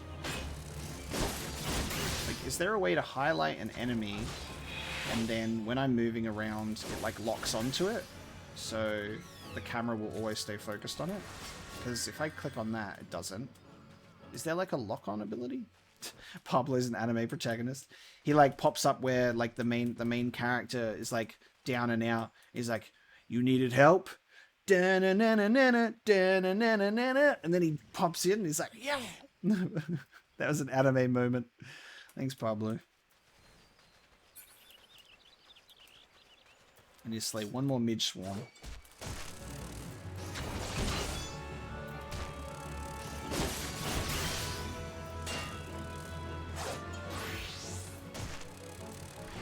Yeah, figuring out is the essence of getting good, but I mean like the people who just do like get good as like you're leveling the wrong stuff, and like I don't know, there's it's a lot of people a lot of people have a interesting take on get good and what that means.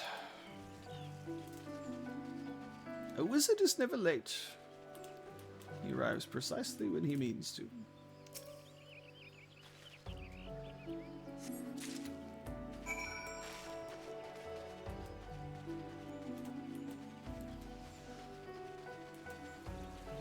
So these are called micro chews because they're little O-chews, but then that fate boss, fate enemy that we encountered is called something else. But even so, in terms of backseating for the Dark Souls community, it's actually been okay. Like it's been okay. It hasn't been crazy. Mass Effect, however, which is crazy to me.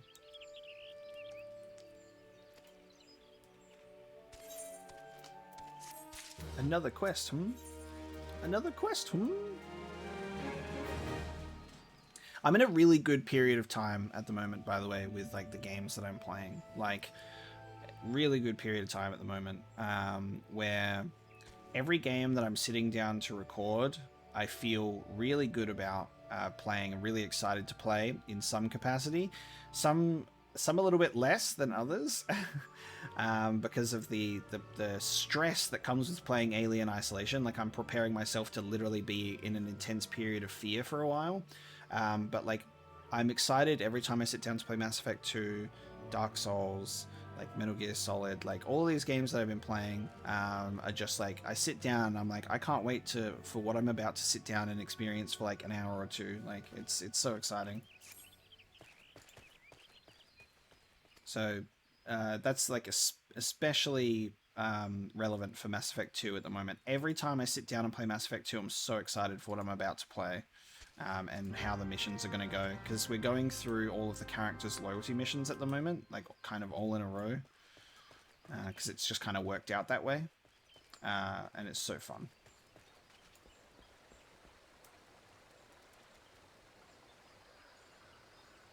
Yeah, like I was leveling Faith, and then Faith eventually worked out for me because we started getting into like more hexing. But there are definitely people that got turned off on my playthrough almost immediately in Dark Souls 2 because I was like, oh, I want to be a sorcerer and I want to like learn like spells and stuff. So that was like a focus of my first episodes, was learning sorcery, because I was learning it and figuring it out. And then my playthrough evolved to then go into more of like a spell sword, where I was like using spells to augment my physical strength as well as using spells on their own. And I really enjoyed that. I enjoyed how my character evolved in Dark Souls 2 to just ending up being in mace supremacy. Loved using my mace. Magic mace was cool.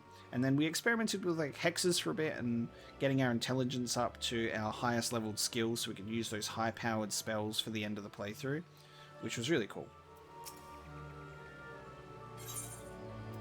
Take my Glimshroom.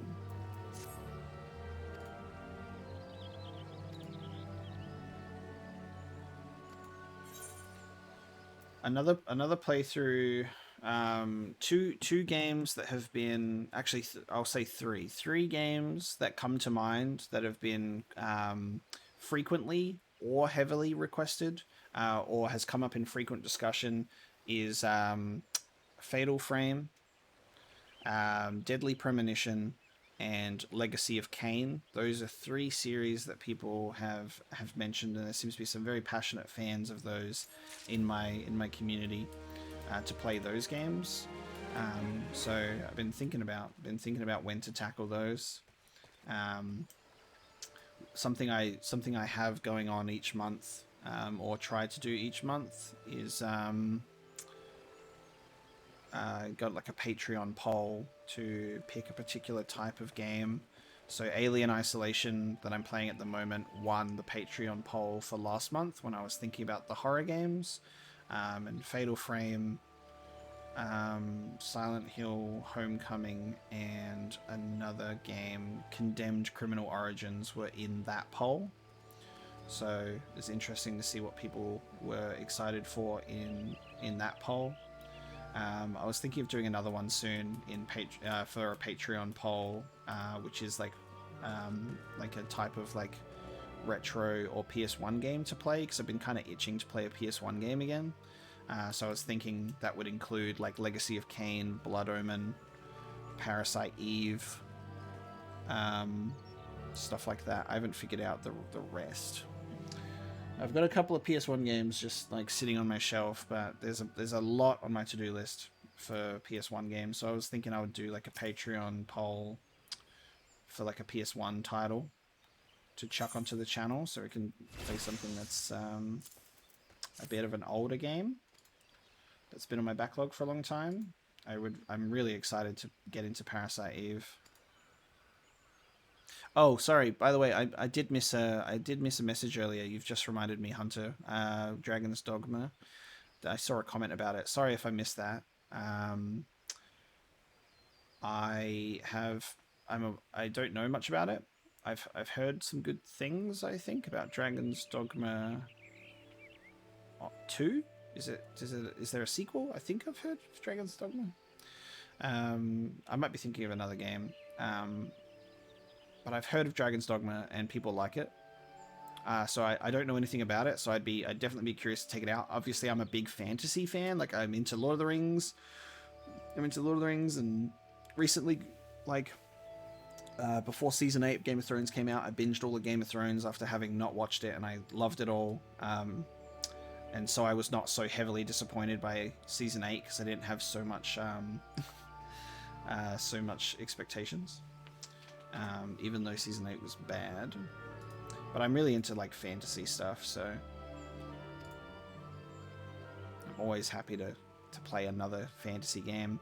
And a game that I was looking at, I've kind of experimented with it a bit in my own time, was Pillars of Eternity, which is like basically just playing Dungeons and Dragons in a video game, which was awesome as well. That's cool. By Obsidian. But yeah, that'd be cool. There's also Dragon Age, which is another BioWare RPG that people want me to play after I do Mass Effect. But,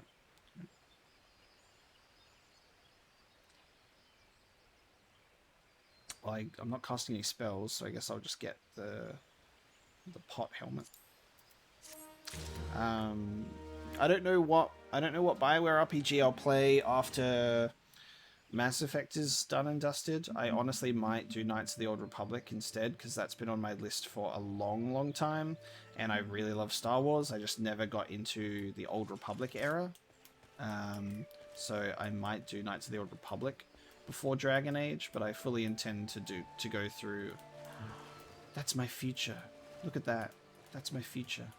I fully intend to go back to other BioWare RPGs. And he's got a little dragoon guy pet.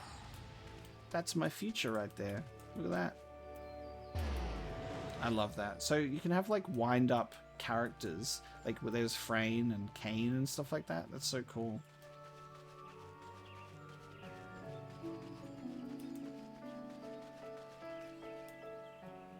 Okay. I'll have to check out Dragon's Dogma.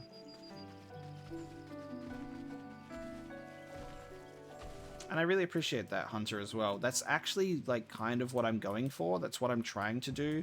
It is my goal to at least try and be entertaining enough and and just be myself, be genuine enough for you guys to want to just like watch the content that I engage with, regardless of like what game it is. Like, we can just have a good time playing video games together.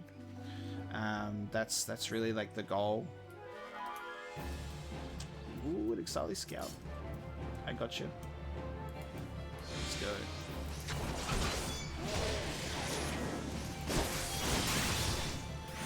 So, that is kind of the goal, where I can play a variety of games, because I have such a varied interest in games. Like, there's a lot that I'm into.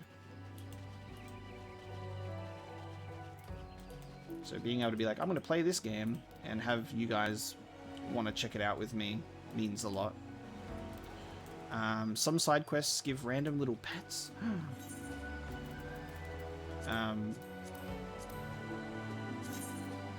I assume that it would just be like kind of here.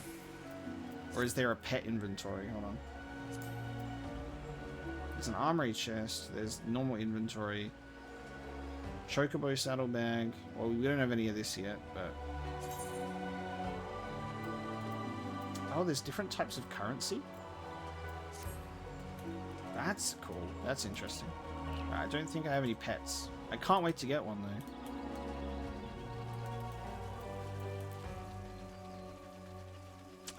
If I do Night Seal Republic, the first planet you're on is the worst, slowest, boring part. Okay, so the beginning is what I need to work through. That's fair enough. That's fine. I'm not gonna let the beginning of the game sour my experience. Like here's like a thing that people struggle with in games sometimes is if it doesn't grab them instantly at the beginning, or if the first opening of the world isn't like the best thing ever, they're like, oh, I don't really care, and they drop it, or like they're not interested. And so many games, so many like even movies or shows really need to kind of like lay some groundwork first. They need to like establish some boring stuff to really get into the good stuff. And I definitely have patience for that. Because I know how that works. So if something is like maybe a little bit lackluster at the very beginning, I know that's just like that's just setting up. Like if I'm running around in Final Fantasy XIV for hours at the moment, just doing like fetch quests, right? I'm just like running around doing some stuff. It's not inherently exciting, but I'm learning about the world. And I'm having a good time getting familiar with the systems, and I know it's gonna improve over time, you know. And MCJ, I know I'll be looking after myself. I'll do my best. Now that I've got a bit more time on my hands to also do some streaming and stuff like that, it also allows me to I'm trying to improve my sleep schedule. And my eating and everything, so I can kind of be better and healthier and stuff like that. But I'm okay.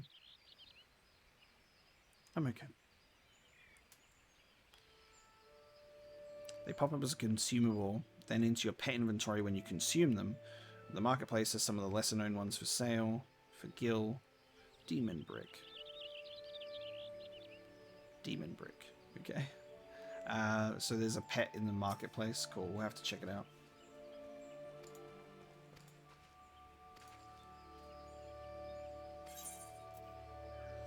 Pants.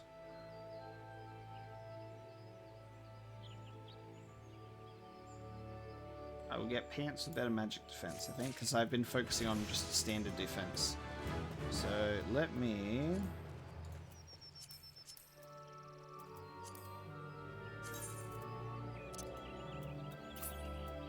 Hang on, I'm in the wrong thing. I'm in the wrong thing again. Where do I go? Character, right? So I can get rid of my eye patch if I want a helmet. The helmet is only a little bit better. Ooh, you need to repair weapon. You need to repair stuff. That makes sense. Cool. I'm gonna keep the eye patch. We're keeping the eye patch.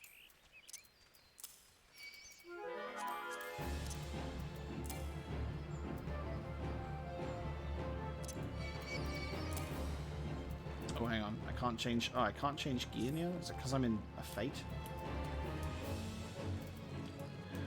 Oppos are attacking the village. They're destroying the Montoy sacks. Not the Montoy sacks. How dare you attack the Montoy sacks?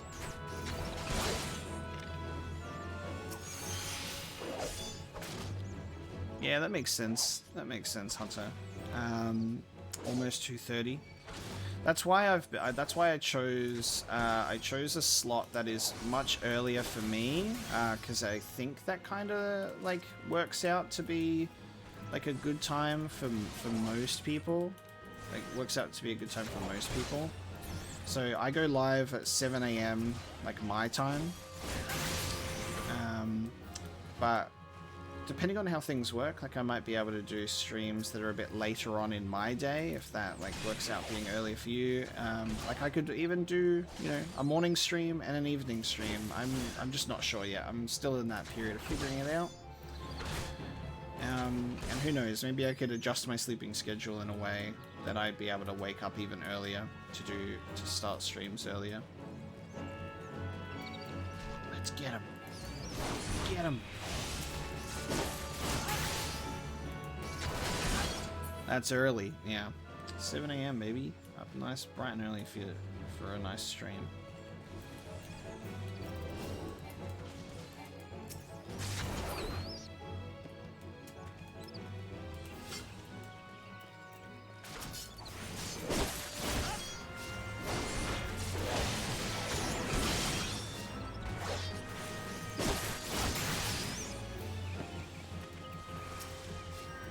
Hey, Real Noises. This VOD, the character creation in this first stream of like learning about the game, and our first introduction will be on YouTube. I'll do the full VOD. I'll do the full VOD on YouTube, so that'll have character creation and the beginning and everything like that. That's just what I've been doing at the moment. I just download the VODs after the stream and I put the full thing up. Nobody has time to edit a 5-hour VOD. Look at this robot pet. That's cool. Maybe one day I'll be able to hire an editor and they can edit my VODs for me, because I do not want to do that. I just put the full things up on there. That's why we're recording the chat. No, we're gonna lose this sack.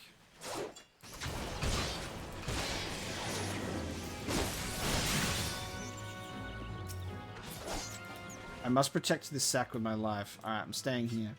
I'm staying at this sack. It's almost dead. No, it's alright. No, more sacks in danger.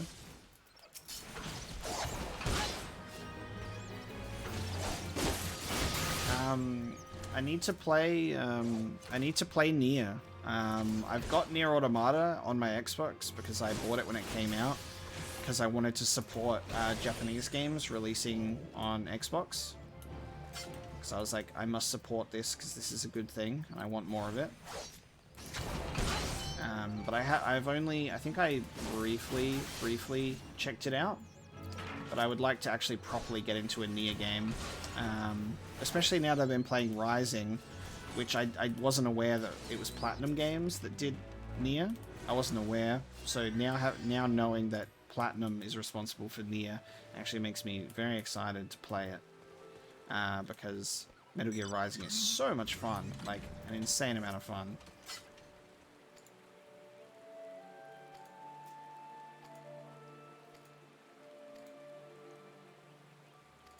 Delivery Moogles.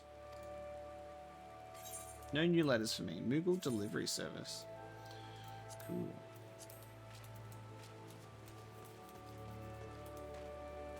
I love it when it rains in this game. These guys must really like with Tread. These guys must really be loving what this guy's saying, because they're just sitting in the rain. They got no problem with it. They got no issue. No issue whatsoever. I'm falling into the classic side quest trap, because it's like wherever we go, we're completing a side quest, and then another 3 pop up. And I just think that's hilarious. We just pop up and we're like, oh, there we go again. There I go questing again. I'm so useful to people. Oh, actually, can I equip my boots now? Yes. I got new boots. Oh, I don't think it would be like exciting. Like like I said, I played a little bit of Automata when I first bought it, and I can see that it's different, but it's also fun. Different but fun, you know? Now I'm like a weird pirate cat, big boss, ocelot, hybrid looking ass.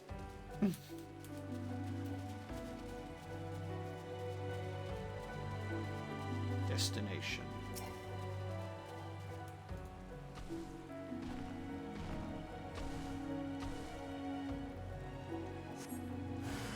hear a man cry out in rage. Oh god. Ailbert the Lost. Sir, you have lost yourself to madness. Oh, look, yes, I dodged. Because, alright. This is why I was saying I need to get used to moving around in combat, because I could see the red square that appeared, which looks like that was... I needed to get away from that. Learning. I'm just going to deliver this letter. I'm just going to take a quick bathroom break. I'm going to take a quick bathroom break and fill up my water. My dearest Emiria, I pray this letter finds you well. I know my gifts were sudden and many, but I hope they were to your liking.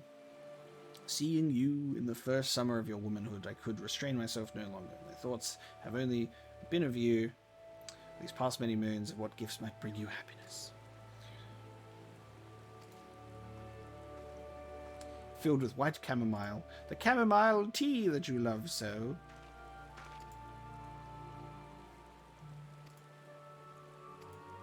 Sorry, I just murdered that guy that sent you a love letter.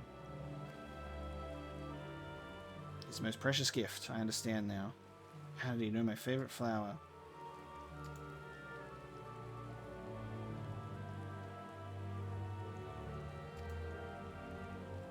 I have to speak to a woman.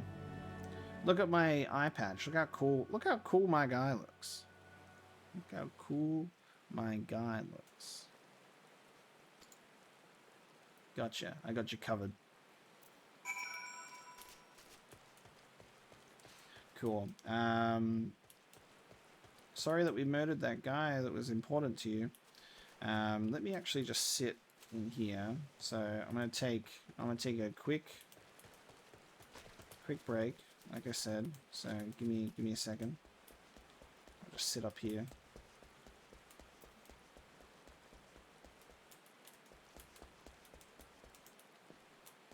Yeah, I'm in the watchtower. I'll point out. If I carry on playing, the 60-day membership loyalty reward is a cosmetic set. If I carry the 60-day membership loyalty reward is a cosmetic set of Cloud's Advent Children clothing. Oh my god. Sold. You don't have to tell me twice. Don't have to tell me twice. Alright, give me 5, guys. I will be right back.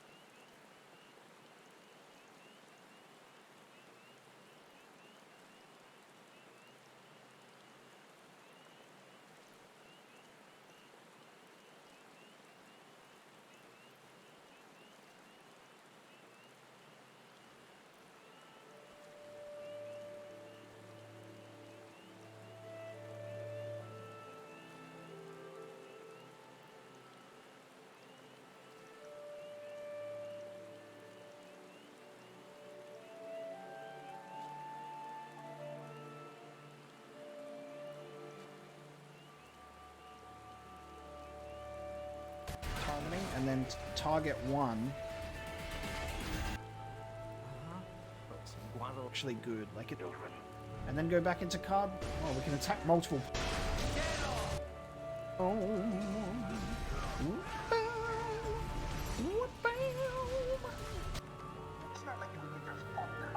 Connection.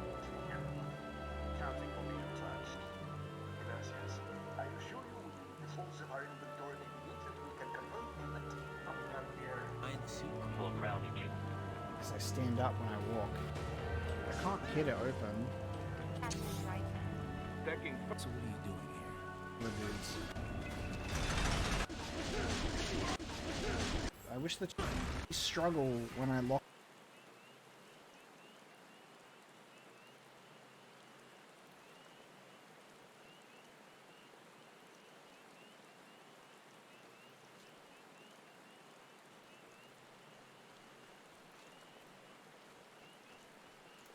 I have returned. Have returned. Lolly lule lo. Lolly lule lo. Thank you for waiting. Thank you for waiting.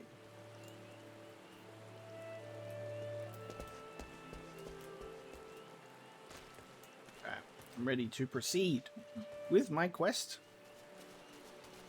With my quest. There's a fate nearby. So I'll check that out. Micromanaging. Oh, it's another one. Yeah, and especially savage micro chews on the loose must be reduced to mulch. Must be allowed to roam the forest freely. Here it is.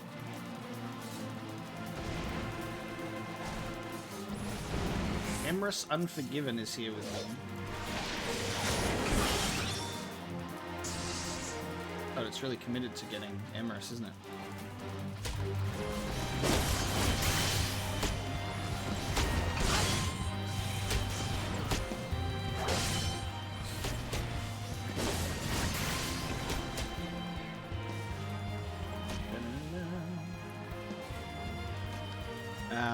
How did I make my YouTube intros? I made it myself by mimicking the Yu-Gi-Oh intro, analyzing it frame by frame, so I can actually match all the stuff up. So I like put together like a photo, like put it together in Photoshop, of like lining up some games together, like images of games that I love, to like run across the screen. I drew the picture of myself, and then I just kind of edited it all together in Blender. Add some music over the top. Voila! Voila!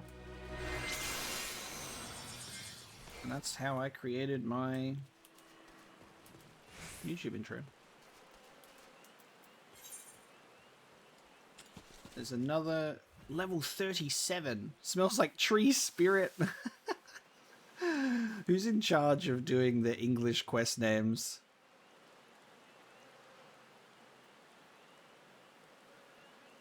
The stream paused. I think I only just came back. Like I've only pretty much just come back, so I think you're actually fine. You haven't missed anything. I've just killed one enemy. So we're okay. We're probably not going to go to 11:30. Maybe I could. Do you reckon I probably don't even think I could make it. Level 48. Time remaining 2 minutes. This is halfway through. Time remaining. I don't think I could make it. I haven't even been there before, I don't think. To Chocobo Keep. Gelmora Ruins.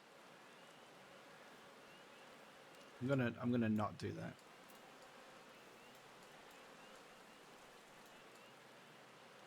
Maybe I have been in there before. We're certainly not going to make it, but that's cool. The witch. That which binds us. We haven't attuned that place yet.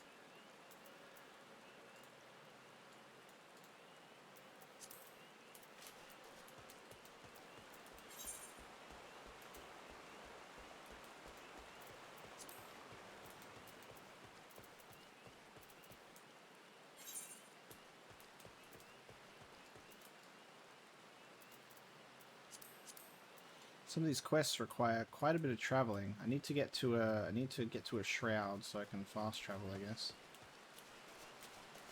Not to a shroud. What's it called? A thingy.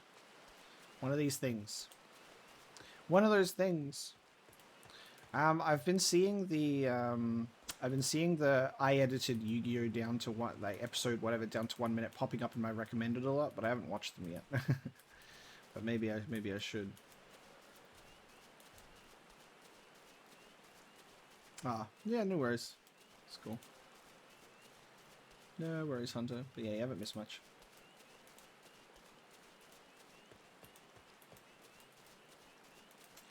Gate is closed. Oh, never mind. Ooh. Okay. So there are friendly Ixalis as well.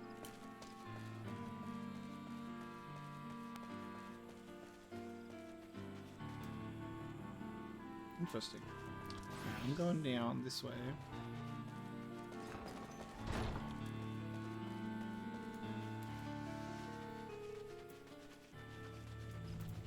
Oh, level 37 enemy. Oh, level 37 enemies. Something tells me I shouldn't be here. There's a new guy in here as well, and he's fucking him up. I want to join. Give me some experience. Give me some level 25 experience. If you're gonna fuck him up, I'll fuck him up. There you go. Cool. I don't know how much experience that gave me, but I joined in. Oh, there's a stone right there. That's where I need to go. That's where I'm heading. Need to fast travel.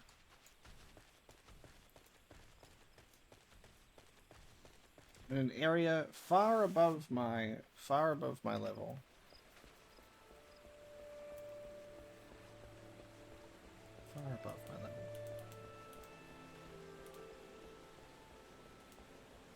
Aetherite, that's what it's called.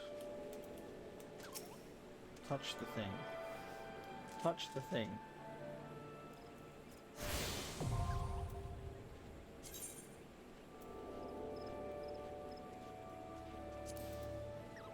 Oh, cool.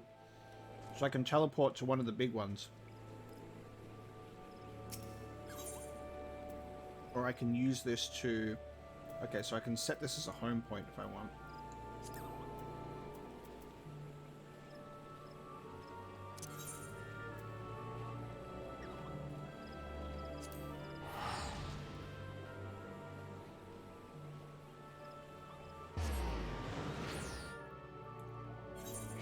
Ooh.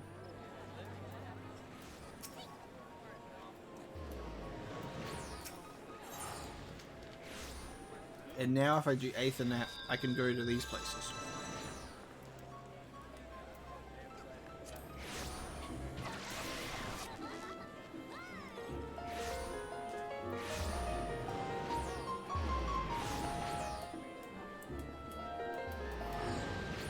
Alright, we'll go back down into the central shroud, I guess, because there's some quests I need to do down there.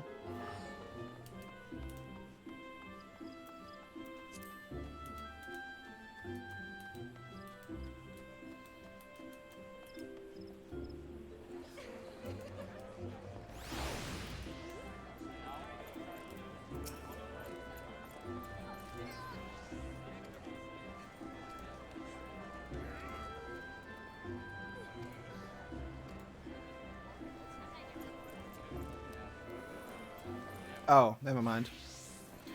It was a sister? The sister is Amaria. Wait. What?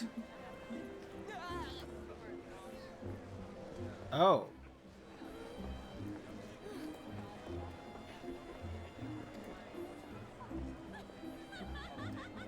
Oh, okay. I thought he was in love with her. Turns out...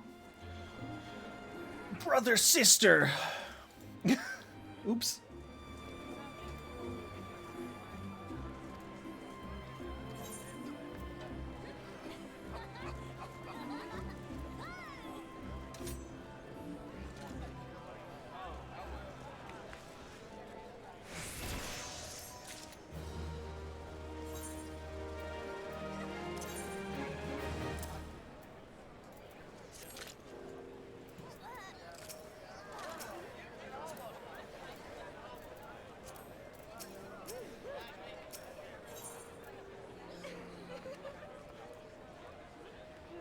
to an instructor at the Bannock.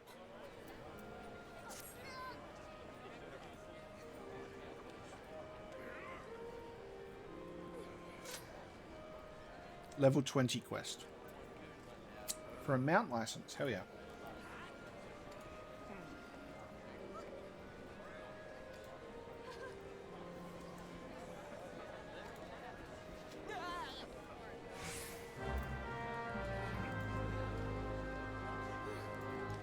Someone's got a bomb as a pet. So cool.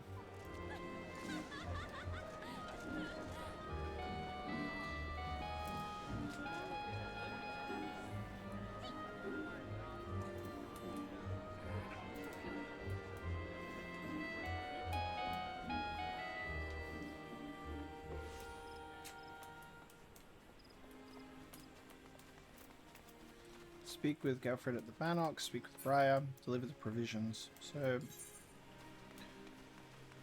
the provisions are down here. So I need to go down this way. Bent Branch Meadows.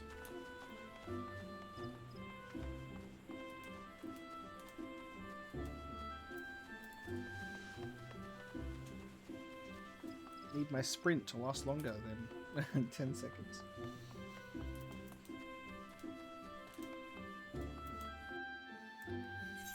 Take me to the central shroud.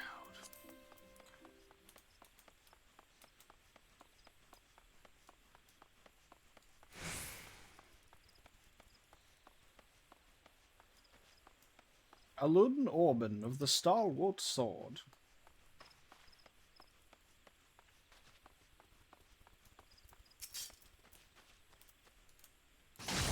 I need to kill you for something, so you must bear with me. You belong in my hunting log.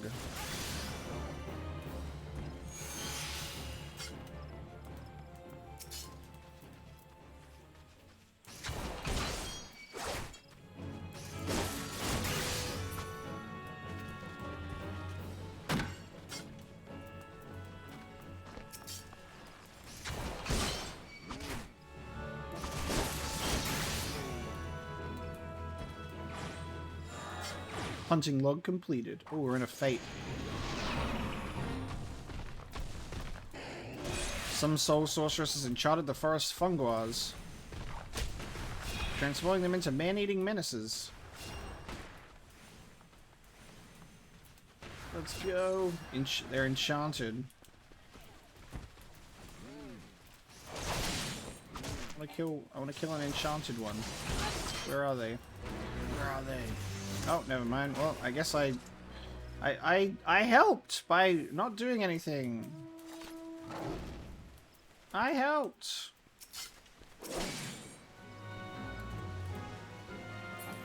Oh, I disappeared. Never mind. I tried.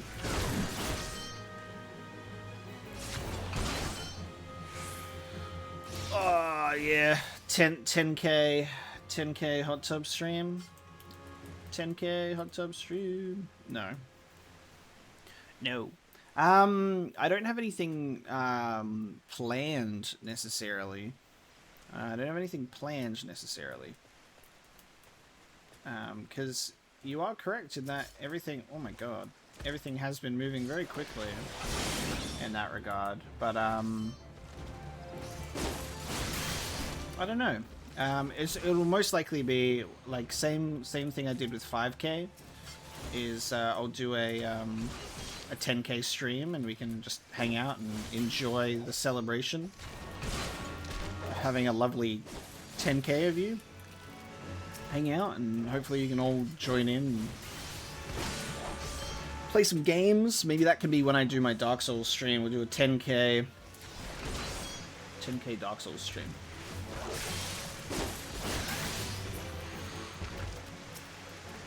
Dark Souls 1. No clothes run. My character can do a hot tub stream still. These little dudes.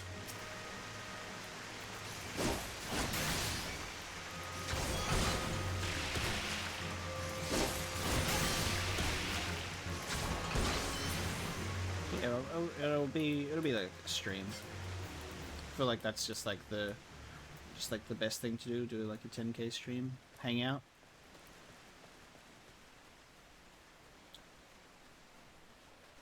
Should be fun.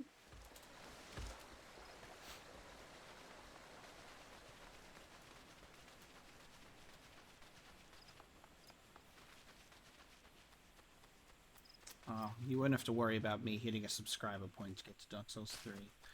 I would never do that. Alright, win the Bannock. Oops. Galfred. Greetings, Omega Ocelot. It is me, Omega Ocelot.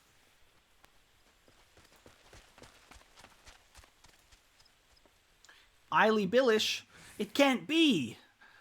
Eily Billish, no!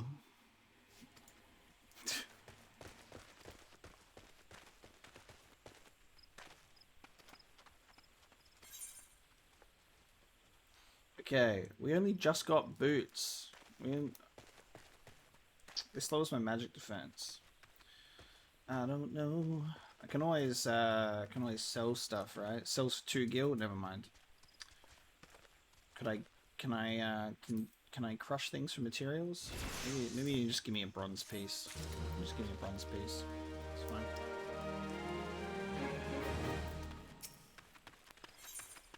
You get a main quest for me too, huh? Ooh, bone harpoon, maple shortbow, or a maple wand. Well, we'll definitely go for a bone harpoon.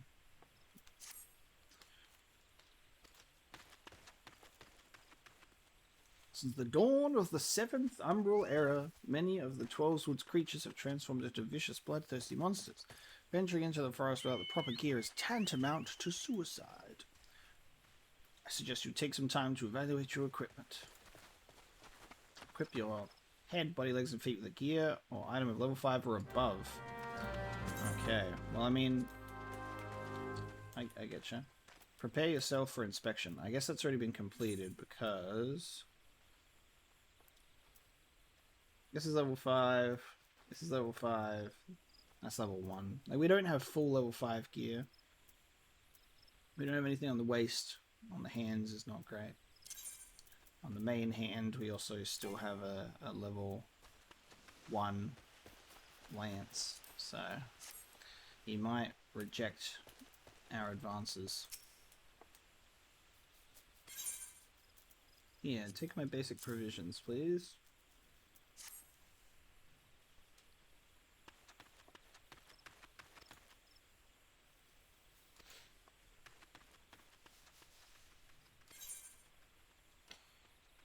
And here we go again with legs. Take the silver pieces, please. I will take your silver pieces, please, and then I will sell them.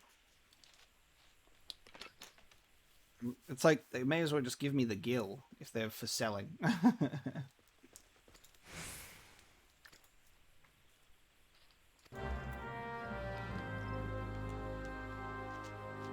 Speak with idle initiatives. Idle initiatives. Speak with idle initiatives. Oh, we get food. Tree toad legs. Hell yeah, dude.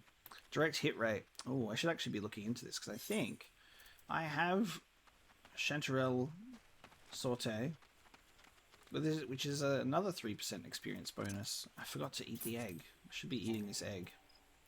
Well, I'll eat it after. Beast skin blood. Marmot steak, skill speed. I should probably put these on my effects. Determination, vitality, direct hit rate +1.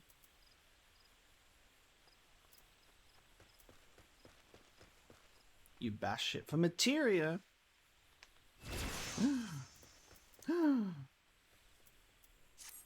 Best game.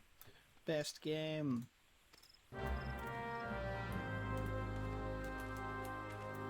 Okay, slay bog yarzens and obtain their shells. Are we in just like a period of this game being at like permanent nighttime? It's like permanent nighttime.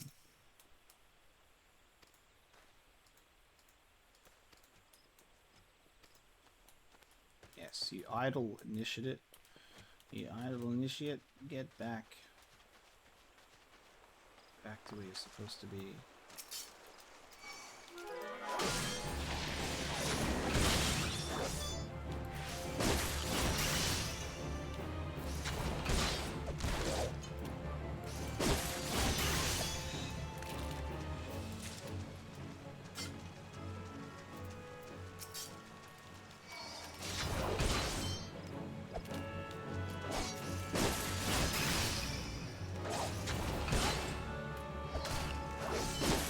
No match for me, Bogyarzin.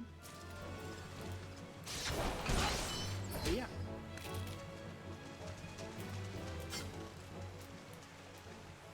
Need to find more though. Daydreaming Initiate. Some of the quest rewards crack me up. Here's 18 gil with a plate of eggs and bacon. Yeah, it's classic. It's classic level, early level RPG. Here, this is all the money I have. 2 gil. What's going on over here? What's going on over here? Quick, run. What's going on here? Oh, that was not very exciting. It's literally target practice. Okay. Level 1 dummies. Oh my god, the strongest enemies in the game. They're invincible. I can't believe it.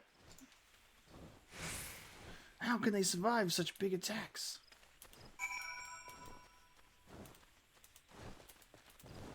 Incredible.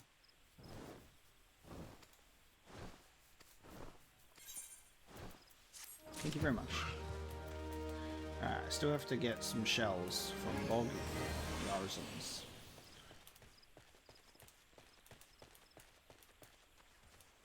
And then I really should start doing some... I really should get into the main quest thing. So, the passing muster.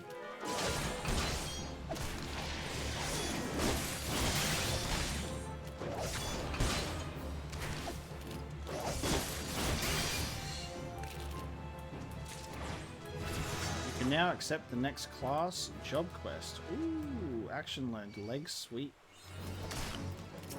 Okay, hang on. That didn't... It didn't stay on screen for long enough. I can do something now, is what I got from that. Is it this thing? I can do something here. I'm pretty sure if it was like blue with a plus, I was told that relates to my class. Oh my god, it's daytime. It's light again.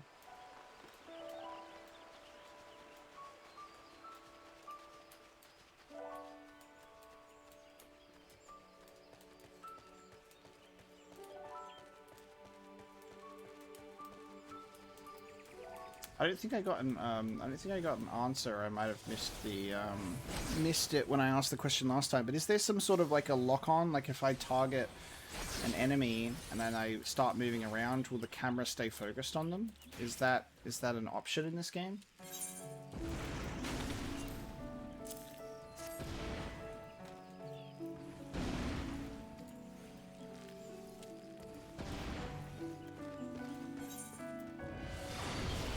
I will take your... I mean, these are exactly the same, so I'll take your tree-toed legs.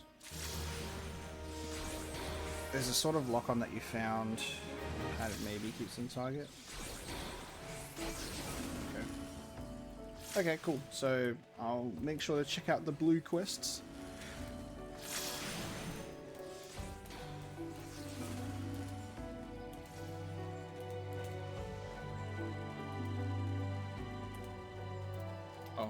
Remember, I need to eat an egg. Egg. Ingest. Eat egg.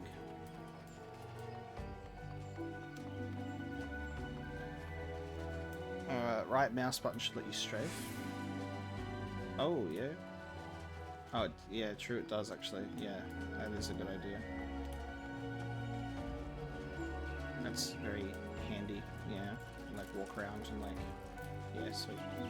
Cool.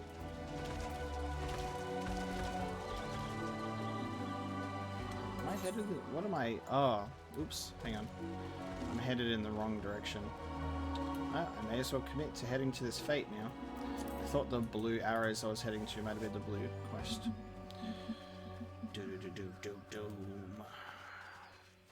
Good for dodging attack windows? Yeah, exactly. That's good, actually. It's very nice. Hey, Siderius. Welcome. Welcome. I'm still streaming. Just for you. Past the 5-hour mark. Trickster imps. I'm having so much fun, I may as well just continue the stream. Like, why stop? Because the funny thing is, like, if I was to stop streaming now and be like, alright guys, cool, 5-hour stream, thank you so much for joining, I would then just continue playing this game, I think. I would just sit here and just continue playing for now. So I may as well just stay here. I may as well just stay here. What does leg sweep do? Stuns target. We'll do that on another one that spawns, so I can actually see what it does. Never mind. I'll find an enemy and we'll do leg sweep.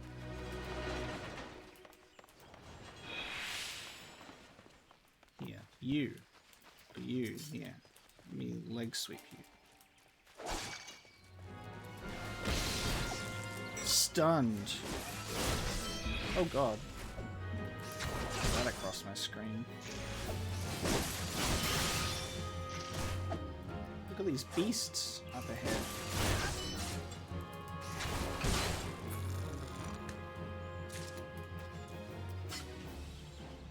You very awake now? Good. Good.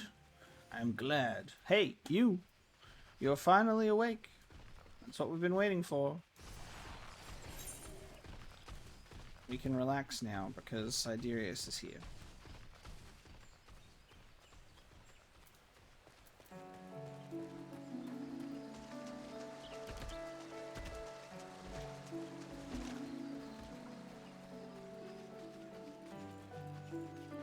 Oh, flighting. Did you get access to infinite flighting? Are you in? Have you got the access? Are you cool enough? Are you chosen? Please let me know how it goes, because I have not signed up, because I do not have time. That's a lie, I do. I forgot to sign up. This weekend? Hell yes. That's awesome. Halo Infinite Flighting. That's the way. I'm actually so excited for... I'm so excited for Halo Infinite. I'm going to be playing that a lot for sure.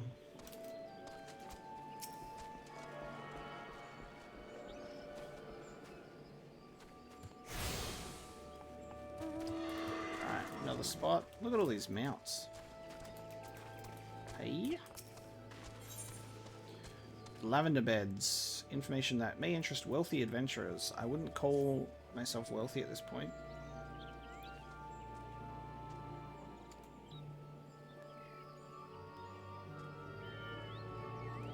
Plots within the lavender beds to be auctioned off.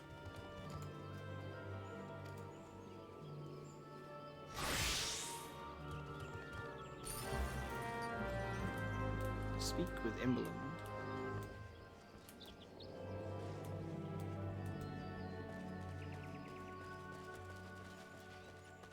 Hey.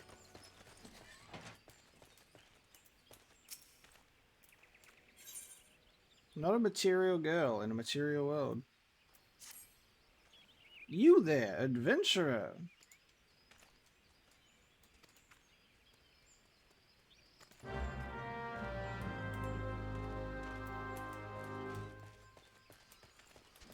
What is this? What is this monstrosity of a chocobo? Check that out. Armored chocobo with glowing pink wings. Amazing.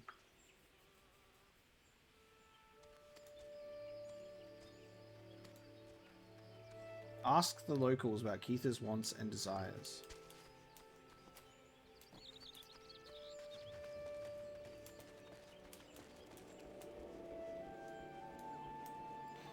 That quest is still in your log at level 80. Which one? The where the heart is, or not a material girl? Oh no. Oh no. Drake Bell. Drake Bell, no. Drake Bell. I thought you were in jail. Where the heart is. We gotta do it. The only thing Keith wants for our birds to be happy. Okay, and another one over here. Look at that flame chocobo.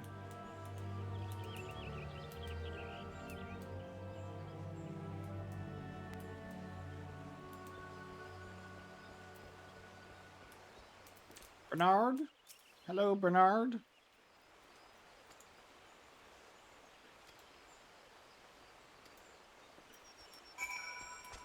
Okay.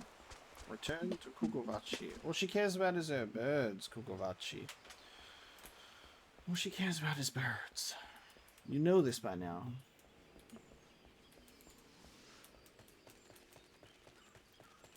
Here's me needing to remember to sprint.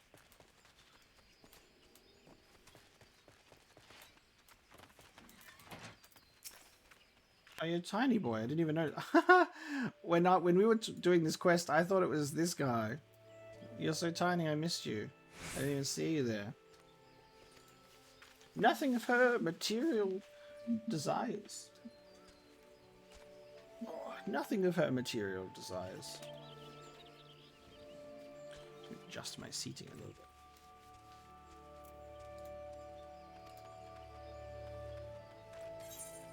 All you needed to do was get birds, man. Leather wristbands.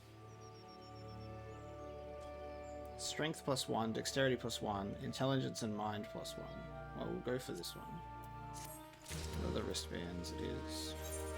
Leather wristbands instead of...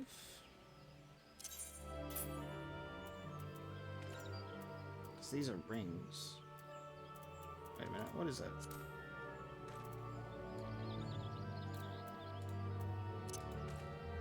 Where does the wristband go?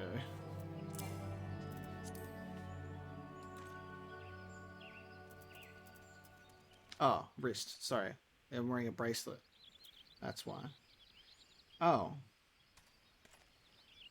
The weathered wristlets gives me strength, dex, vitality, intelligence, mind, and piety. Never mind. I do not need the leather wristband.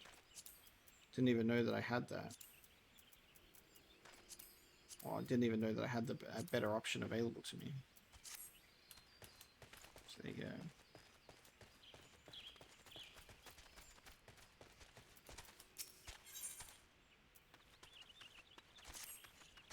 Oh look, it's 2B, right? That person is dressed as 2B from Nier Automata. I know that at least. Looks like it. Looks like the hair and the outfit. Except a little longer skirt there.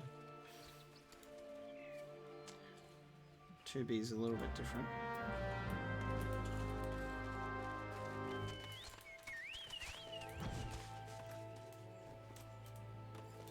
To butt.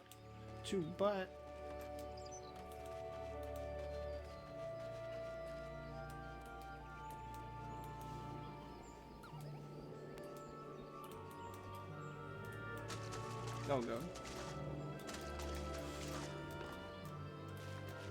Oh, I've gotten myself stuck. Hold on a minute. Oh, I'm screwed. No, I've put myself into the worst spot. How can this happen? Why is this spot even allowed to be here? Okay. Now what? Oh no. Well, here I am. Oh, yes, we're out. Publishers up. Cast magic to get you out of there. We did it. Well met, traveler. A chocobo porter. Right, get this. Porters are similar to rental chocobos. We You cannot control, and they will not stop until you've reached your destination. Cool. That's cool.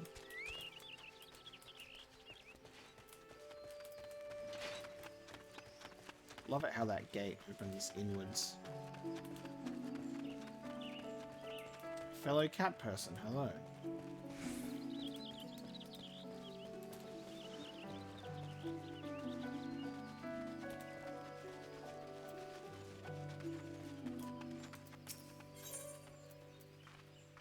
This is honestly just hilarious. I can't stop myself from going, ooh, quest, new stuff to do, more stuff. Let's go do more stuff.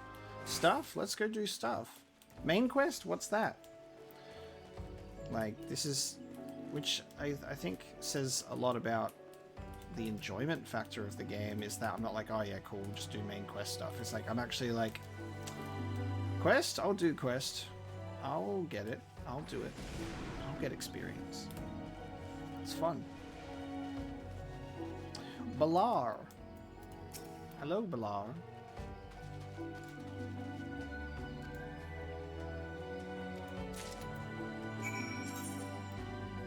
Key items can be used on targets by first right-clicking on the target and then right-clicking the appropriate icon.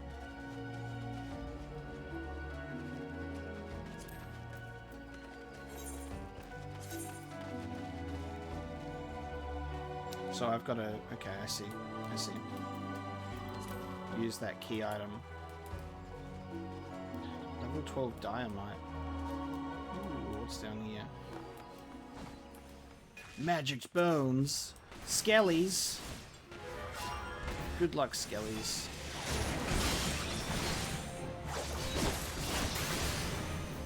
You rush the main story. Yeah, I think that's probably... Yeah. That was something that I appreciated that that Elder Scrolls ESO did. Is ESO made it so you can jump in and do anything with everybody. So they to remove that factor of like needing to catch up. If you're joining your friends in a game, is you can jump in and play the content that they're playing like straight away. Which is like very good for an MMO. I think it makes it very accessible. Instead of being like, oh, you have to do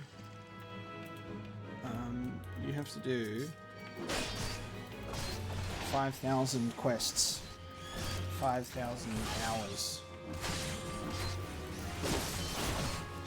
5,000 quests and 5,000 hours to get what you need done to play with friends.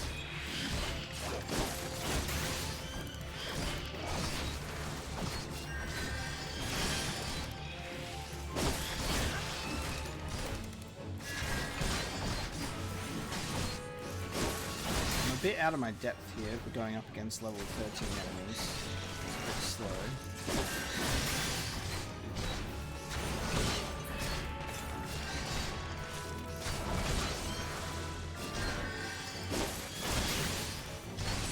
Items. I've obtained a high quality item. I'll check that out after this fight.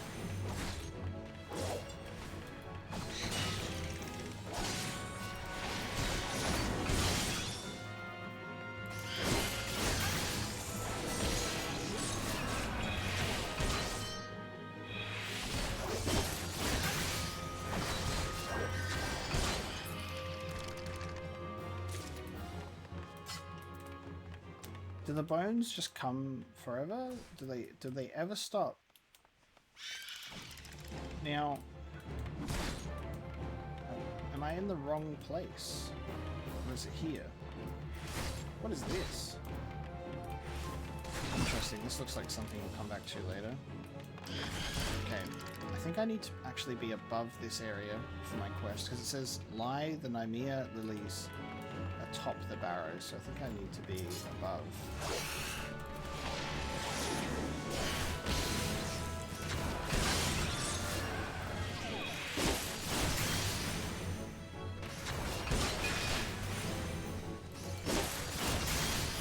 Endless bones! Those dynamites look cool though. 6 strands of dynamite web, so I actually need to... Ah, okay, I need to get on top of the thingy. I need to get on top of the thingy. Oh, you want to fight, do you? That's fine. I need your web anyway.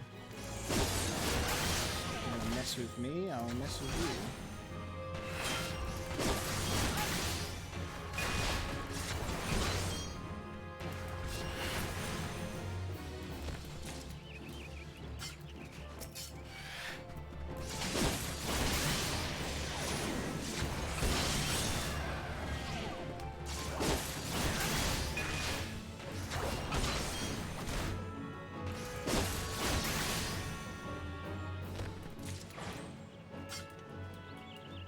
So this is where I can interact with the key items. There we go.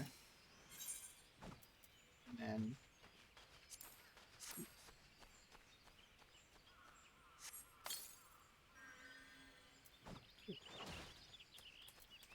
gotcha.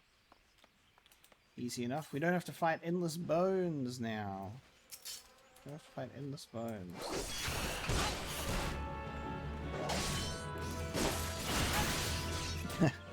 Yeah, no worries, Hunter. I actually really appreciate you giving me company on this stream as well, and giving me your Final Fantasy 14 tidbits. Like, super appreciated. Get some sleep, man, and I'll see you next time. Really appreciate it.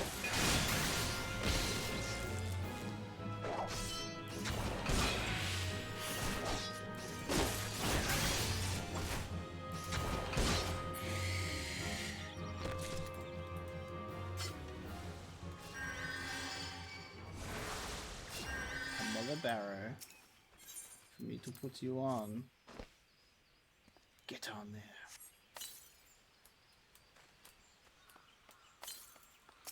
Dynamite, let's go. I need 2 more pieces of dynamite web.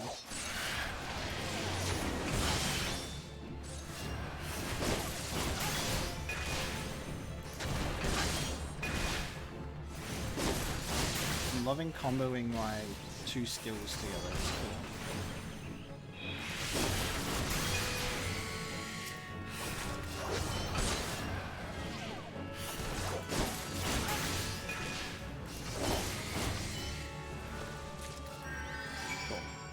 I got 6 strands of web, so that's all done. Deliver the strands of dynamite web to Luculot at Bent Branch Meadows. An eerie light catches your eye.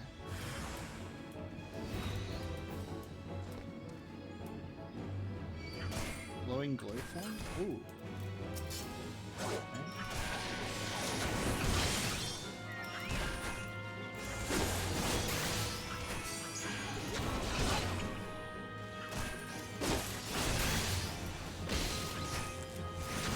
Kick that dude with a leg sweep.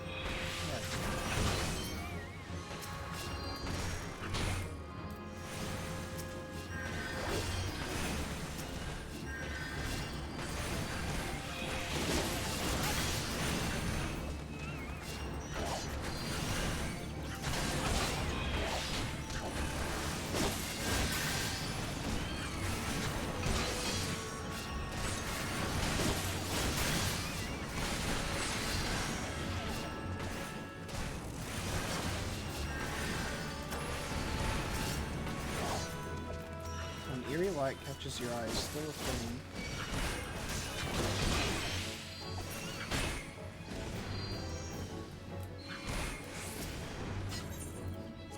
Do this. Quick, cast the lilies on the barrow still. Did it work? Oh, I'm almost dead. Shoot. Wasn't paying attention.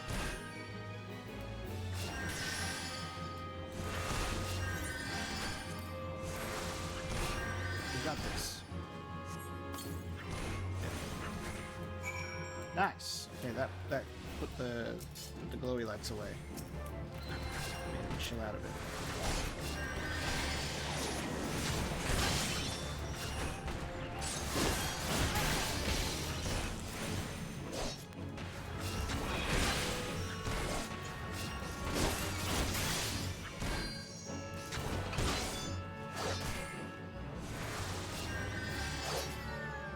Gotcha. Alright. What is this blue like? It's a dungeon. Ah, there's a dungeon underground. Cool. So I think that's like the door that we were looking at before when we were getting killed by endless skellies. Endless bones. Interesting MMO. When was its peak? It's still peaking, boy. It's peaking. It's been peaking for a long time. I can already without me playing it, but just keeping like loosely informed on like what's been going on with 14 is more and more people have been coming into this game with each and every expansion. Everybody's been talking about how great Shadowbringers is. Endwalker's coming in. There's the next expansion. Like, we're not in a huge social space at the moment. So if I go to the main social area where we started in, it's super crowded. There's so many people running around. If you watch one of Asmongold's like first day, he was being crowded and followed around by so many people. So I would say Final Fantasy XIV has been in a peak for quite a while and is maintaining that peak.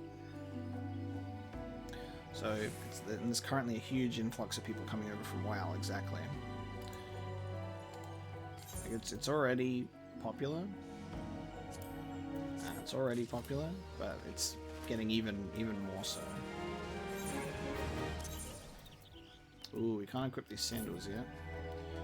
Level 12 for that.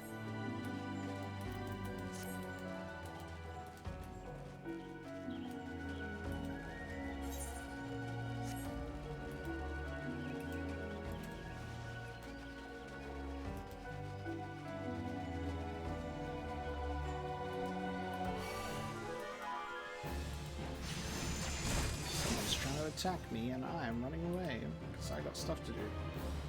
Roselet. Interesting enemies.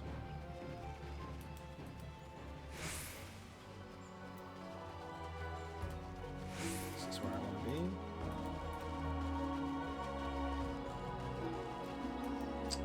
Ooh, got some docks and surprise, surprise, more quests. Just it's good experience. Someone to retrieve her fishing rod. Fishing quest. Fishing rod quest. Fishing rod quest. Unbelievable. Deliver goods. I've been unloaded up here. We got some. Yeah.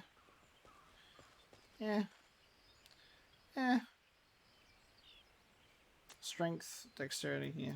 All right.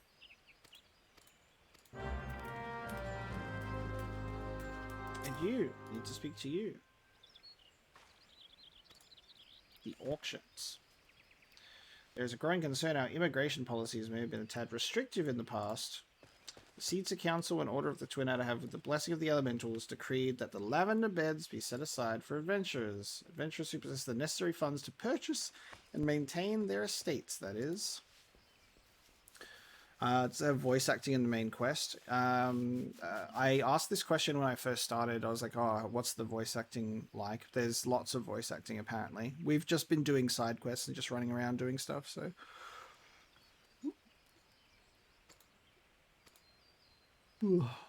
Not a lot of... Residential ward within lavender beds. So is this related to... Because I saw something about this quest still being in your inventory at level 80. Is this like...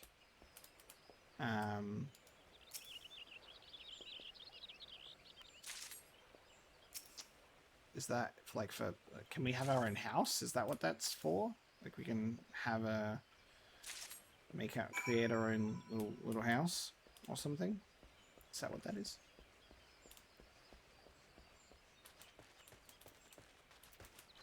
Because if not, because if that's the case, then I'll probably put off this quest as well for a while.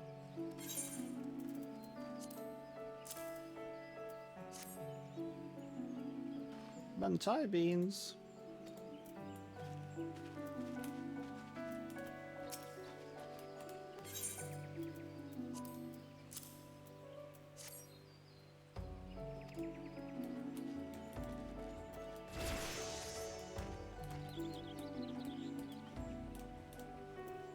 Yeah, it seems to be the case that would be for something that would be more important. That they'd put all of the voice acting in.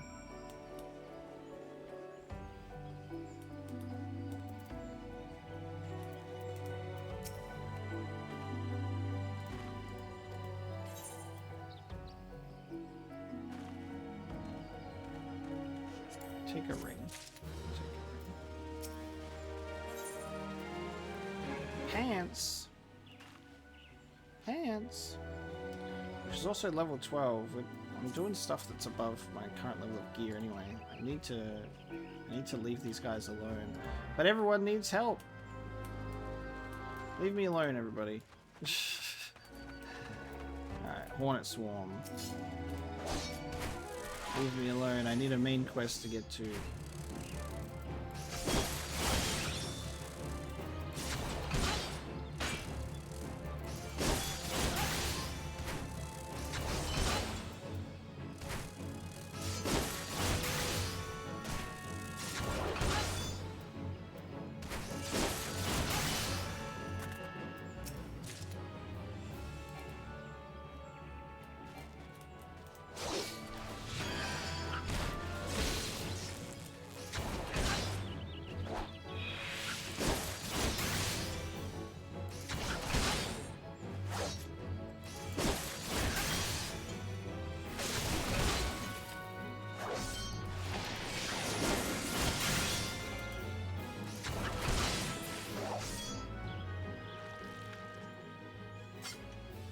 Access to Gradania's housing wards. Each city or state has its own housing. They look different. Limited houses. Pretty hard to get a house nowadays. The devil want to increase the number. Cool. So you can get a house. I'll probably avoid that for now. Then I'm sure it'll be fun, but I'm not really looking to settle down and have a house at this point.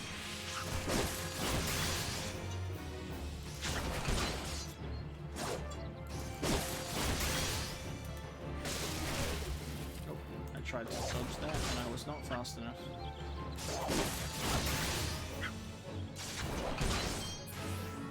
Gotcha.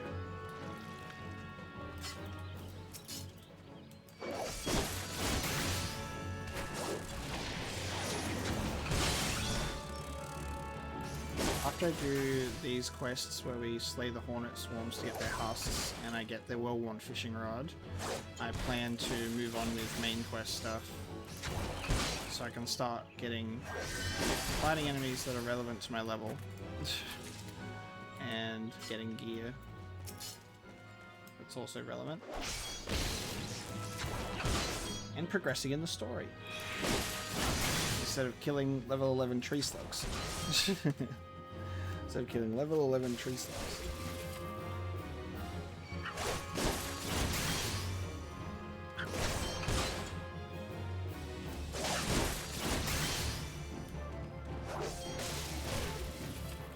Dodge that, but too slow.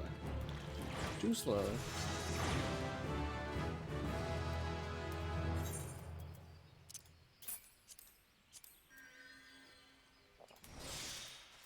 Eat another egg, please.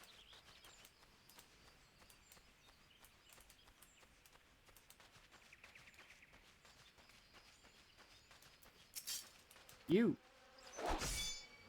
Why are you, please?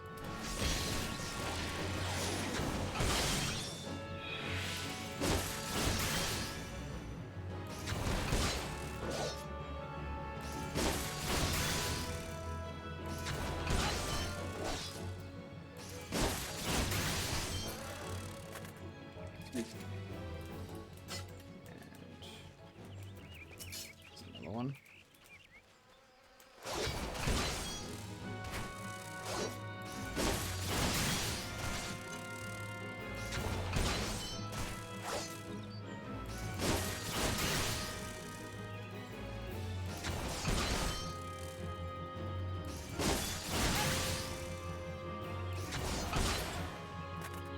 Sweet. Alright, it's done now. You deliver those Hornet husks.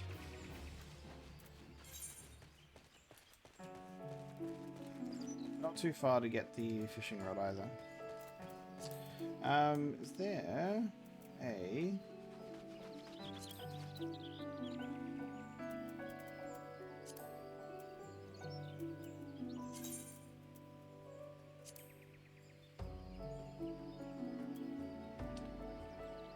is it's an option to abandon, but I probably won't abandon it. I guess I'll just keep it in my log, and it'll just be. I was just wondering if there's a way to get it off of this. If I don't have any intention to do it anytime soon, then if I can remove where the heart is, unless it just gets filtered out. If I take on a bunch of new quests.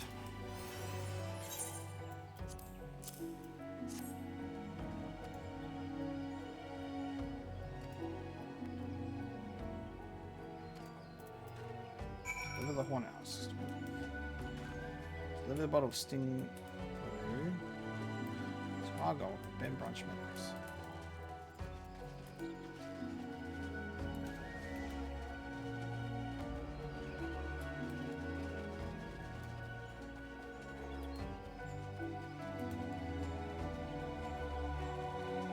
I really love how this game feels, and like the different areas are really cool. All the different enemies are nice. The music is great. The battle is fun. Like there's just a lot of good stuff going on here. A lot of good stuff here that I'm just like feel very good about. Super nice.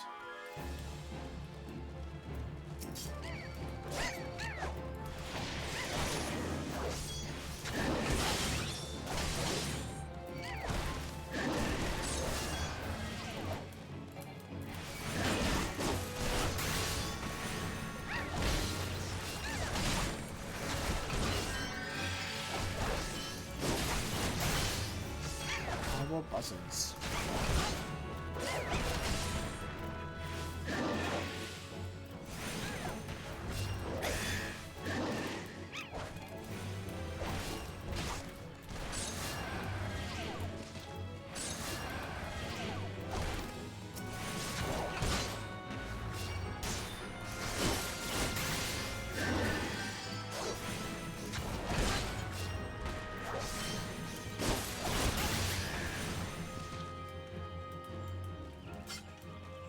Well, one fishing rod.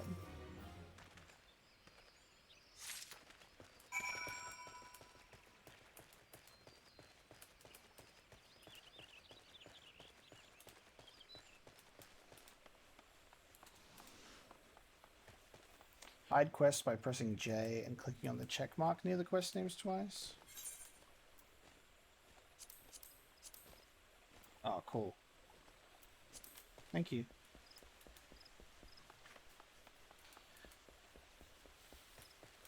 And that quest, never to be completed again. Never to be completed again.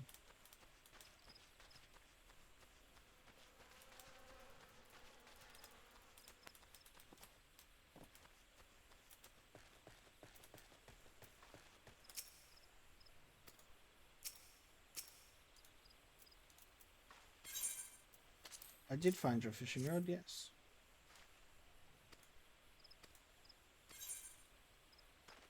I'll take the hard leather harness, please. Can we even wield it, though, is the question. Not yet. Once I get to level 12, though, you guys better watch out. I'll be fucking great. I'll probably just get better gear by then. But that's fine. That's what I get. Oh, these roselets can move. That's weird. I am definitely enjoying the game, Eve. Yeah, it's so much fun, which is very good. Even like just enjoying it like straight away at the beginning. I am definitely loving this one.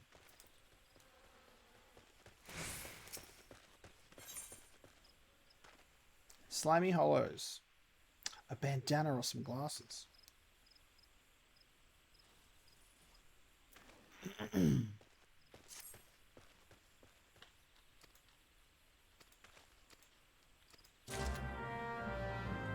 Sprinkle ale. Sprinkle ale. Near the moist depression to defeat this sarcophagus slugs. I'm gonna come back to that. I'm gonna commit to completing these quests. I'm enjoying trying to keep our man alive. He jumps in for a nice heal while I'm getting my butt almost handed to me by a level 13 mosquito. trying my best. I appreciate it.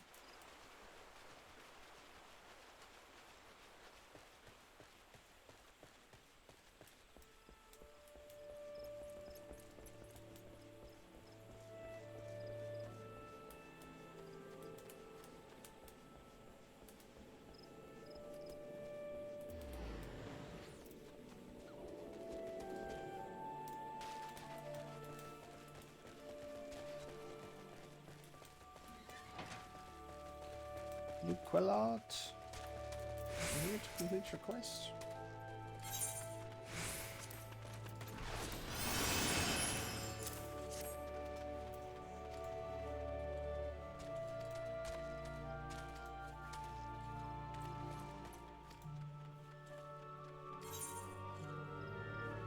Bone armor bracelets, level 10, and earrings, level 11.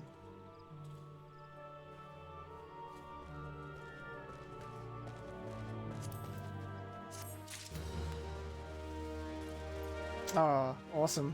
Hell yeah. MCJ, that's good to hear.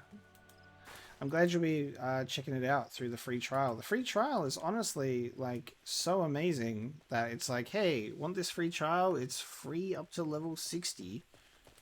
And you can play up to Heaven's Ward, I'm pretty sure, right? Which is incredible. Part of me was like, I wish that I was also playing the free trial, but like I said at the beginning of the stream, my account was no longer eligible. So that's like I'm perfectly happy just buying what I've like buying the game and paying the sub. Like I think the game is entirely worth it. The game is entirely worth it to me. So that'll be fun to keep playing. But yeah, it took a while to download for me. But yeah, I've got everything now up to Shadowbringers, so because I bought the complete edition. So while it will take me a little bit of time to get there, I'm excited to eventually get there.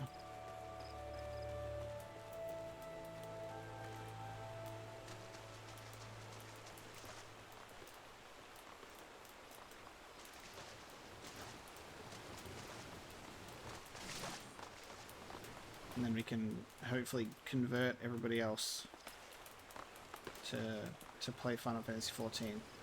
Final Fantasy XIV gang.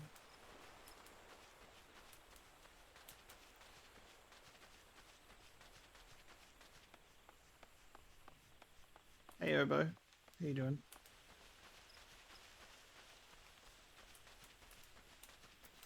I'll be submitting myself for inspection at Galfried. And he can be like, yes, fine. You are eligible to join my club and do the main quest. To get up there, though.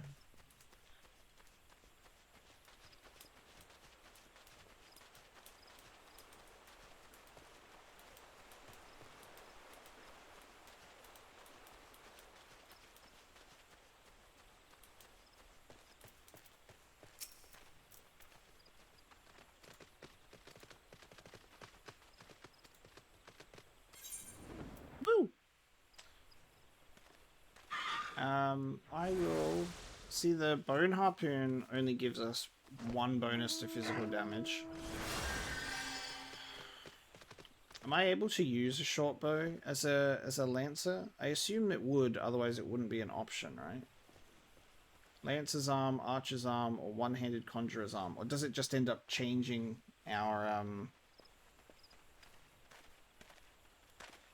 does it change our I don't know.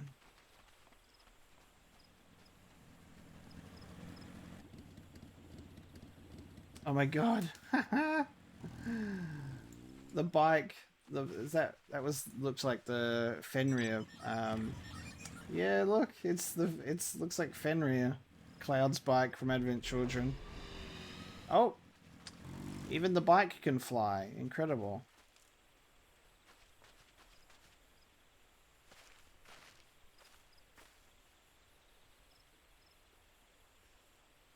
Once you get to level 10 in your first job and do the role quest, you're going to unlock a freely switch. Cool. I think I'll just go with something that's in our class for now.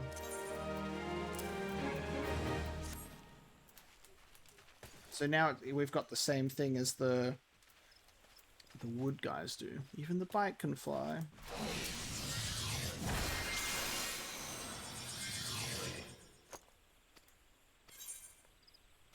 Chasing shadows.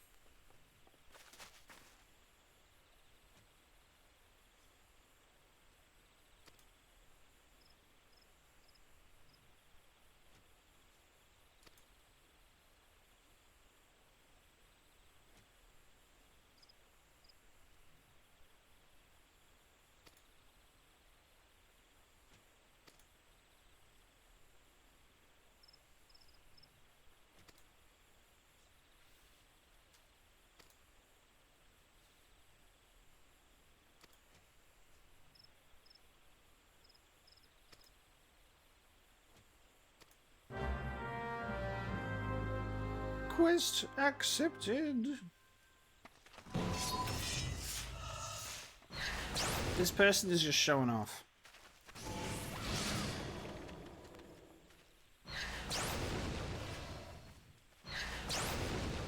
We get it. You're amazing at what you do. We get it. Investigate the Lifeman stump. Let's go off this way and investigate that stump.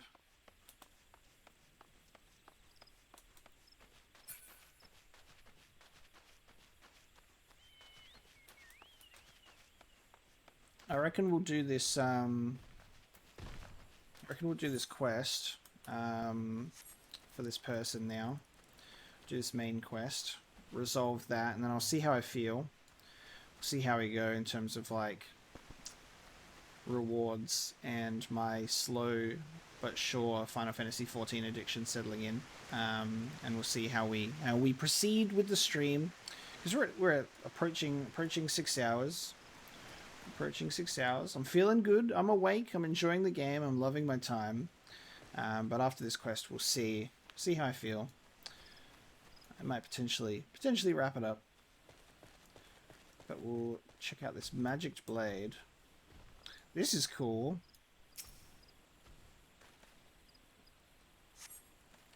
About to enter an instance battle. Instance battles only occur during certain quests and missions. Take a moment to read the information displayed in the active help window before answering the call of duty. Call of Duty?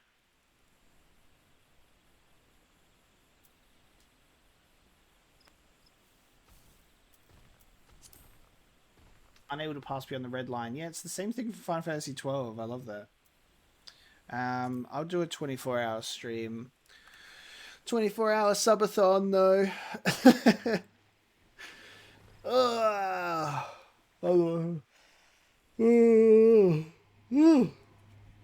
If you are above the maximum allowed level, it will be synced as follows. Level 9. Okay, let's proceed. We'll do a 24-hour... What would I even do for 24 hours? Don't even know. I guess I could just do 24 hours of Final Fantasy XIV. Who knows? Or do multiple games. But... Look, someone's already here. Voice acting! But yeah, 24 hours would be a very interesting experiment.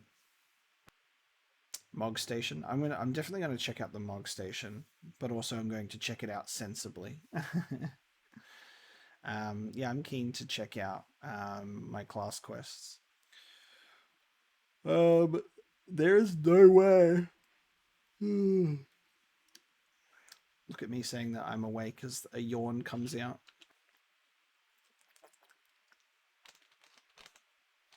I can't sleep on stream because I'm not in a room with a bed. I'll sleep in this chair. We'll pop it back. I'll just sit back here and just slide. Alright, good night. Oh, slide my chair back. I'm hitting my green screen now, though. If I go here, right. And then I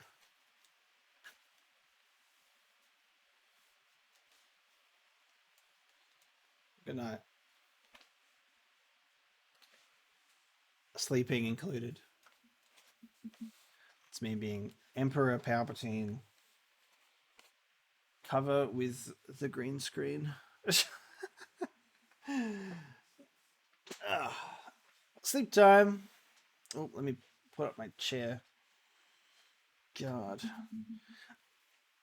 Hey, if Secret Lab wanna sponsor me, I could sleep in this chair. I'll that you can get that for free. You can get that advertisement for free. You can sleep in this chair. It is the most comfortable. It's comfortable. Oh dear. Is that a sword in the stump? Bad idea. Really bad idea. Maybe not like incredibly comfortable for like sitting in for extended periods of time, but it's definitely the most comfortable chair I've ever had. It takes a lot less than that to incite the green wrath, you know? It does have a pillow. The first time we came to the 12's Wood, Is we this almost our ended up dark as a stranger? dinner, just for crashing our airship in the wrong place. It was all Papolino's fault, of course. Though, he'd sooner swallow his staff than admit that he's wrong. I'm confused. There's dialogue going on at the same time as other dialogue. Does the voice acting continue if I accidentally like skipped ahead or something? Because that's hilarious. No, not this one. Not even close. Keep out.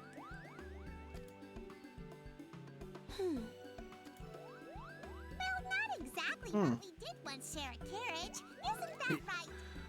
It didn't skip. I tested it just then. The voice acting does skip. So I don't know what was going on there. I guess they were just talking at the same time to be funny.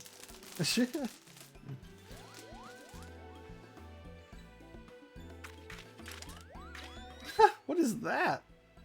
Makes night vision goggle sounds. How are the readings? Same as the last. There is a disturbance here as well. And newly manifested at that.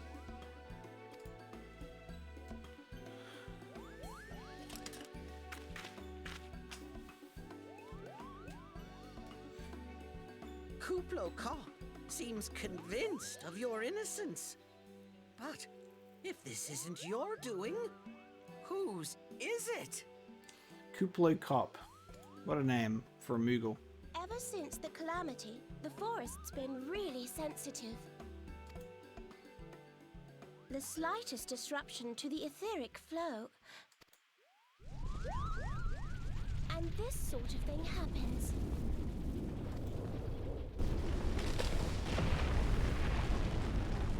Hey, big boy. Jesus.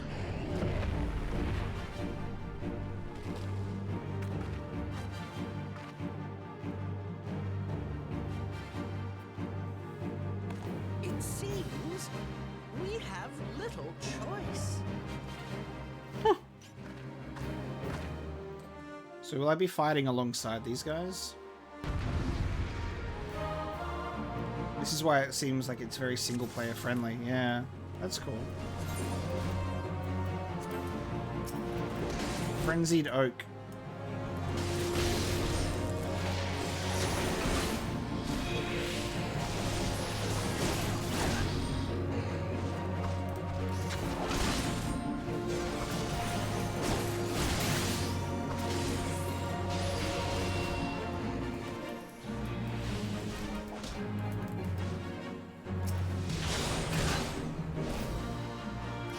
Trying to adjust to moving around while I'm fighting. Frenzied Elm.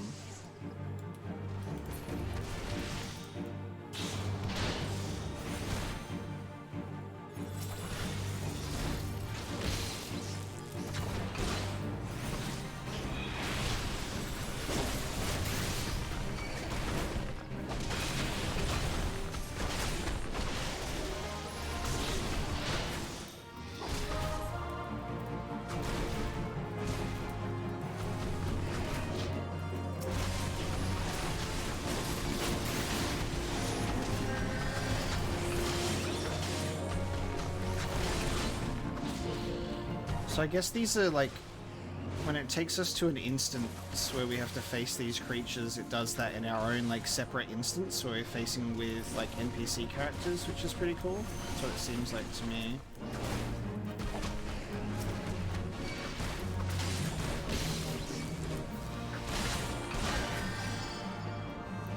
And just getting like healed massively by the by my friends here.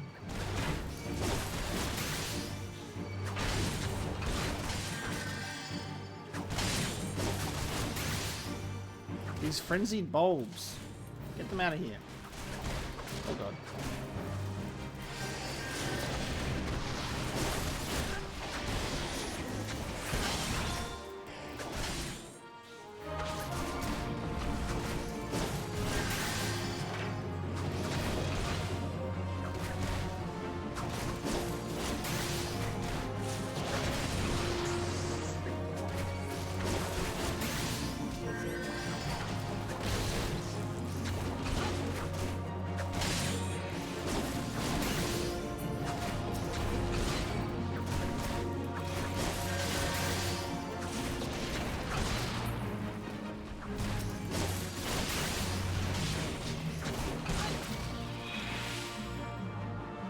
Duty complete.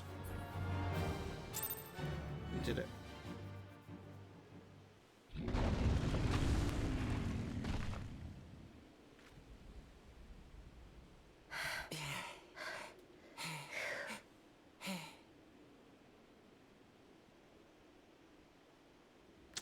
Crystal, Crystal,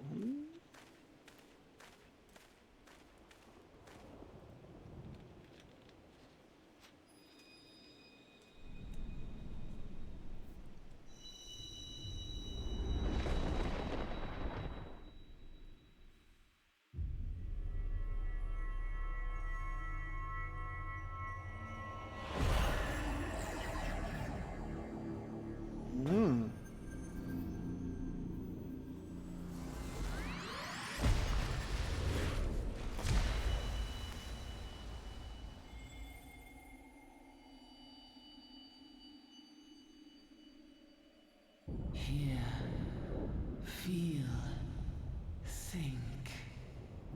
Oh, it's like the beginning again. It's the beginning of the game again.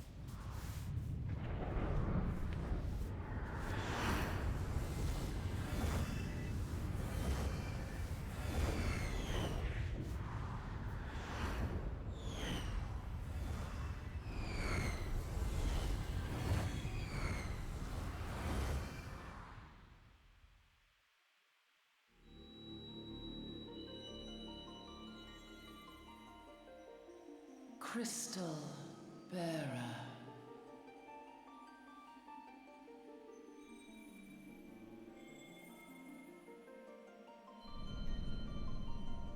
I am Heidelin, all made one. A light there once was that shone throughout this realm, yet it hath since grown dim. And as it hath faltered, so hath darkness risen up in its stead, presaging an end to life. For the sake of all, I beseech thee, deliver us from this fate.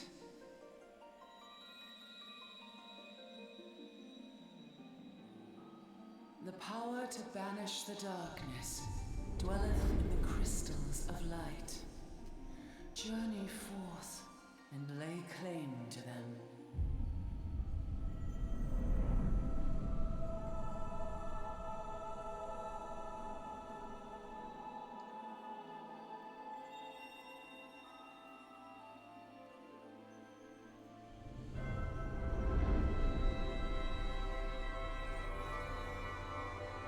Yo. By thy deeds shall the crystals reveal themselves to thee. Only believe, for the light liveth in thy heart.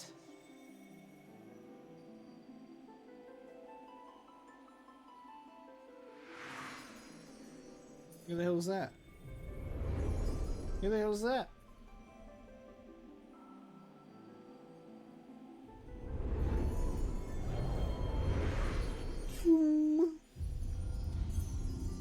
This is wild.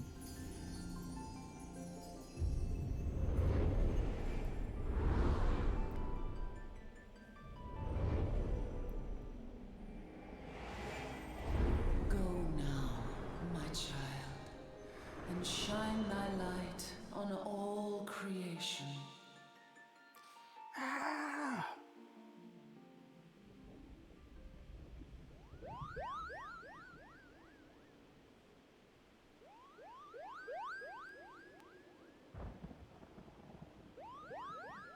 You fainted. A surfeit of ether, no doubt. And what have we here?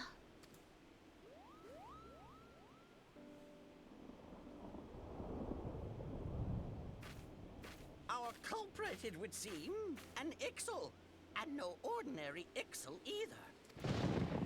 That they would venture this deep into enemy territory, the beastmen may indeed be acting under orders.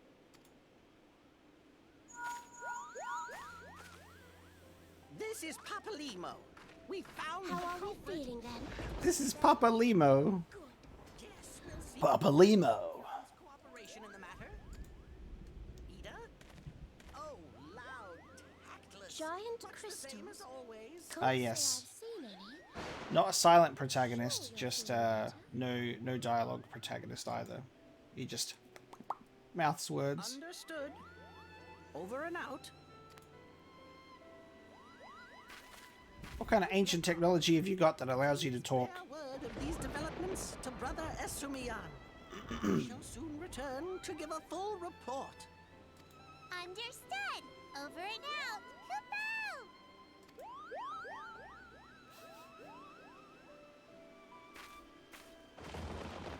Here is where we part ways. Till next time, take care. Thank you, mysterious people.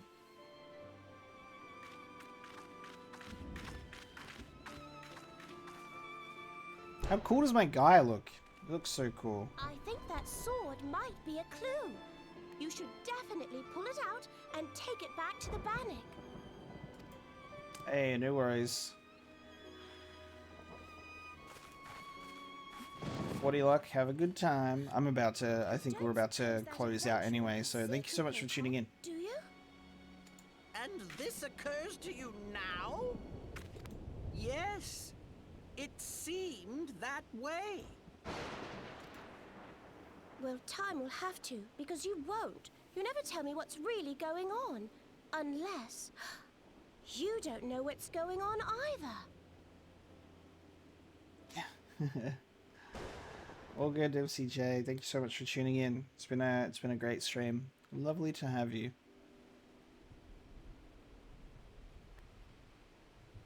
I'll be streaming again, most likely on Friday, so in a couple of days, and that will be a Ghost Bagel. I'm going to be resuming Metal Gear Ghost Bagel, and we'll finish the game. We'll finish Ghost Baby. You'd like that, wouldn't you? And then we'll see if I want to stream some more Final Fantasy XIV, but I'll definitely be playing it in my own time in between then. It's like my next Final Fantasy stream, you're like, oh, alright guys, so I'm level 80 now. It's not going to happen. But... so alright guys, so I'm max level and I'm at Shadowbringers. I have not moved from this chair and I have not showered or eaten or slept. Alright, I'm going to deliver the sword to Galfried. We'll head on back to complete the Chasing Shadows quest.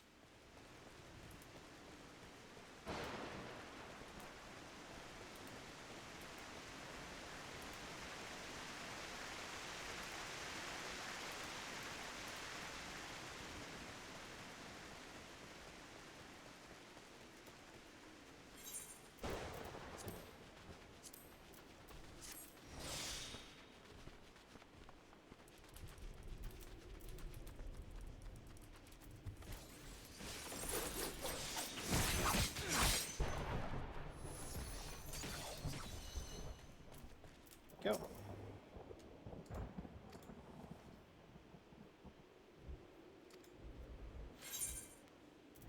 discovered a magic blade.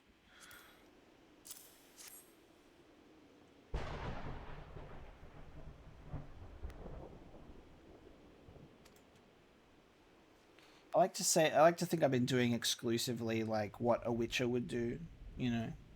Doing exclusively what a Witcher would do. I've been taking on side quests from everybody.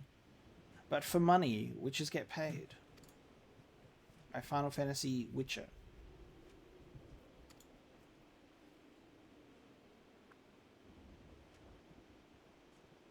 A dubious couple sporting peculiar spectacles. Yaida and Papalimo. That's Papalimo. Yaida. Papalimo. Before the Calamity. Before the Calamity. Are they from the original Final Fantasy XIV? And they're like survivors?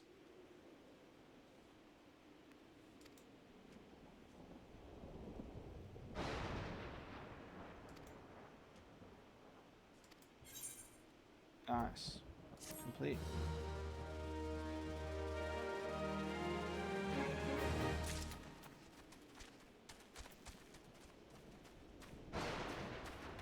Sweet.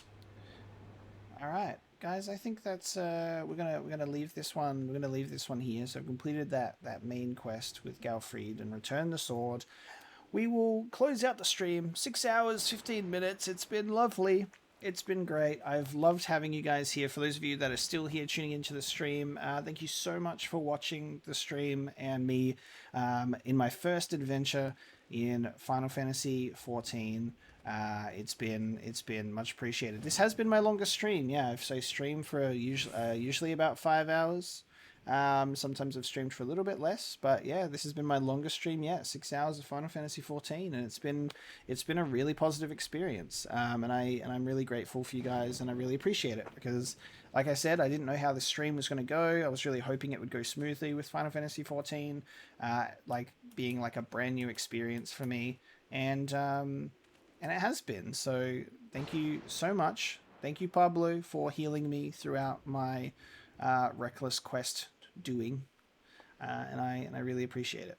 I'm going to because this is an MMO, I don't know how this is gonna, I don't know like how it's gonna go. It's gonna be not necessarily a playthrough where you guys will come along with me where I do everything. I'm sure I will be doing main quests in my own time. But I will also be doing main quests like with you guys as well. I would love to have the time and the capability to record probably the entire playthrough. I don't know how possible that is, unfortunately, with it being an MMO.